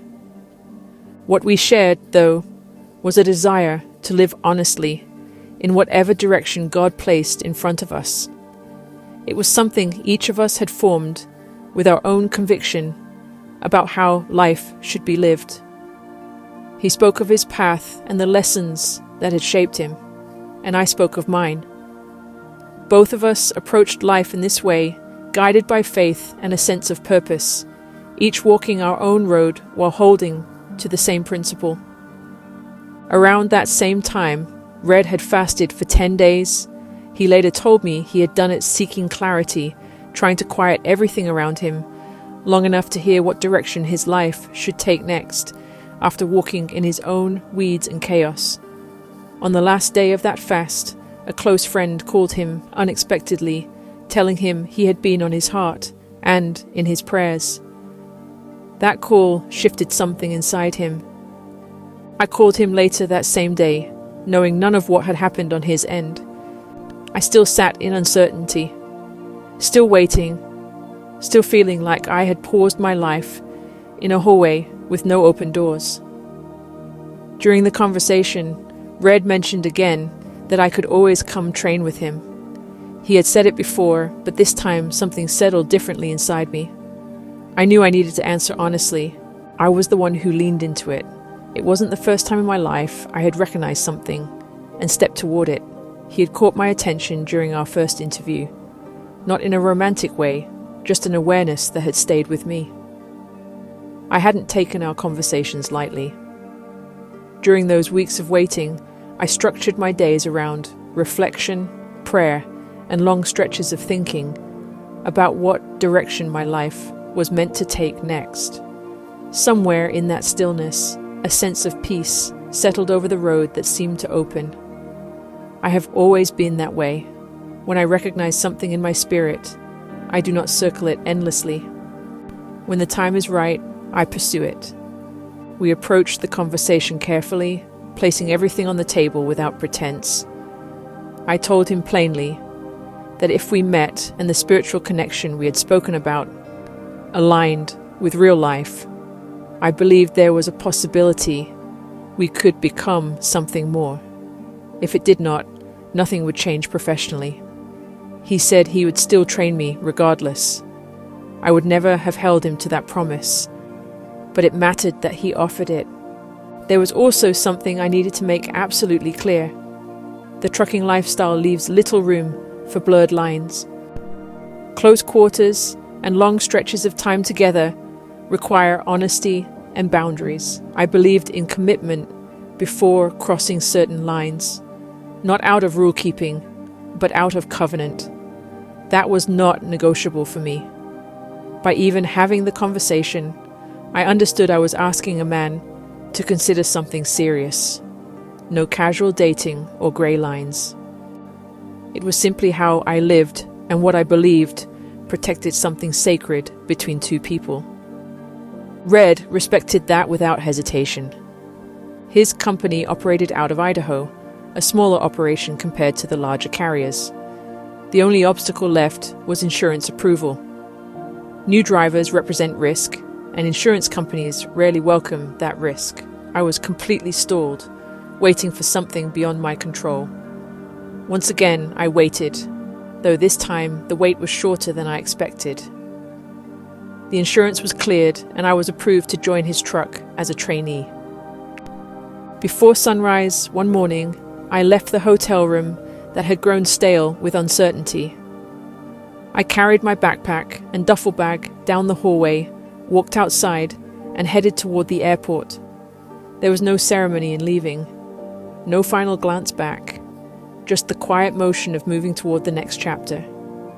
Flying northwest, I felt a sense of relief and possibility. Leaving Missouri for Idaho meant heading toward a part of America I loved, toward the open road and a life I had been inching toward for months. My chest felt lighter than it had in years. The feeling was measured and certain. Hope and purpose melded together, and I was not chasing anything anymore. I was simply stepping through the door that had opened. Chapter 11. My Red. My plane arrived mid-morning in Idaho, and with it came a sense of returning to a place I had always held dear. The American West had long resonated with me. Its untamed openness, mountains and rivers, giving way to wide country that stretched into long, unbroken horizons, reminded me of the regions I had loved in Asia, along with the cold, brutal winters, followed by beautiful springs, blazing summers, and true autumns. Seasons mattered there. Space mattered. Fewer people. Stepping onto the ground felt less like arriving somewhere new and more like being recognized by the land itself. I was picked up from the airport and drove through a brief orientation of the area. We stopped for the DOT drug test and handled the formalities. Afterward, I was taken to a hotel to rest for the afternoon and wait for Red to arrive. The hotel sat on the same lot as the truck stop, close enough to smell diesel and hear engines moving in and out. That evening, Red phoned to inform me he had arrived and was pulling into the truck stop. He would meet me as soon as he parked his tractor and trailer. I walked out of the hotel toward the meeting area, scanning the rows of trucks and trailers, knowing he was doing the same. We spotted each other from a distance, at almost the same moment. There was no hesitation, just recognition, the kind that happens before words or introductions. He was tall, broad through the shoulders, standing with a stillness that made him easy to identify. There was a restful authority about him, not loud or forced, just settled. He carried himself like someone who knew what he was doing and didn't need to explain it. There was strength there, but something balanced, almost disarming. Tough and gentle, existing in the same space. There was no place in me for emotional wandering or romantic ideas. I wasn't there for that. This was practical. We had talked. We had plans. Now it was time to see if those conversations translated into real life. When we closed the distance between us, the moment held a slight awkwardness, the natural kind that comes when two people step from conversation into a shared environment for the first time. But it also felt safe, businesslike, with an unspoken question hovering between us. I don't remember if we shook hands or simply acknowledged each other with a nod or a wave. What I remember is him placing his hand lightly behind my back as we turned to walk. Later, Red told me he considered himself good at reading people. He said when we first met, he couldn't read me at all. There was nothing for him to read. The walls were up, clean and solid. I wasn't hiding something. I was protecting what little stability I had left. The parking lot stayed alive around us. Trucks shifting gears, drivers climbing down from cabs after long hauls, people drifting between the fuel island, the store, and the hotel. By the time I met Red in real life, I was still spinning. That is the only word that fits. I took one step at a time because stopping felt dangerous. If I stopped, I was afraid everything I had been holding together would finally come apart. Inside, the battlefield had never actually gone. I had just learned how to hide the noise. It was late evening when Red asked if I wanted to see the truck before shutting down for the night. I climbed into the passenger seat. He lived simply. A truck's interior space requires careful measurement, and even a little clutter quickly turns into chaos. Seeing how little I had brought settled something in him. It also said something about me before I spoke a word. I was used to living lean. Life had stripped me down more than once already. The training trucks at school had been uniform, stripped, and staged for learning. I had no real understanding of what living inside one actually looked like. I studied everything with curiosity. The sleeper area was warm and surprisingly comfortable. The bedding was folded and tucked carefully, showing attention to detail. The pillows had clearly traveled thousands of miles, softened and shaped by constant use. Coffee cups sat ready on a small ledge, a microwave rested neatly in its spot, and clothing was stored in tight, practical spaces that made the most of every inch. It was not decorated or personalized in any obvious way, but it was lived in, tidy, and uncluttered. The space felt calm rather than cramped because everything had a place and purpose. Red moved through it with ease, explaining how everything worked and how daily life on the road shaped itself. He was organized and particular, but relaxed in the routine. Methodical and self-contained, he kept only what was necessary, and each item had a role. The truck reflected him. Nothing wasted, no excess clutter, no unnecessary items crowding the small space.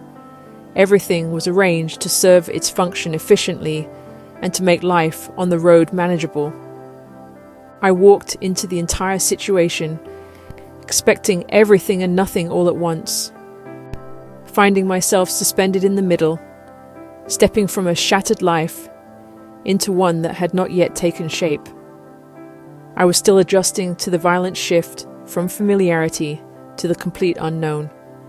Instinct and intuition carried me more than emotion did. We sat there together talking in short, practical conversation while both of us studied each other. That was our nature, observing first, deciding later. Red would tell me afterward that he reached a point where he simply moved things along. He needed to know if I was going to be his trainee or something more, or if I would disappear back into my world. I sat facing frontward, analysing everything around me. The sounds of trucks moving through the lot, air brakes releasing, doors slamming. Diesel engines idling in long mechanical conversations. Survival mode was still the only setting my body recognized. Grief was raw beneath layers of control. I was still moving through life painted for war, armor strapped on so tightly it felt like part of my skin. Inside, I was screaming for the other side of it, for safety and rest, for someone to see past the blankness and know I was fighting for my life under the surface. Then the atmosphere shifted. There was a calm that settled in, a moment of comfort and reassurance that came without warning. I sat there holding that thought the way a soldier holds position when the guns suddenly go quiet. Face still neutral, no signal given, no white flag raised. My body stayed rigid, trained for impact, while inside everything was listening, waiting, braced for the next strike or the next command. I didn't lean toward him or away from him. I didn't know how to lower my guard without dropping it completely, and I wasn't sure I would survive that. And then, without warning, Red leaned over and kissed me. There was no dramatic build-up. The kiss was intentional, measured, and deliberate. It was not rushed or careless, and it lingered long enough to feel real, long enough to express something neither of us had found words for yet. Something inside me gave way instantly. It felt like battle gear falling to the ground all at once. I dropped my sword. For the first time since losing everything, I forgot to stand ready for impact. I remembered I was still a woman. The war inside me had not healed. But in that moment, it eased enough for me to breathe without bracing for the next strike. I did not feel rescued. That was never what I needed. I felt protected, held in a way that allowed me to stop fighting long enough to simply exist. I had missed that more than I had ever admitted, even to myself. It was not just physical closeness, it was a presence, the kind that lets you put weight down without fear that everything will collapse while your hands are empty. I had craved that without knowing how deeply it had settled into me. Red was still a stranger, but a voice inside my spirit, the one that had guided me through every hard decision of my life, spoke clearly then. It was quiet, carrying no emotion, yet its message was unmistakable. It said, "Trust this." That voice had rarely led me astray when I took the time to listen. Years of prayer, reflection, and hard-earned experience had shaped it into something reliable. I followed it the only way I knew how to. I sat there, uncertain of what came next, yet aware that something fundamental had shifted. For a fleeting moment, I let myself want something simple. I wanted care without negotiation, and rest without earning it, desiring a space to set down the weight I had carried for so long. I imagined standing beside Red, grounded, strong enough to match my strength without competing with it. He did not control, correct, or try to fix me, but he could hold his ground and allow me to hold mine. It was late, but we still needed to prepare for the next day. A load was scheduled for pickup early in the morning, and both of us understood what that meant. Red had already driven and worked a 14-hour shift, arriving on fumes, yet moving through everything with focus and precision. Work came first, and there was no time to waste. We both naturally operated with discipline and deliberate intention, making each decision count. Red walked me to the hotel lobby, already carrying the sense that he might come inside with me. I could feel it. I could feel how easy it would be to say yes. That kiss stayed with me. Standing there in the hallway, everything in me wanted to invite him in, to disappear into rest, into warmth, into being held, to relax, to simply enjoy the presence of another human being. What I missed after losing my married life was never just touching. It was a presence, a shared space, and intimacy. I missed love, the feeling of skin on skin, but it ran deeper than that. It was the sense of becoming one with another person in every aspect of life, letting every defense fall and simply existing together. I had waited before and remained single long into my 30s. Once married, I loved that life. If distraction had been what I wanted, it was always available. One night, answers to long questions are simple to find. That was never the ache. What I missed was oneness inside the safety of marriage, the holy shelter it creates, a place where two people lay down their defenses and choose each other over themselves. That was why I said no firmly, even though I desperately wanted to say yes. I could feel the pull, the longing, but I knew it was not the right time. Red respected my decision. Without question, he returned to his truck, leaving me with a quiet space to process my own thoughts. We said goodnight and met again the next morning. And so we both lived life, with training bleeding straight into work. Our days stretched long, 12 hours at a time, every day. When training ended, we split the clock between us. 12 hours were mine, 12 hours his. I drove through the daylight, navigating the miles and learning the flow of the road, while Red drove at night, keeping the truck moving under the stars and the quiet hum of the highway. About half the time, it looked exactly like that. Our changeovers floated between early morning and late afternoon, depending on how the miles stacked up. We crossed paths without ever really stopping, passing each other through the narrow space of the cab. The curtain shifted and the bunk creaked. The drivers and passenger seats traded places. A nod and a handoff passed between us as we settled into our shifts, coffee still warm beside us. The truck never really slept, moving steadily through the night and into the day while we rotated behind the wheel. The other half of the time, we stole an hour or two together. Red might wake, coffee in hand, waiting for my clock to catch up. Or I would wake early and sit in the passenger seat before my shift began. Sometimes at the end of my drive, I stayed up front, eating an early evening meal, while Red eased into his night, an hour, maybe two, then back to the handoff. Sometimes we found a little extra time and grabbed food or walked the perimeter of a truck stop, just to feel human again. Most days, though, we ran the highways and the clock. Even fuel stops became choreography. One of us fueled while the other showered. Then we switched. The first time I showered, Red assumed I would take the usual half hour while he fueled the truck, wiped down the windows, and emptied the trash. I walked to the truck stop and into the bathroom area with the showers. By the time he turned around, I had already finished in 12 minutes. I returned ready to go, and the truck was fueled, cleaned, and checked, with every task accounted for. We climbed back in, coffee and snacks in hand, and rolled again. This kind of life suited me, and it suited him too.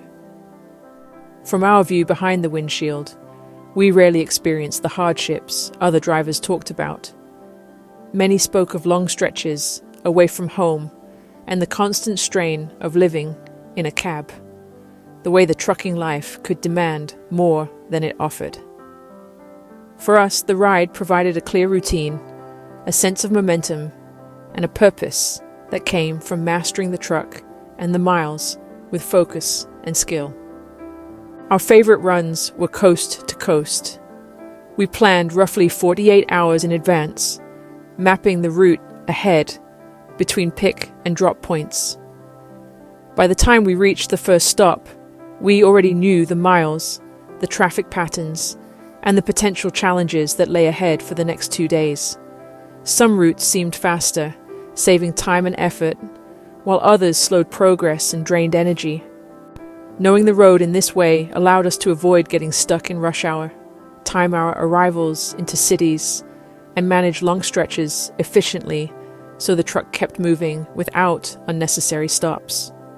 The West Coast carried its own brand of chaos. Washington through Oregon into California, often becoming a slow-moving ribbon of brake lights. Los Angeles swallowed hours, regardless of arrival time. On the East Coast, turnpikes boxed us between concrete walls and narrow lanes, while cars rushed past as if trucks obeyed different laws of physics. Posted speeds mocked reality until another truck roared by and proved them possible. Wyoming offered the opposite in wind, open space, and long reminders of how small 80,000 pounds can feel when nature decides otherwise. There were calmer stretches too. Running north or south of Las Vegas, the neon dissolved into the desert. Heat climbed through the cab during the day and drained into endless darkness at night, where stars pressed close enough to feel reachable. I preferred those roads, constantly weighing time against distance and against speed. We learned quickly that interstate mountain passes demanded respect, preparation, and patience, especially in winter. We never crossed them casually. Chains were ready. We studied the weather. We topped off the fuel. Food, water, and coffee were always in stock. If a pass indicated we had finished moving for the day, we accepted it without argument. Donner Pass taught humility. We had waited on the eastern side of the pass, watching the forecast like gamblers studying odds, before deciding to make a run for it. Snow chased us in. We chained up in darkness, heavy links freezing our fingers, breath burning our lungs. Traffic disappeared. That was when we realized we were the only ones still moving. Somewhere behind us, the highway closed. We drove for hours with 0 other vehicles in sight. Later, chains clanking, frozen snow and ice against asphalt, we reached a line of parked vehicles. Closed ahead too, there was nowhere to go. We shut down where we sat, just another truck grounded by the mountain. For us, that never felt like defeat. It was simply part of the agreement you make with winter roads. We climbed behind the curtain into what we jokingly called the snuggle bunk, a narrow sleeper that somehow held warmth, exhaustion, and comfort all at once. We always carried everything we needed: water, snacks, coffee, blankets, and each other. Outside, the storm decided. Inside, we rested and waited. At first light, the highway patrol knocked on doors and waved us ahead. We rolled on as if nothing had happened. The COVID-19 pandemic changed everything. Sometimes we ran legally exempt from standard driving limits. More hours meant more miles. More miles meant more money. Red began teaching me the business behind the wheel, with rates, timing, leverage, and strategy. He showed me how freight moved and how money moved with it. We were building something. We thrived on the nomadic life, minimal living, hard work, a willingness to do what others didn't want to do or couldn't do, and that is where opportunity lived. Then, just like that, after only a few months into our journey, we got married. There was no build-up and no long planning. We took a route through Las Vegas and decided it was as good a place as any to make it official.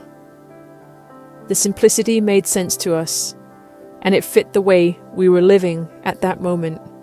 We parked the truck at a casino hotel, rented a limo, and drove straight to a chapel that offered drive-through weddings. We wore t-shirts, shorts, and flip-flops, and there was no crowd, no ceremony, no expectations beyond the two of us standing together. In that quiet, unassuming way, We made a commitment that felt entirely ours, wrapped in laughter, ease, and a sense of shared purpose. That evening, the limo took us out to the dam outside the city. We skipped the tourist walk. We just stood there, watching the sun set behind the mountains, light softening across the water in a way Las Vegas rarely allows. It was never about ceremony. There were no relatives and no audience. It was simply about choosing each other, clean and uncomplicated. The next day, we picked up a load and rolled out. All my life, I had survived on the bare minimum. I had traveled the world, which felt like its own success. But financially, I rarely held more than what carried me to the next month. I hesitate to call it poverty, but it lived close enough to be recognized. I carried a quiet fear about the future and what it might look like in years to come. I often imagined myself working long past retirement simply because there would be no other option. In my mind, I pictured ending up in my 80s as a greeter at one of the big department supermarkets, smiling at strangers while leaning on a cart for balance, and hoping my shift ended before my knees did. When I entered trucking, my expectations were far simpler. I only hoped life might become a little easier to manage. Wealth never crossed my mind, and the idea of earning 6 figures felt far beyond anything I imagined for myself. Red did far more than teach me how to drive. He introduced me to new ways of thinking about business and money. Before trucking, Red had built and lost success, a self-made millionaire undone by the 2008 crash. He rebuilt from nothing more than once. By the time I met him, he carried both confidence and caution, earned the hard way. Red added me to his credit cards as soon as we had met, not out of generosity, but strategy. He knew credit meant opportunity. He taught me to build it fast and use it wisely. We shared a similar philosophy about finances and partnership. We believed marriage meant combining resources into one shared foundation, one bucket, one plan. We saved together. We spent together on what mattered or what was necessary. Neither of us asked permission to spend money, but we both understood the consequences of careless decisions. That mutual responsibility created mutual trust without restriction. It was never about control, it was about alignment. One night, I suddenly became ill and had to pull onto a dark shoulder while traffic roared past. Red stepped out with me and held his jacket up like a shield while I tried to recover beside the truck. When we climbed back into the cab, the tension broke and we both started laughing. The jacket he had been using as protection was neon yellow and brilliantly reflective. If anything, it had probably announced our situation to every driver on the highway more clearly than a billboard. Life inside a space that's small tends to magnify everything. A simple disagreement can feel large in the moment, yet it rarely lasts because there is nowhere to carry it and nowhere to hide from each other for long. Living in a truck means you either learn to talk things through or you spend the next 1,000 miles sitting in stubborn silence, which neither of us had much patience for. Red and I were not naturally calm people who glided through conflict. We were more like fire and ice, each pushing hard in our own direction until the tension finally settled and common sense returned. Most of the time, that meant a blunt conversation, a long stretch of driving, and eventually someone making a dry comment that broke the mood and reminded us how ridiculous the argument had been in the first place. In a strange way, the tight space forced honesty. There was no dramatic exit, no separate rooms, and no chance to nurse a grudge for days. By the time the next fuel stop came around, we usually found ourselves laughing again, because sharing a truck across thousands of miles leaves very little room for pride and far more room for learning how to live with each other. Then perimenopause arrived without invitation and without any interest in my schedule. Hot flashes showed up in cold mountain passes. Night sweats turned the sleeper into a damp cave, and my body began changing its rules without bothering to explain them. Some days, my joints ached, my mood swung wider than I expected, and my cycle lost any sense of predictability. On top of that, my system seemed to rebel in other uncomfortable ways that made long stretches between truck stops feel like poor planning. It felt as if my body had decided to renegotiate every agreement we had made over the years. All of it came at the same time. I was asking that same body to manage 80,000 pounds of truck and freight, shifting weather systems, tight delivery windows, and the daily work of building a relationship with Red inside a moving space the size of a closet. Grief was still working through its own unfinished business somewhere in the background, appearing at odd moments when I thought I had already made peace with it. My system eventually slowed down in ways I did not fully understand at the time. I lost weight and leaned out more than I expected, which probably had as much to do with stress as anything else. I did not think of it as good or bad in the moment.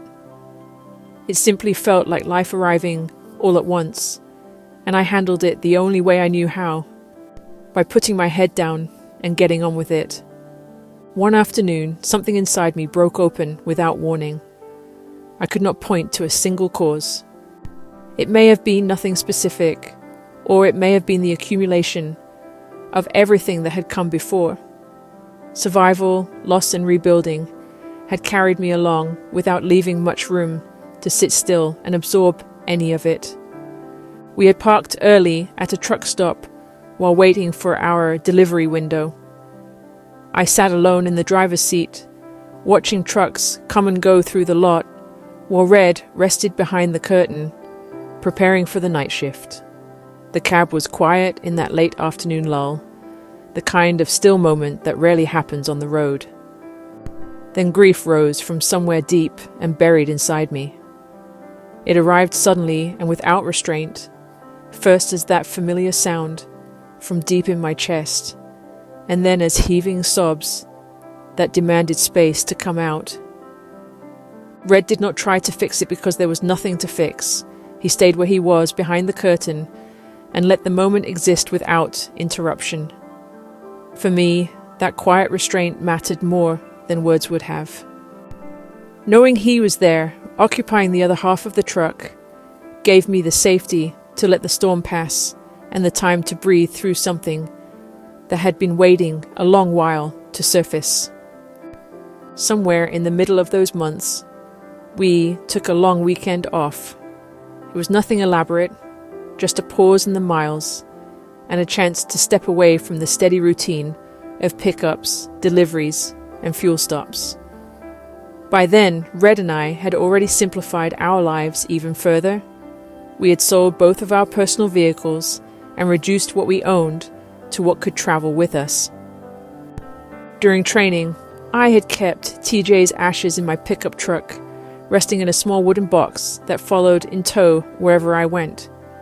When the time came to bring my things into the truck, Red did not hesitate. He simply told me to bring them with us. There was no long conversation about it, and no attempt to make the moment heavier than it already was. He understood what that box represented, and treated it with quiet respect, making space for it in the small world we were building inside the cab. Red met every chapter of my past without flinching. He stepped into my present without trying to rewrite it. I think most men would struggle to understand or navigate loving a woman who was still a widow, still grieving, while building a new career and life beside someone else. Parts of my life before and after had blended together in ways that could have been uncomfortable or complicated. Red never treated it that way. He gave me space when I needed it while standing beside me. When he told me to bring the ashes, there was no pause or any discomfort. I have always believed that we return the body to the earth, not out of sentimentality, but out of stewardship. When the time came, Red walked with me into the mountains of Idaho and stopped exactly where I asked him to stop. The air was clean, and the land stretched wide in every direction, quiet in a way that made the moment feel settled and certain. He stood beside me for a moment and then stepped back when I walked on a little further. The scattering itself was mine to do, and it felt right that way. Final in a way that did not feel harsh, but complete. Idaho felt like a place TJ would have loved. The land was vast and fertile, with open sky and deep stretches of wilderness that invited a person to pause and slow down. The outdoors had always been where he found peace when the rest of the world grew loud and demanding. Leaving him there made sense to me. Red never intruded on that moment or tried to shape it into something else. He simply remained nearby, standing on the ground behind me and sharing the quiet of that place while I said goodbye in my own way. When I walked back to him, I knew that chapter of my life had reached its close, and the weight I carried seemed a little easier.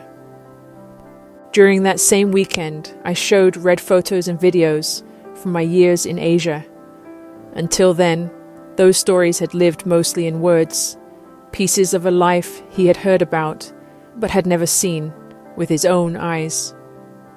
As we sat together going through them one by one, he began to see the places, the people, and the version of me that had lived there for so many years. It became a quiet moment of release for me, and also the moment when Red met the full history of my heart, the woman he had married. We ran hard for just under 2 years. During that time, the trucking industry itself began to shift beneath our feet. The lanes that had once built our success started to change, and the patterns we had learned so well no longer carried the same reliability. The pandemic slowly edged towards something resembling normal life again, yet the industry we had come to understand no longer felt quite the same. We tried to roll with those changes, the only way we knew how. We studied routes, adjusted plans, and searched for new lanes that might carry the same promise the old ones once had. Still, every direction felt like a slow roll toward a stop sign. The work continued, but the momentum we once relied on had thinned and seemed to test our patience as much as our skill. Through all of it, Red remained beside me while I built a future I had never believed was possible for myself. Life on the road measured time in miles, fuel stops, and delivery windows. Yet within all that constant motion, he became the one place where I no longer felt like I was passing through. Somewhere in the middle of all those miles, Red, the businessman and truck driver, became something far more personal to me. He became my Red. Chapter 12. Peace enough to rest. We had circled back into Idaho, landing barely not far from where we had first met. At the truck stop, sitting in the cab with coffee between us, we talked the way we always did. It was as though our spirits had known each other for eternity.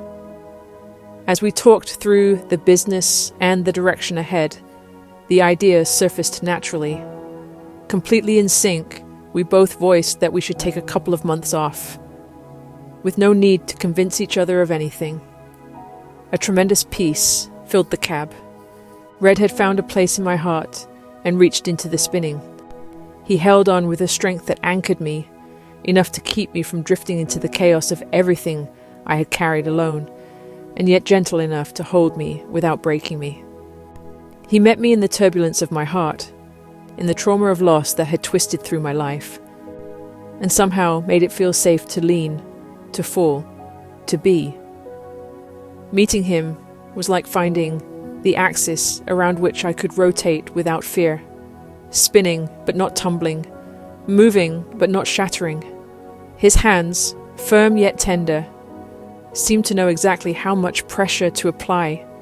He has always known when to push, when to hold, and when to simply match my pace. In that balance, I discovered a trust I hadn't dared to hope for before. With him, my edges softened without disappearing. My fears loosened without vanishing, and I realized that love could simply keep me safe.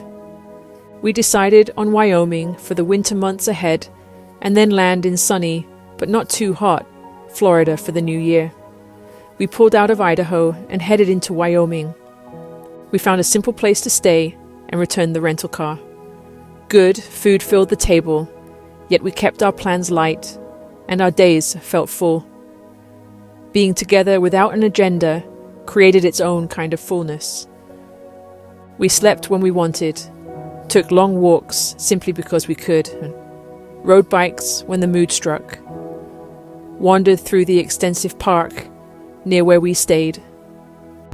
Cold air brushed our faces, gentler somehow, because no winter roads demanded our focus.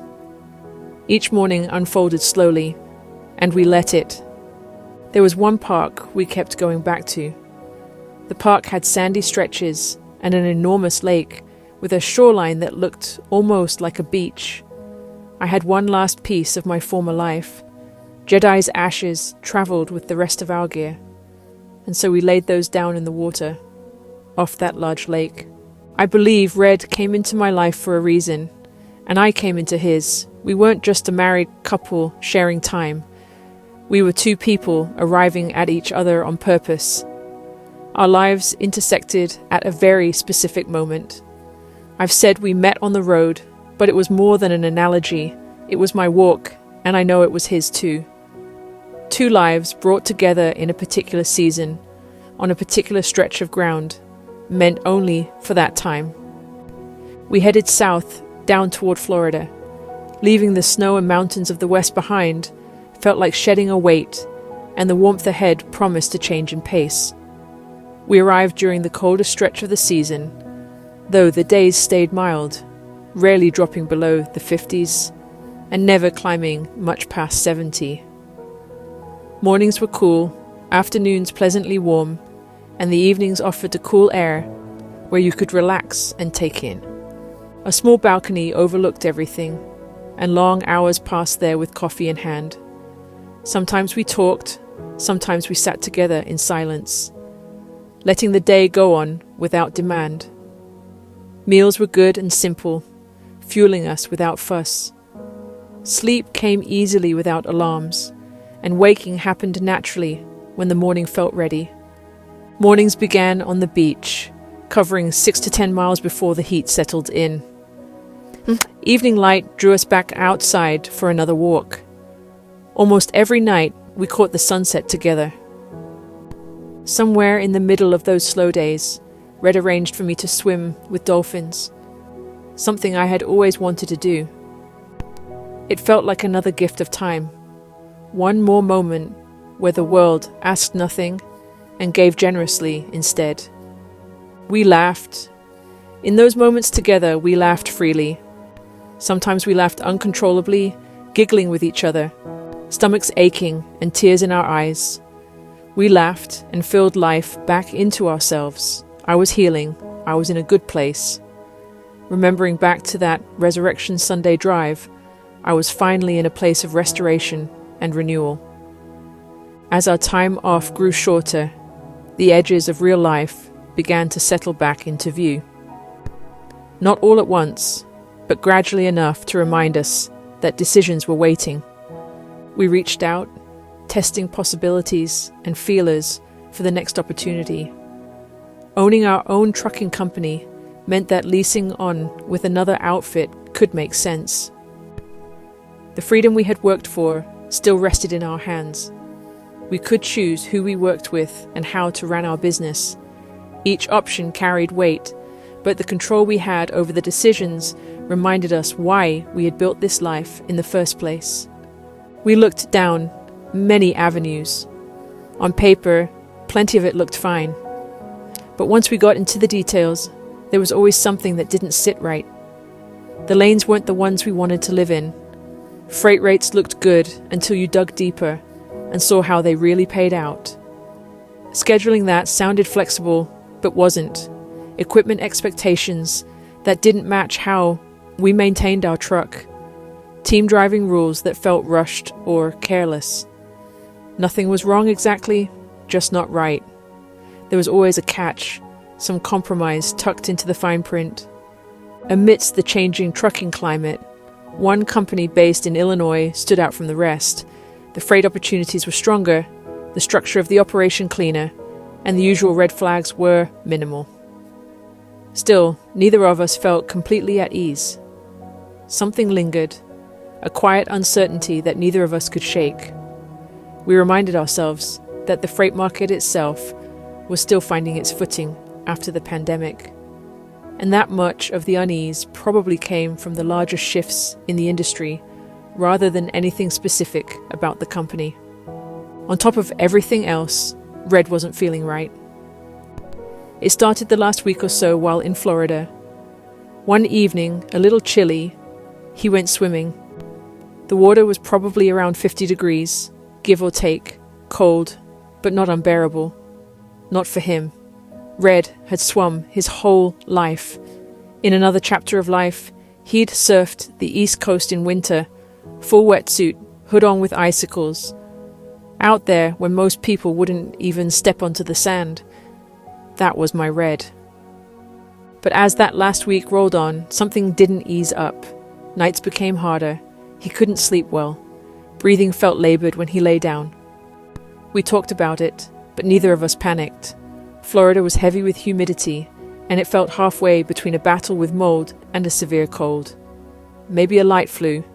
Uncomfortable, but manageable.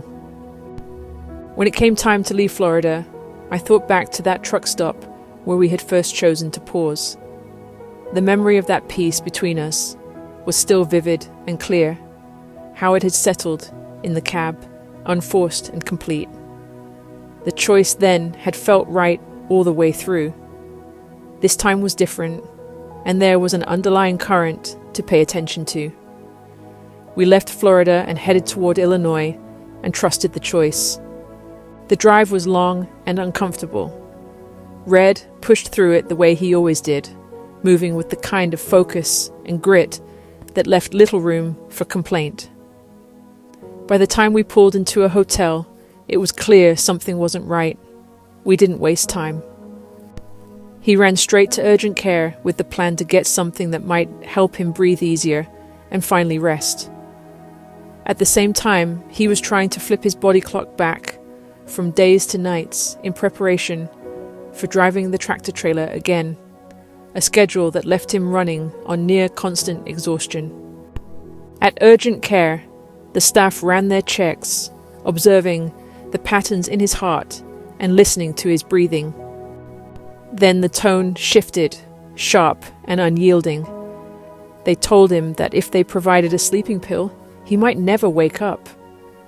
His heart was out of rhythm, they said, erratic and failing. There were no soft edges, no easing into it. The words landed like concrete. They told us we needed to go immediately to the hospital and straight to the emergency room. Not too far away was a large Veterans Affairs hospital. Red was a former military officer and had served in the Air Force. Doctors rushed Red into the ER, his heart beating erratically, numbers climbing past 100 and not settling. They pumped him full of drugs. Red was going to be admitted. No debate about it. Then they found full-blown pneumonia on top of everything else. Hours passed in that grey space of blood draws, X-rays, water on the lungs, infection numbers, waiting for monitors to calm down enough to say he was stable. Somewhere in the middle of all that, Red needed to rest. We needed to wait and see what would happen. I needed to take care of where I was going to stay that evening. The VA hospital had housing on the premises for family members to stay while their loved ones were being treated. A nurse made a phone call for me. I went downstairs and met someone at the information desk. Then another person finally led me to the woman in charge of the VA house. She showed me a private room with its own bathroom. No cost, a place to land while Red was in the hospital. The house was large, with a shared kitchen and shared living spaces. A porch where you could sit and not talk if you didn't want to. I went for a long walk. The confusion came back hard. How could this be happening after such a good stretch? After laughter had finally found me again. We hadn't even been married 2 years. My body didn't wait for my thoughts to catch up. I knew this path and what it was to lose a husband. I knew how fast life could flip from ordinary to unbearable. And so my mind jumped there automatically, as if it had trained itself to do, already rehearsing the worst. But something was different this time. I noticed I wasn't collapsing inward the way I had before. Fear, or perhaps concern, was there. It was sharp and real, but it wasn't hollowing me out completely. I thought about the promise I'd made myself on the drive south, somewhere between Wyoming and Colorado, that one day I would laugh again. The laugh that bends you in half and proves you're still alive. And I realized I already had. Not despite this life, but within it, with this man, with my Red, my husband, and my home. The laughter didn't mean I was safe from loss. It meant I had learned how to live again anyway. That night did not break me open. Despair did not swallow me whole.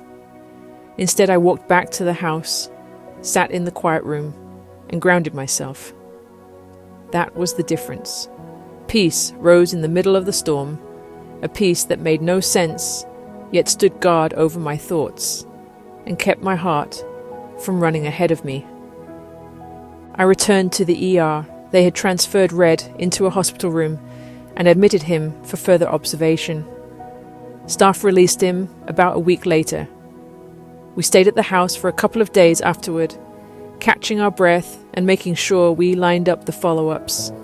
They readmitted him 2 days after that. Most of the details blur together now, but he was back in for another week. When they released him the second time, it came with a stack of appointments, a long list of medication, and more questions than answers. None of it made sense. Just weeks earlier, Red and I had been walking strong 6 to 10 miles a day, and yet, looking back, I can see how providence carried us, how provision showed up step by step, even in the chaos. The VA house became our anchor. Everything we needed was right there while we visited in and out of hospitals. Through tests and procedures and shifting theories, medications changed, and possibilities were ruled out. 3 months at the hospital, every day living in uncertainty. We never had to wonder where we would sleep or how we would manage. I'm still thankful for that system, for that care, for the miracle of having everything we needed when life was doing its best to undo us. Red was stable, worn out and worn down some, but stable. There were still more questions than answers, but this was the important part. It had been almost 3 months. At one appointment, Red asked the doctor to lay it out in plain terms. Surgery might help, it might not. Medication might work, it might fail. There were no guarantees either way. Red was thinking long term. From the beginning, he told me his job for me was to provide, protect, and prepare. So we decided not to wait for certainty, but to live our lives plainly. We purchased a house in Montana. Red wanted to make sure I had something solid under my feet again. He also wanted me to have a dog, a companion, and best friend. If we went back over the road trucking, I'd have a guard, my shadow, something loyal riding alongside me and with us as a pack. I have owned many dogs in my life, but I fell in love with the Asian Mastiff type mountain dogs, the dog that watches over his people with no need to prove anything. Big guardian dogs like that don't get up unless they absolutely have to. But when they do, you'd better not be in the way of them or their family. The Akita breed comes from the mountains of Asia, originally reared to hunt big game and bears. Nearly wiped out during World War II, the breed survived and carried a reputation for fearlessness and loyalty. They are courageous and dignified, with a presence that commands attention. Strong-willed, they are not a dog for just any owner. Highly intelligent and independent, an Akita does not so much belong to you as walk alongside you, sharing space, judgment, and quiet authority in equal measure. That character mirrored us in a surprising way. Red and I, independent and deliberate in our own paths, both recognized something familiar in the breed's blend of strength and discernment. Like us, an Akita moves with purpose, respects boundaries, and demands respect in return. It was a dog that fit naturally into the life we were building together, not by changing either of us, but by matching us. A few days before we would have left the hospital grounds and headed toward Montana, Red showed me a short video of one particular Akita.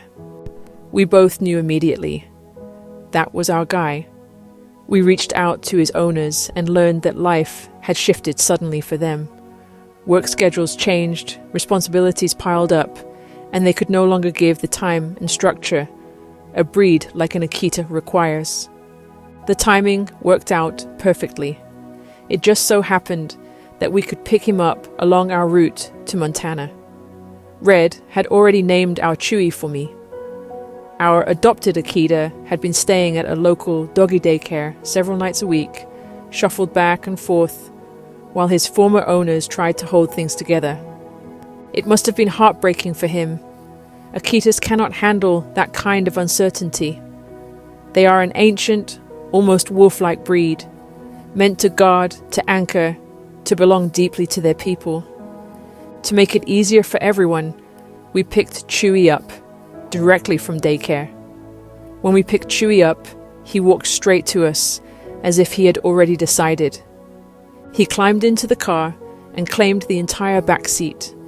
He was a 117-pound, big, gentle guy, head out the window, ears flapping wildly in the wind, completely unbothered, because we had another 1,000 miles ahead of us.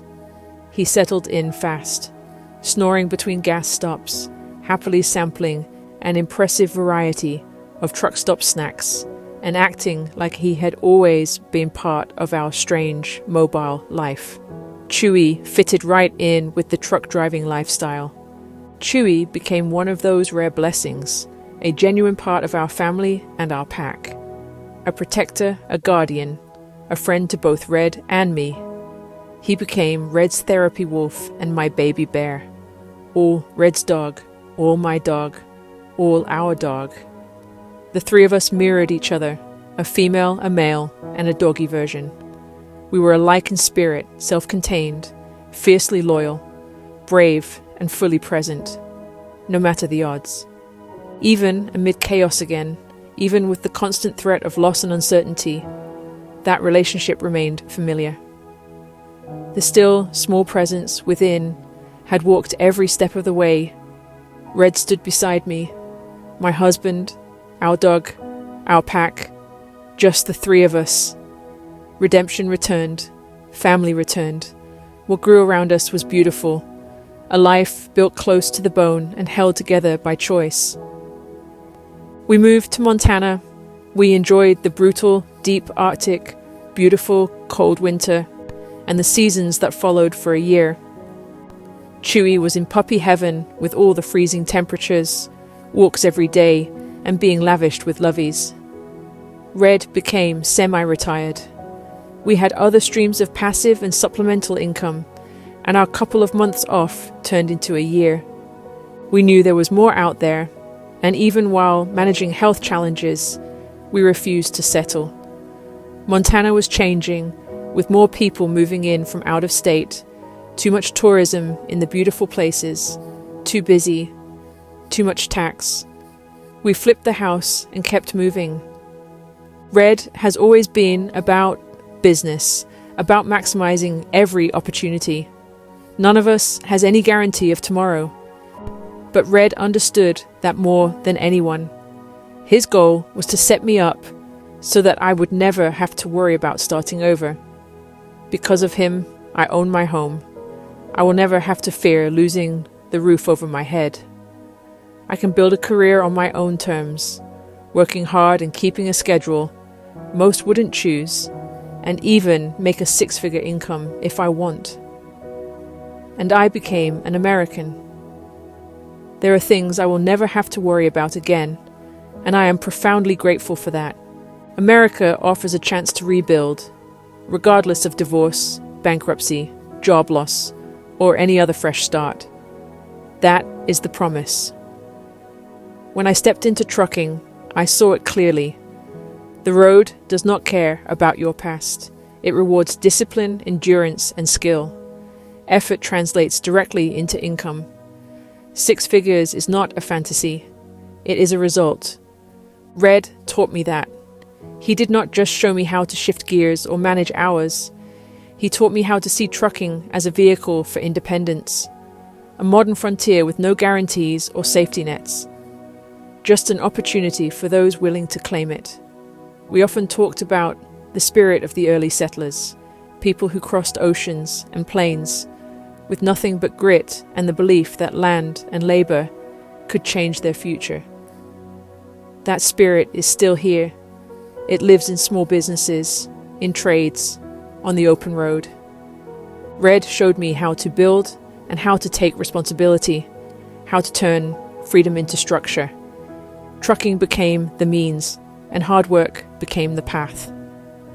Through effort, I earned what so many call the American dream. With Red's guidance and my own determination, I built a home, a career, and a life I had never imagined possible, shaping each piece with intention and purpose along the way. We found a small house in South Dakota, a state with better tax benefits and a better quality of life for the expense.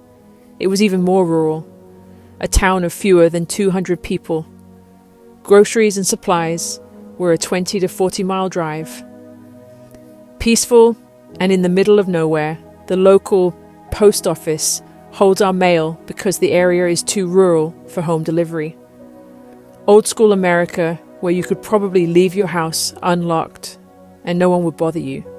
Smiles, genuine care, and a sense of community felt like a piece of old America, where families gathered and apple pie was always on the table.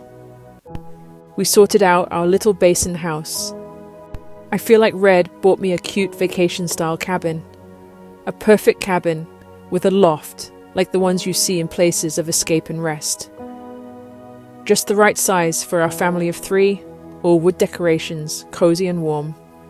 I finally unpacked some of the few special pieces of artwork from Asia that I'd packed around for years. We couldn't just retire, and always thought we had more to do. We found a brilliant gig driving a full, extended cab-style, straight truck. It felt like RV living while getting paid to deliver packages. We had another great year running over the road, hauling freight across the states. Then Red and I both got a bad case of the flu. A hotel confined us for a week. For Red, though, it developed into doctor visits at the Veterans Affairs. More questions than answers once again.